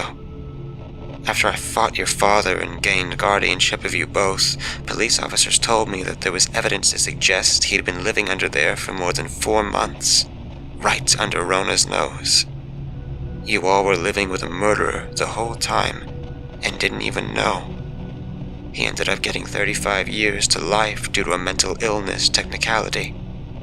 That stuff was all new back then. Unprecedented.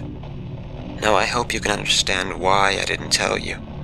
Even at the ages you are now, all grown up, it's still something that I don't think you would ever feel better about knowing. It's been tough on me throughout the years to keep things from you. I love you both so very much.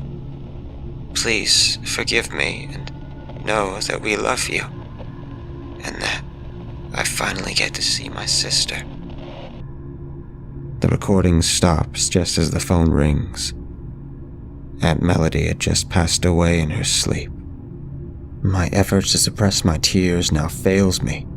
My heart aches for my mother, for us, and most of all for Aunt Mel. Our whole lives, we thought she was keeping information from us to be selfish. I actually accused her of destroying pictures herself as an angsty teenager. My high school project required a photographic family tree, and I didn't have any adult pictures of her for it. When I asked Aunt Mel about it and she couldn't help, I flipped out on her. I looked over to my brother. His face was as white as a sheet. Keith's massive hands trembled. He chewed on his lower lips, something he used to do as a child when he was scared. Abby, he turned to me, tears in his eyes. I'm freaked out. I need help. What are you talking about? I asked him. I'm just as freaked out as you are here. She was my mom too. Give me hugs. No, you don't understand. He yelled, eyes wild with fear. A guy just moved in next door to me. It was an older guy at maybe like 65 or 70. He introduced himself to me when he first moved in. He said his name was Terry Haynes.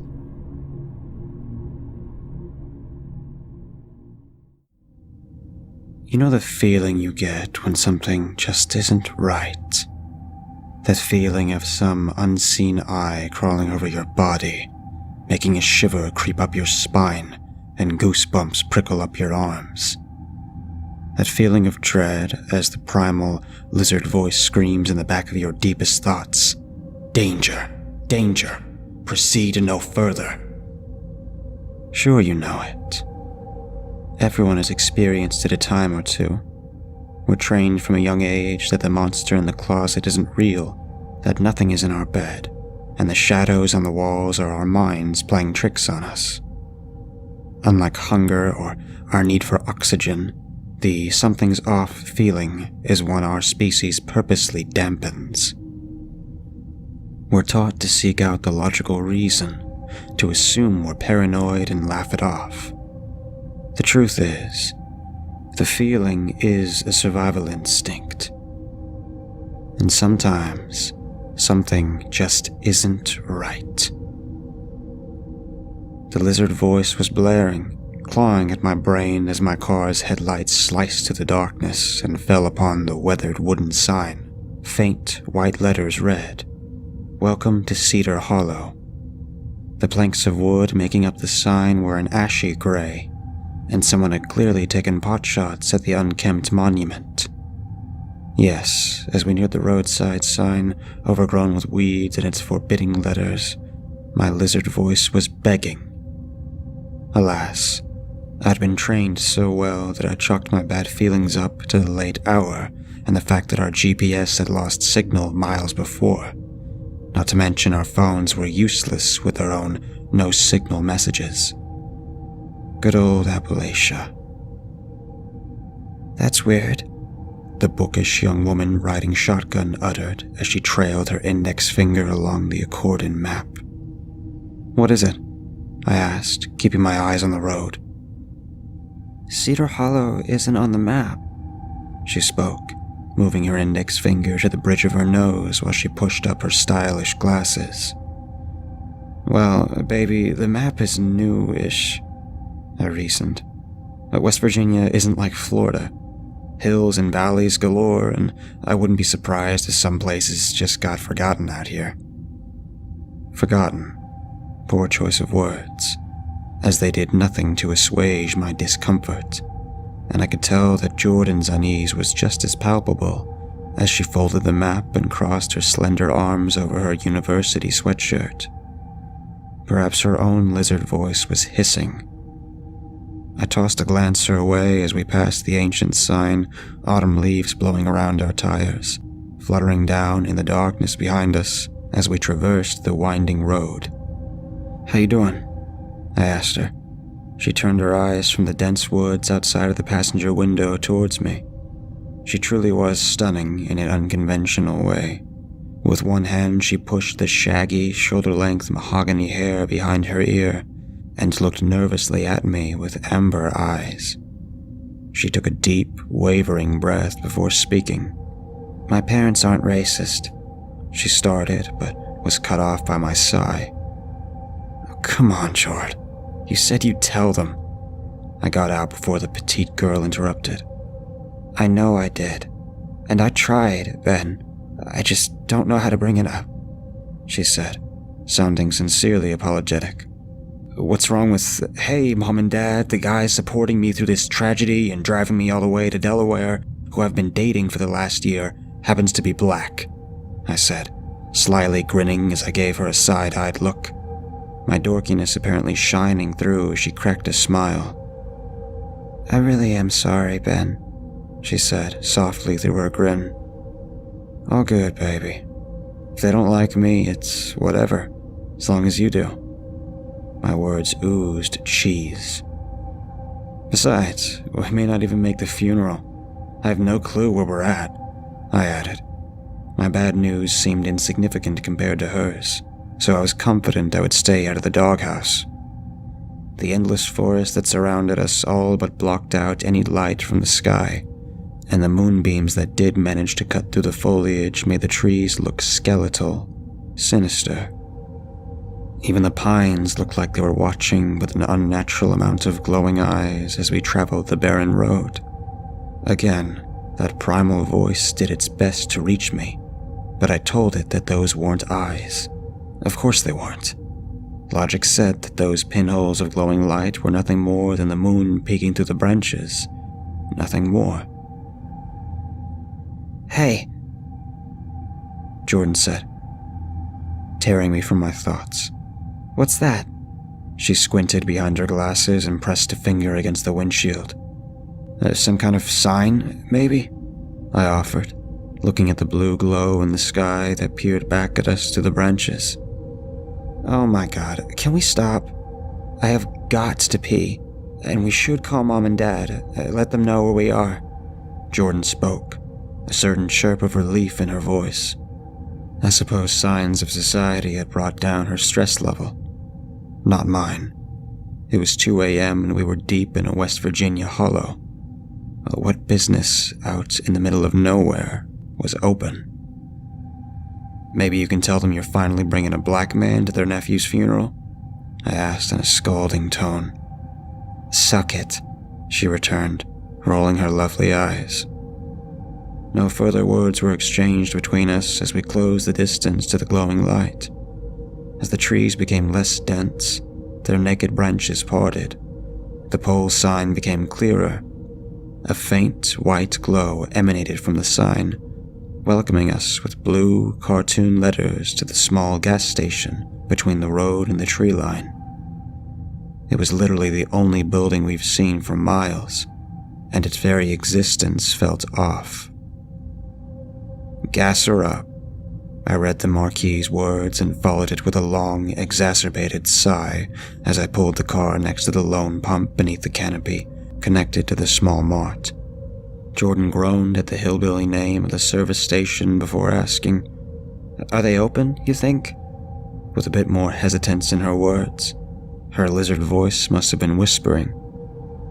"Lights on inside," I said, throwing the car into park and gesturing with my head towards the illuminated frosted glass door that read, "Welcome." "And look," I finished by pointing to the only other vehicle in the modest parking lot. It sat catty-cornered in a space to the right of the building's entrance, a deep red sports car with tinted windows and a decal on the back, reading, "It's a way of life," next to a graphic of a palm with the ring finger tucked under. The shocker. "Great. Maybe Chad in the douchemobile can give us directions to the nearest rave," Jordan huffed. "You can stay here if you want," I offered as I opened the door. Cool night air tickled the flesh of my neck, and the sounds of nature filled my ears, insects chirping, owls hooting. Then came the smell. Sulphury, burning, the vague hint of roadkill. "Yeah, no thanks," she said. She still didn't move to open her door until I'd exited and crossed the vehicle and stood nearby. That off feeling was in full force as I stood there waiting for my girlfriend. I felt watched, but not only that, I felt vulnerable, like an ant beneath a magnifying glass under the hot summer sun. I felt exposed. The light breeze surrounding me caused it to feel as if something were softly brushing against the left side of my face, and the sound of breaking twigs and crushing leaves unsettled me.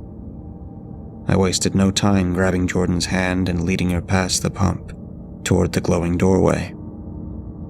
I had to force myself to keep my cool, to tell myself that I was just being paranoid, as we crossed the small parking lot, hand in hand. There was something about our footfalls, the sound and feel like we were walking through something sticky, and more than once I'd glanced down to verify that the asphalt was simply that. In moments, we reached the lit door, the inside of the store obscured by the frosted glass. I placed my free hand on the handle, but before I could open it, Jordan spoke. "Ben, this feels bad," she whispered, squeezing my hand and shifting her weight between her feet. I tried reassuring her with a smile, to tell her with my eyes that everything was okay. But the truth is that we were both feeling that discomfort. But moreover, I didn't want to walk back to the car and drive further into the unknown without some semblance of a plan. Who knows how far we'd have to drive before another opportunity presented itself. It was my job as boyfriend to protect Jordan, and at the time I felt the best way to do that was to protect a false bravado, to convey to her that I'd keep her safe. I tugged on the door's handle and was actually a bit surprised when it opened with no resistance, a little jingle accompanying the motion. I stepped inside with Jordan following closely. The place looked normal. Well, normal for Appalachian backwoods. Drab mustard-colored wallpaper lined the shop, and a couple of mounted buckheads flanked a stuffed bobcat above a door directly in front of us. The male and female stick figures adorning said door marked it as a unisex restroom. Jordan let out a relieved sigh and released my hand before pushing past me and making a beeline for the door. I couldn't help but snicker and roll my eyes as I watched the petite girl scurry, doing that dance where you're on the verge of bursting. She disappeared into the room a second later, and I took a moment to observe the convenience store. To my right, I saw a small refrigerated cooler housing a variety of beverages, and between where I stood and the restroom was a couple of rows of products. Chips, candy, knickknacks. They made the small building feel cramped. Then there was the checkout counter to my immediate left, and the small cigarette display behind it. No one was manning it, and I took note of what appeared to be a tiny office behind the desk. I took a few steps closer to the counter and saw that sitting upon its surface was a silver bell. The kind you'd see at a hotel. Oh God, it's always awkward when you have to hit one of those things. You feel so, I don't know, needy, I guess. I hesitated for a second before placing an open palm over the device and giving the bell a soft slap.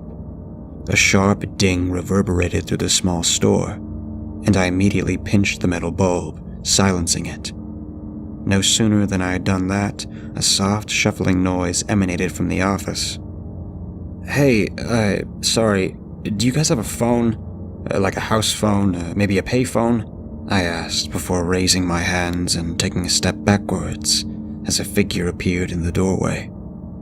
My brain felt as if it were short-circuiting, trying to rationalize what I was seeing. Surely this person had been in some kind of horrific accident, and my mother's voice filled my head. You shouldn't stare, Benjamin. You shouldn't stare at people who look different. Her words echoed through my brain, but god damn if I wasn't doing just that. I scolded myself as the disfigured visage jerkily lurched from the office towards the register. No, I wasn't being rude. My wide eyes were justified. There was no doubt that the thing I was seeing beyond the counter wasn't human. Jordan, I cried out in shock as the naked, sexless creature lumbered to a stop behind the register.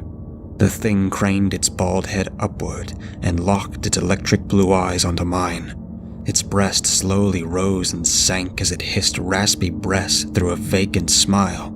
Thick strands of saliva hung from its unnaturally wrinkled skin and dripped down its twisted, leathery visage. At first I thought it was lacking arms, but quickly realized that what I'd mistaken for breasts were its limbs. They were crossed across its chest like an unruly mental patient. The caveat was that it wore no straitjacket. Its arms resided beneath its horrific dermis, and I could tell from its previously jerky, twitchy gait that something was very, very wrong with the thing. What the fuck, man? I muttered anxiously before calling out again, Jordan! There was no response from my girlfriend, but the pale, hairless, wrinkled thing began to cough. It hacked softly, its empty smile never faltering, its gaze never leaving my eyes.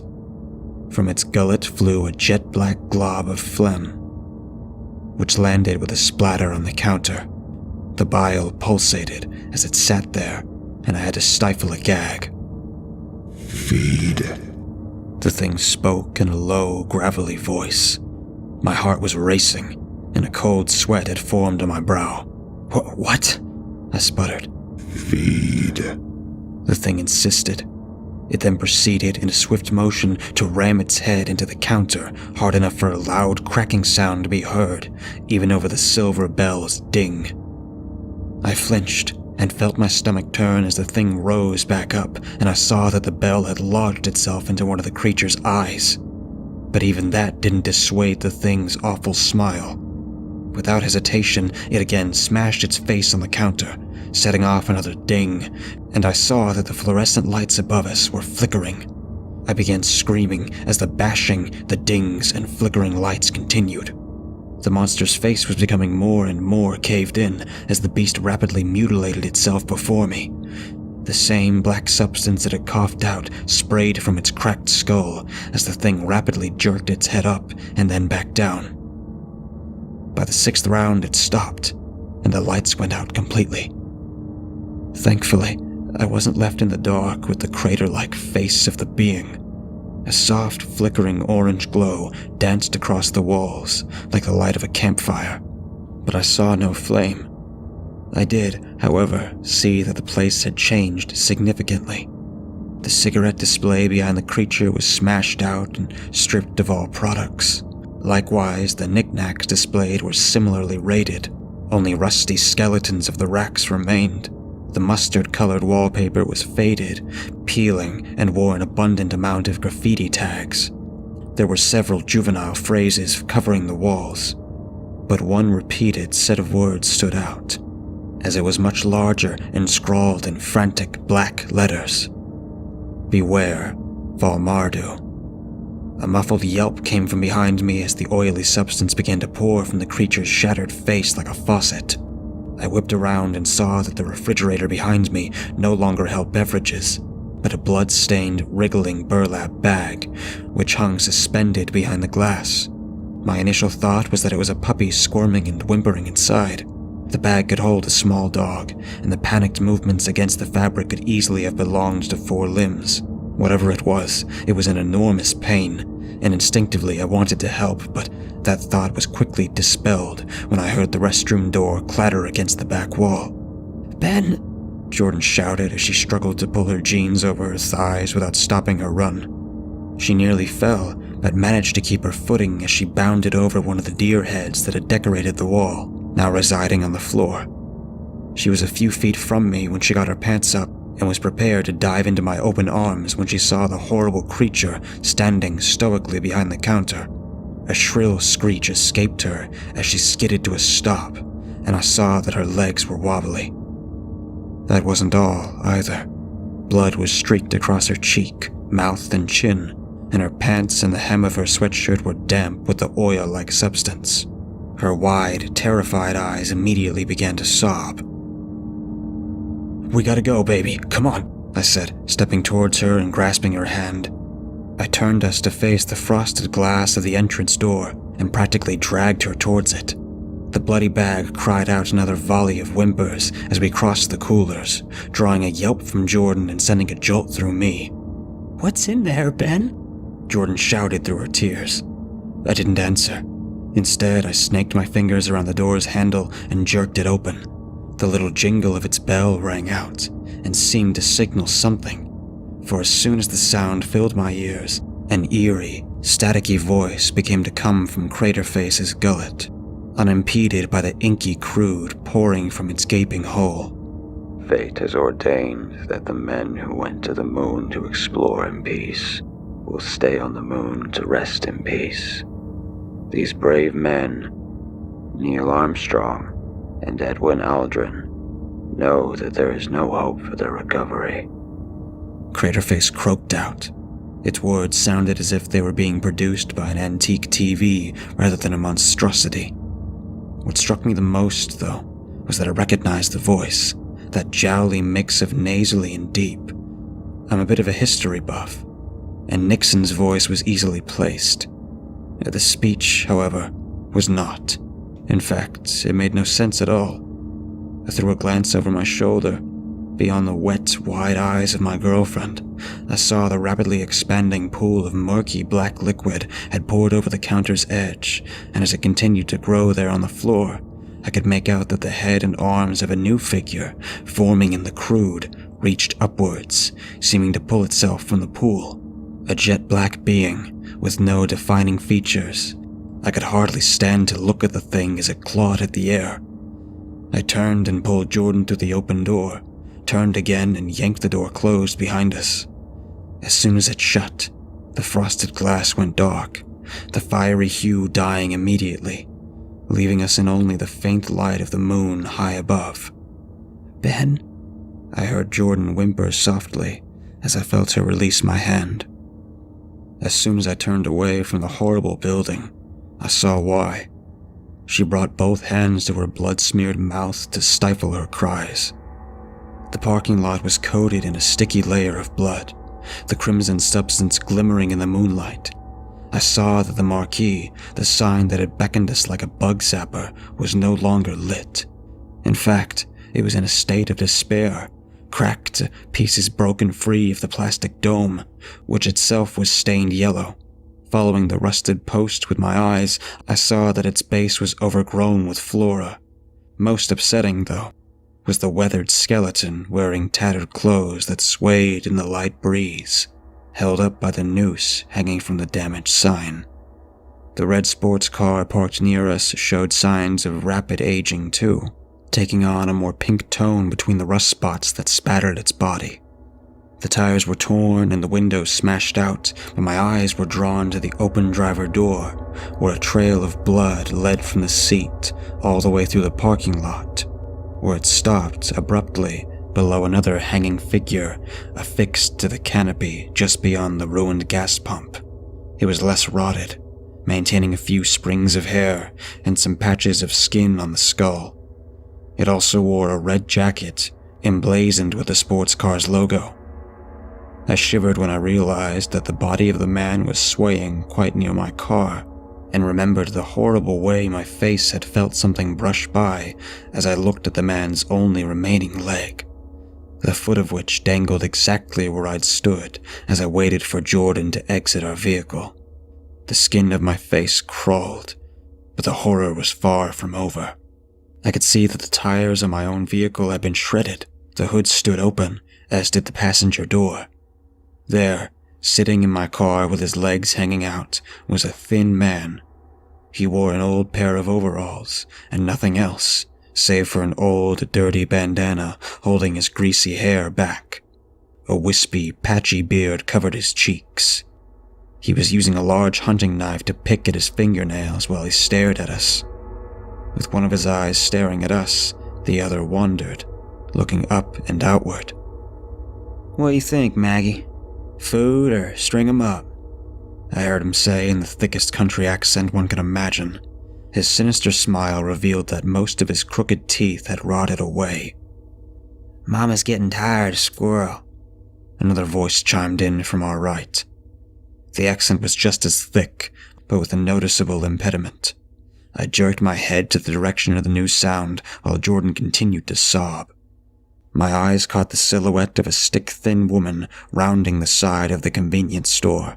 She carried with her a long-handled axe, which she allowed to drag across the asphalt as she slowly stepped towards us. The sound of the steel axe head scraping against the blacktop was chilling. "Baby might not like dark meat, though," she finished with a light giggle. As she stepped closer, the moonlight illuminated her face, and I saw that she had a cleft lip and palate that rose into her left nostril, leaving half of her nose nothing more than a black hole. Suddenly, the odd speech pattern made sense. I put myself between the approaching woman and my hysterical girlfriend, raising my hands in a non-threatening way, and foolishly tried to reason with the hillbillies. "Listen to me. There's something in this store, and we all have to go right now. We all need to get away from here." I spoke calmly, fully aware that the duo meant to do us harm, but praying my words might reach them on a human level. "Now listen here, boy. Round these parts, your kind don't speak to our women."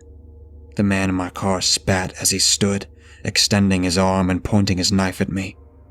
"Get him, Cliff," he finished. Suddenly, a third member of the posse made themselves known. The man called Cliff had apparently been perched on the roof of the small building, as he came down on my back like a wild animal pouncing its prey, knocking Jordan to the ground. I, too, was forced to the ground under the man's weight, my face connecting with the bloody asphalt, scraping my flesh and sending my head swirling.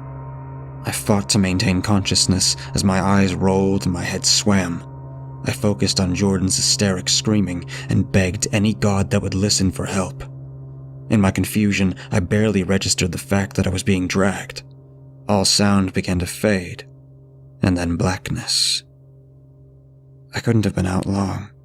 When I came to, I was laying on my back, staring up at the swaying man in the red jacket, my hands bound with a rope in front of me.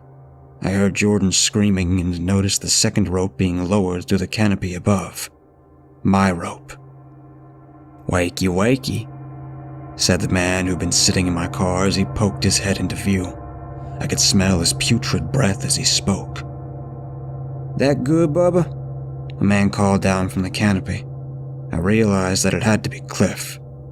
"Little bit lower," my captor called back up, and I saw the noose drop another foot.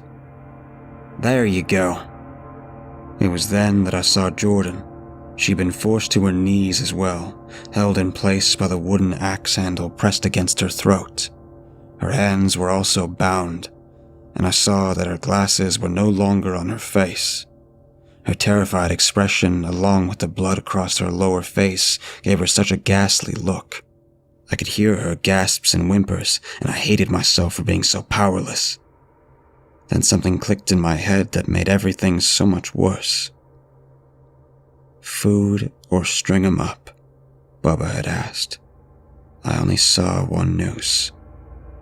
You taking your trophy this time, Maggie? Bubba called to the deformed girl holding Jordan hostage. They say his kind have big ones, he added.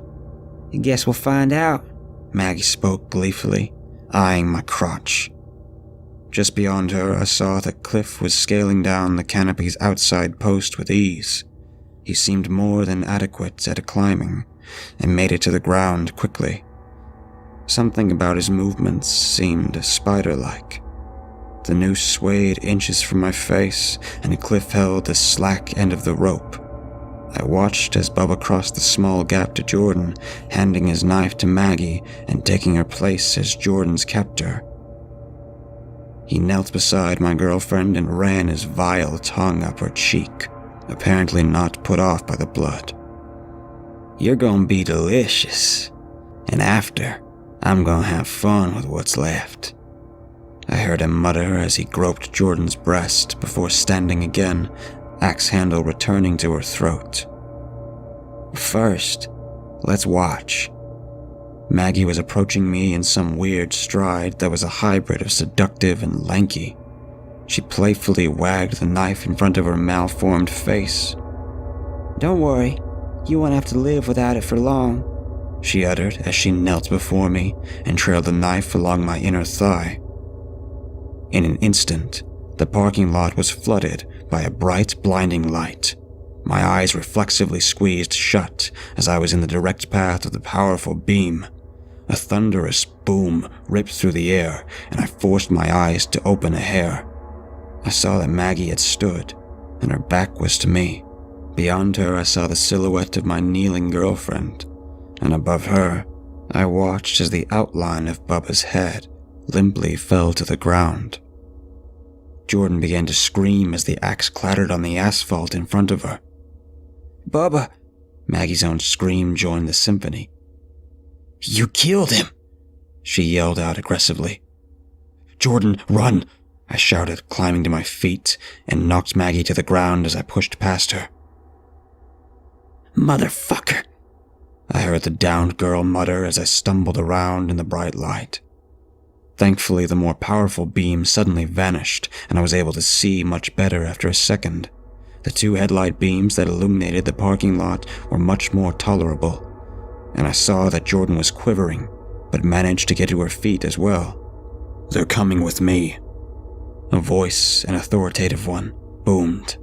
I saw the figure standing next to the new car, a massive man, easily 7 feet tall and built like a mountain. Pieces started to fall into place. The huge man's tall outfit, his trooper hat and the shiny brass badge on his chest, the dome on top of his cruiser. A wave of relief washed over me. Jordan, he's a cop! I shouted to my girlfriend as I neared him. She seemed to not comprehend my words, though, panic in her amber eyes. I reached her, and using my roped hands, urged her towards the gigantic man. She didn't fight me, and wordlessness followed my suggestion. The cop never took his eyes or his gun off the rednecks, even as he opened the back door of his cruiser. Get in, he told us flatly, and we did without hesitation. He closed the door behind us, and I frantically began trying to untie Jordan's binds. Mama needs to eat, I heard Maggie shout viciously at the cop while Cliff helped her to her feet. Plenty of food right there, the cop shot back, jerking his head towards the decapitated body of Bubba. I've told you people to stay out of Almardu's way.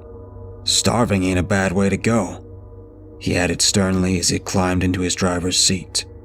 His weight caused the left portion of the car to sink noticeably. He tossed the enormous cannon nonchalantly in the passenger seat and threw the car into reverse. As we backed away, I saw the remaining two hicks glaring at us fiercely. Maggie, who had retrieved her axe, held the weapon out threateningly. The officer continued his backwards drive as I freed Jordan's hands, and she began working on my binds.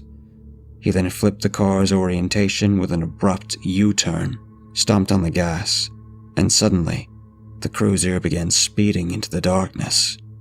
"Welcome to Cedar Hollow," he said, without looking back at us.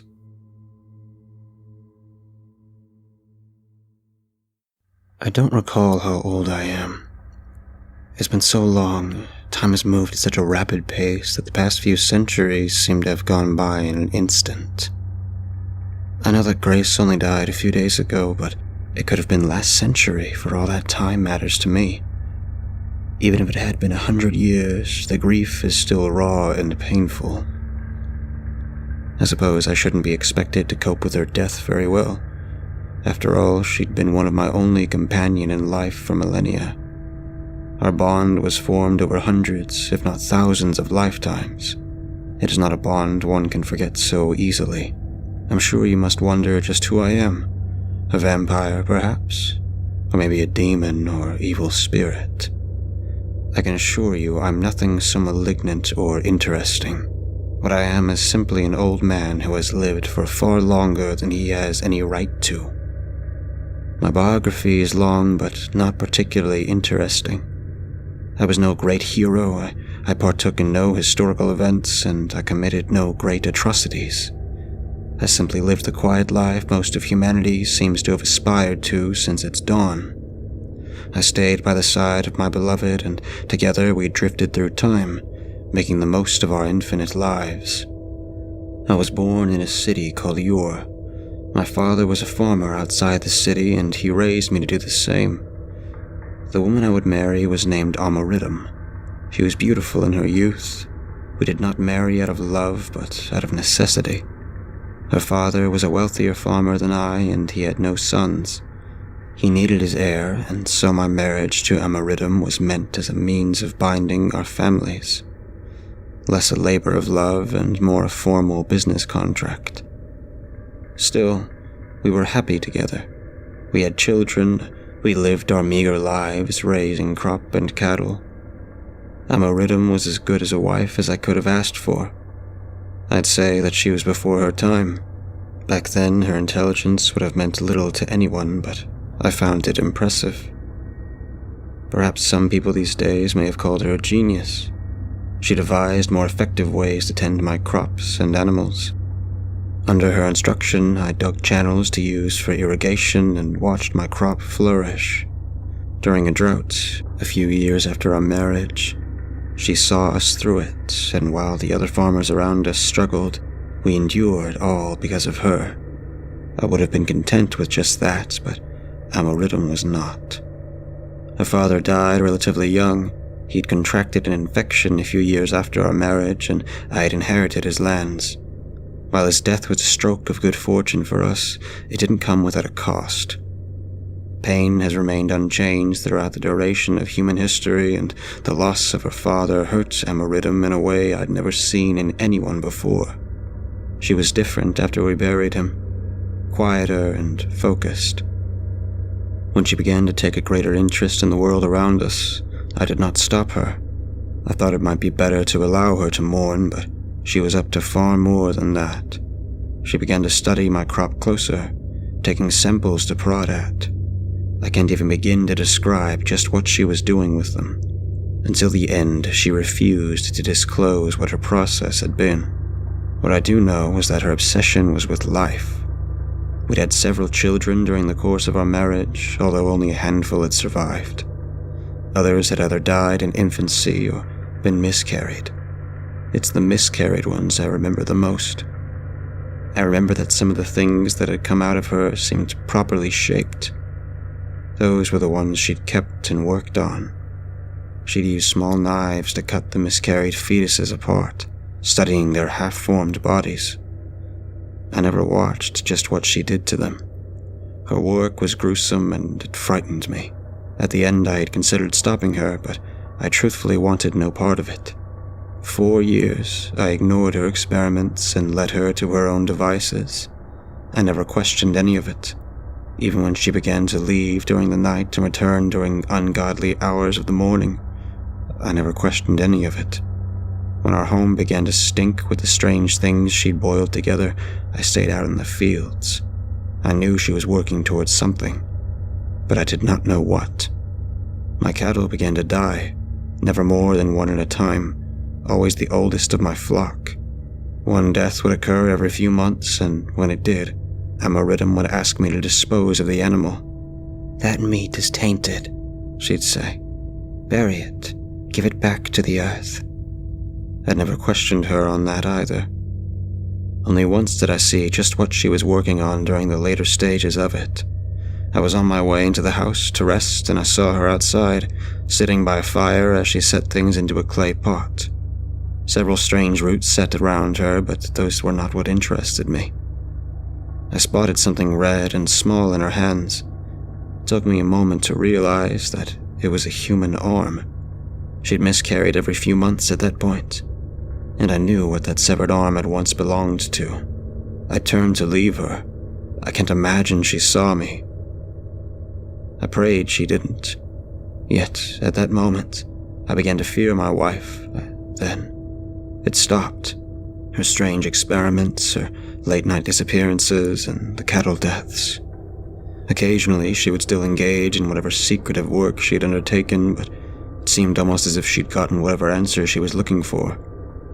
Our small farm continued to flourish.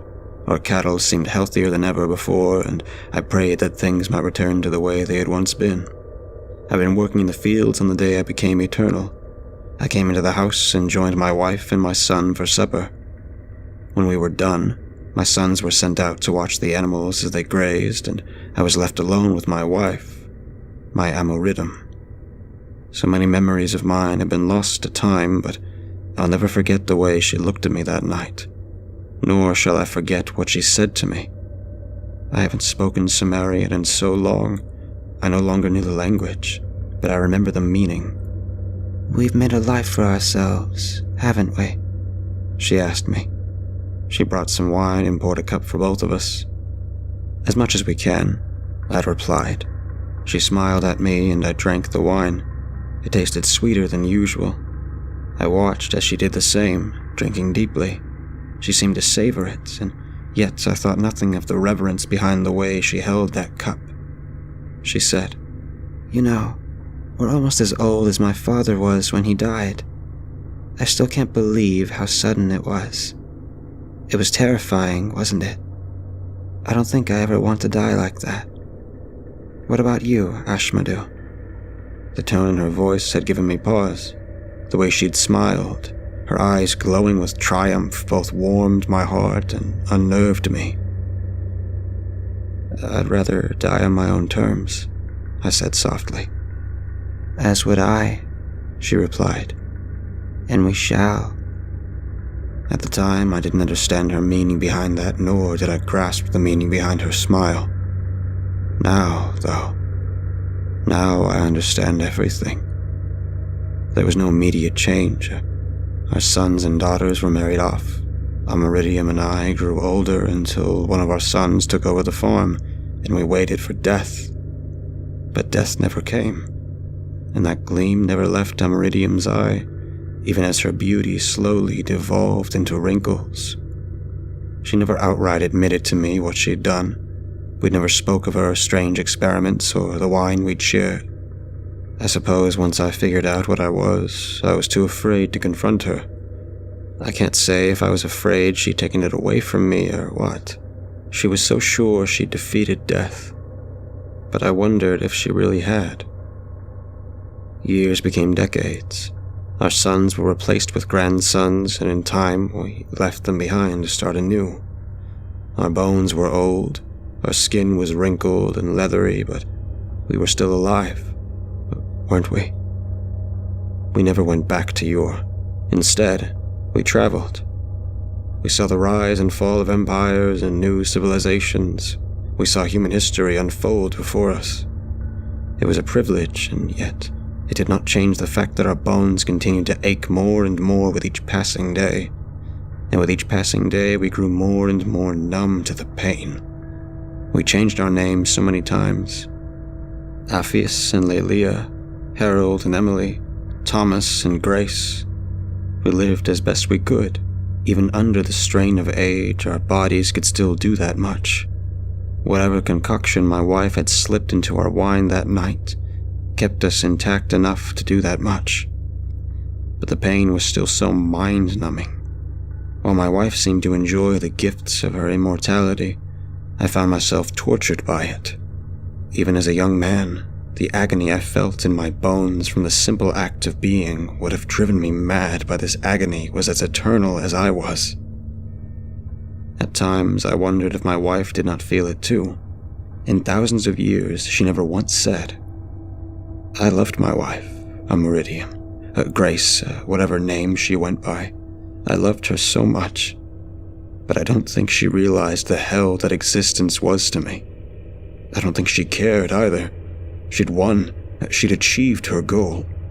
And the fact that our bodies continued to age was of no consequence to her. The past century was the hardest. Moving my body became torture. At thousands of years old, Grace still zipped around like she did back in our old farm, and I resented her for that. The inhale and exhale of my breath was agony. The passive ache in my rotting muscles was too much to bear. In 1892, we had been living in Germany. Our house was modest. We weren't farmers, but we'd accrued enough money to care for ourselves.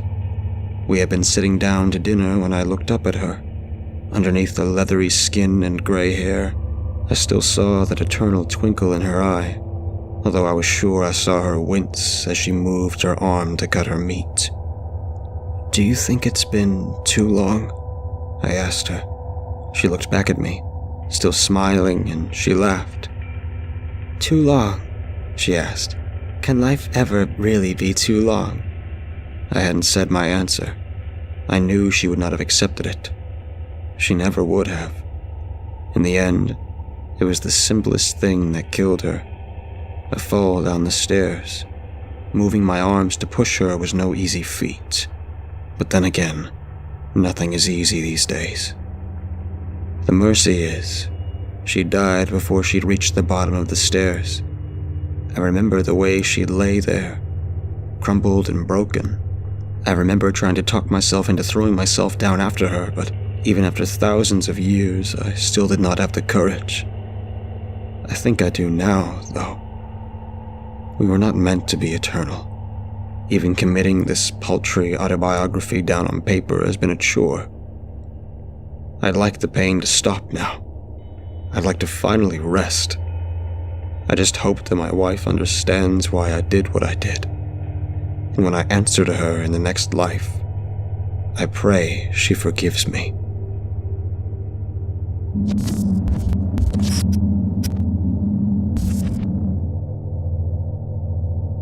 I would have never thought that an object as mundane as a chair could cause so much terror in a person's life.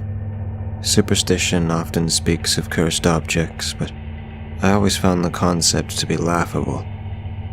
However, the events that transpired the week of October 2nd, 2016 are something that will sit in the pit of my stomach until the day I die. My fiancé and I had just signed the lease on our first home, a modest one-bedroom apartment in an old building. There was nothing particularly amazing about the place, but it was ours, and that alone was enough to fill us with excitement. With my management position at the local diner and Alice part-time waitressing in between college classes, going out and buying brand new furniture was not an option. Luckily, Alice loved thrift shopping and typically knew where to get the best deals. She led me by hand through the aisles of clothes at the Good Finds thrift store near our new place. Against the far back wall sat a myriad of mismatched furniture, worn wooden tables, couches with ripped cushions, dressers with half the drawers missing, I scrunched up my face at the smell of the dust and the thought of picking up someone's used, dirty furniture. Still, we were going to need more than just the furniture we currently had. "Seth!" I heard Alice yell from the other side of the furniture section. I headed towards the sound of her voice and found her standing in front of a large armchair. She pointed towards it. "Look how nice this is." It was made of a deep, blood-red leather, with delicate accents of black running along the edges. The black cushion was studded with a crisscross pattern of polished gold buttons. The buttons curved down the front of each arm as well. It sat upon 4 square legs made of a dark cherry wood. It was beautiful, but had a sense of darkness to it. I chalked that up to the color of its leather and vintage style. Most importantly, it was in perfect condition. Didn't even look like it had ever been sat on. Alice bent down and peered at the yellowed paper price tag. $20 was written in black marker. She glanced up at me with big eyes. The chair seemed to have some sort of pull on both of us. We knew we had to buy it. After some finagling, we had it in our car and on its way home. Carrying it upstairs to our 4th-floor apartment was not as easy as we had hoped. "This thing must be really well made," I grunted, trying to hold its weight as we rounded the 3rd staircase. "It's so fucking heavy. I can't believe how cheap it was." Alice was equally out of breath as she held the top of it, walking backwards up the final staircase. We put it in the corner of our living room, facing the television. It looked like it was meant to be there. The next few days went on without incident. We continued to unpack and decorate on our free nights after work. We explored our new neighborhood when we had the energy to go out. Caught up in the novelty of our new place, the chair went mostly unnoticed. It wasn't until the next Friday night that I was given the first sign that something was wrong. Alice and I had settled in for the night, bowl of popcorn in hand and ready to pop in a movie. One of those classic black and white horror films she loved so much. I plopped down into the chair and immediately sprang back up. "What's wrong?" Alice asked. 2 things had happened the moment I had sat down. First, the air around me grew incredibly cold, as if the room had fallen to a frigid temperature in mere moments. Second, the skin on my arm where the chair had touched burned like they had been pressed against hot metal. I dropped the popcorn to the ground without thoughts and began examining my arms where they had been burned. But there was nothing there, not even the slightest bit of redness. "The fuck?" I mumbled. Alice came over to me, gently putting her hands on my arm and looking me over. "Did you hurt yourself?" I don't know. I sat down and it felt like something was burning me." She paused, not exactly sure how to respond. "Well, I don't see anything on your skin. The chair is in front of the window. Maybe the sun was beating down on the leather today." Yeah, maybe. Although I didn't believe that was the case. The sun had set hours ago. There was no way it should have retained that much heat. "Let me see." Alice hesitantly lowered herself down onto the chair, lightly touching her fingertips to the leather. "I don't feel anything." I put my hand to the cushion and felt nothing. No cold air, no burning sensation. It was just a chair. I shrugged and assured her I must have had a weird hot flash or something. I cleaned up the spilled popcorn and changed the subject to turning on the movie. Alice still seemed uneasy by what had happened, but was happy to not dwell on it. We watched the movie in silence, both opting to sit on the futon. It wasn't more than a day or 2 after that when I noticed the chair began to move. It was subtle at first, seeming to be at a slightly different angle than it was the last time I had been in the room, or a few inches forward or back from the last time I had looked at it. I told myself I was just imagining things, that my paranoia was getting the best of me. But when I woke up one morning to find that the chair had moved from the corner and now sat in the dead center of the room. I could no longer play it off as my imagination. "Alice," I called. "What?" she yelled back from the bedroom, seemingly annoyed at the wake-up call. She groggily stumbled out into the living room. Her eyes widened.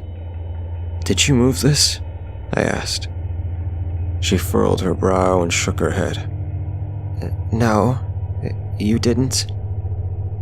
"No." We both sat, unmoving and silent, just staring at it. Alice's breath grew deep and uneven.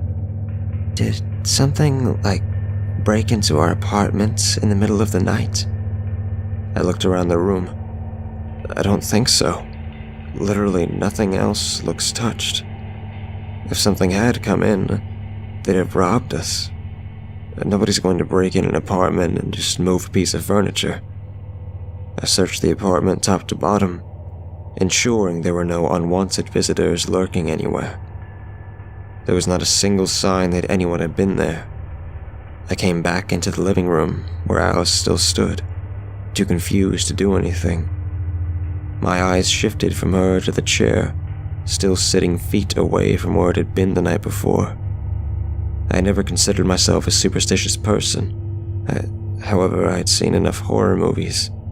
I knew the trope of the oblivious couple given 1,000 red flags that something wrong was happening, but never do anything about it until it was too late.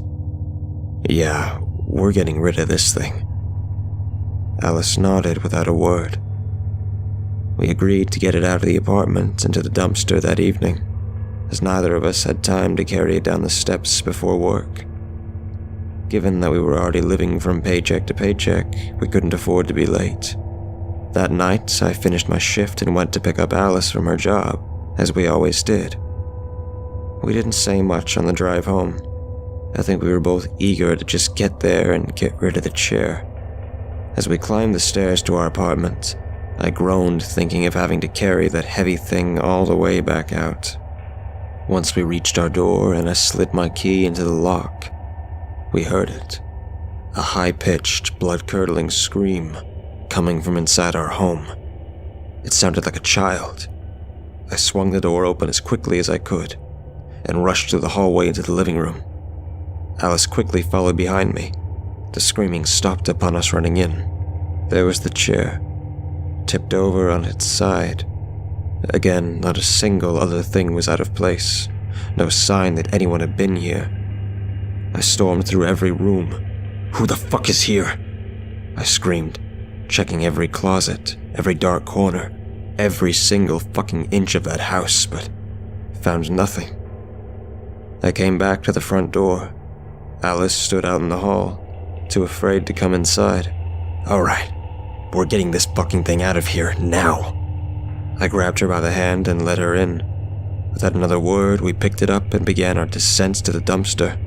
I spent the whole trip down, grasping the chair until my knuckles turned white, scared that it would somehow slip out of my hands and go plummeting down the stairs, taking one or both of us with it.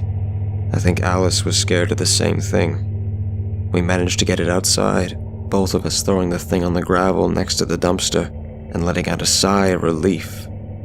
It was then that I made the discovery, which still haunts me. I noticed a lump in the bottom cushion that I had somehow not seen before.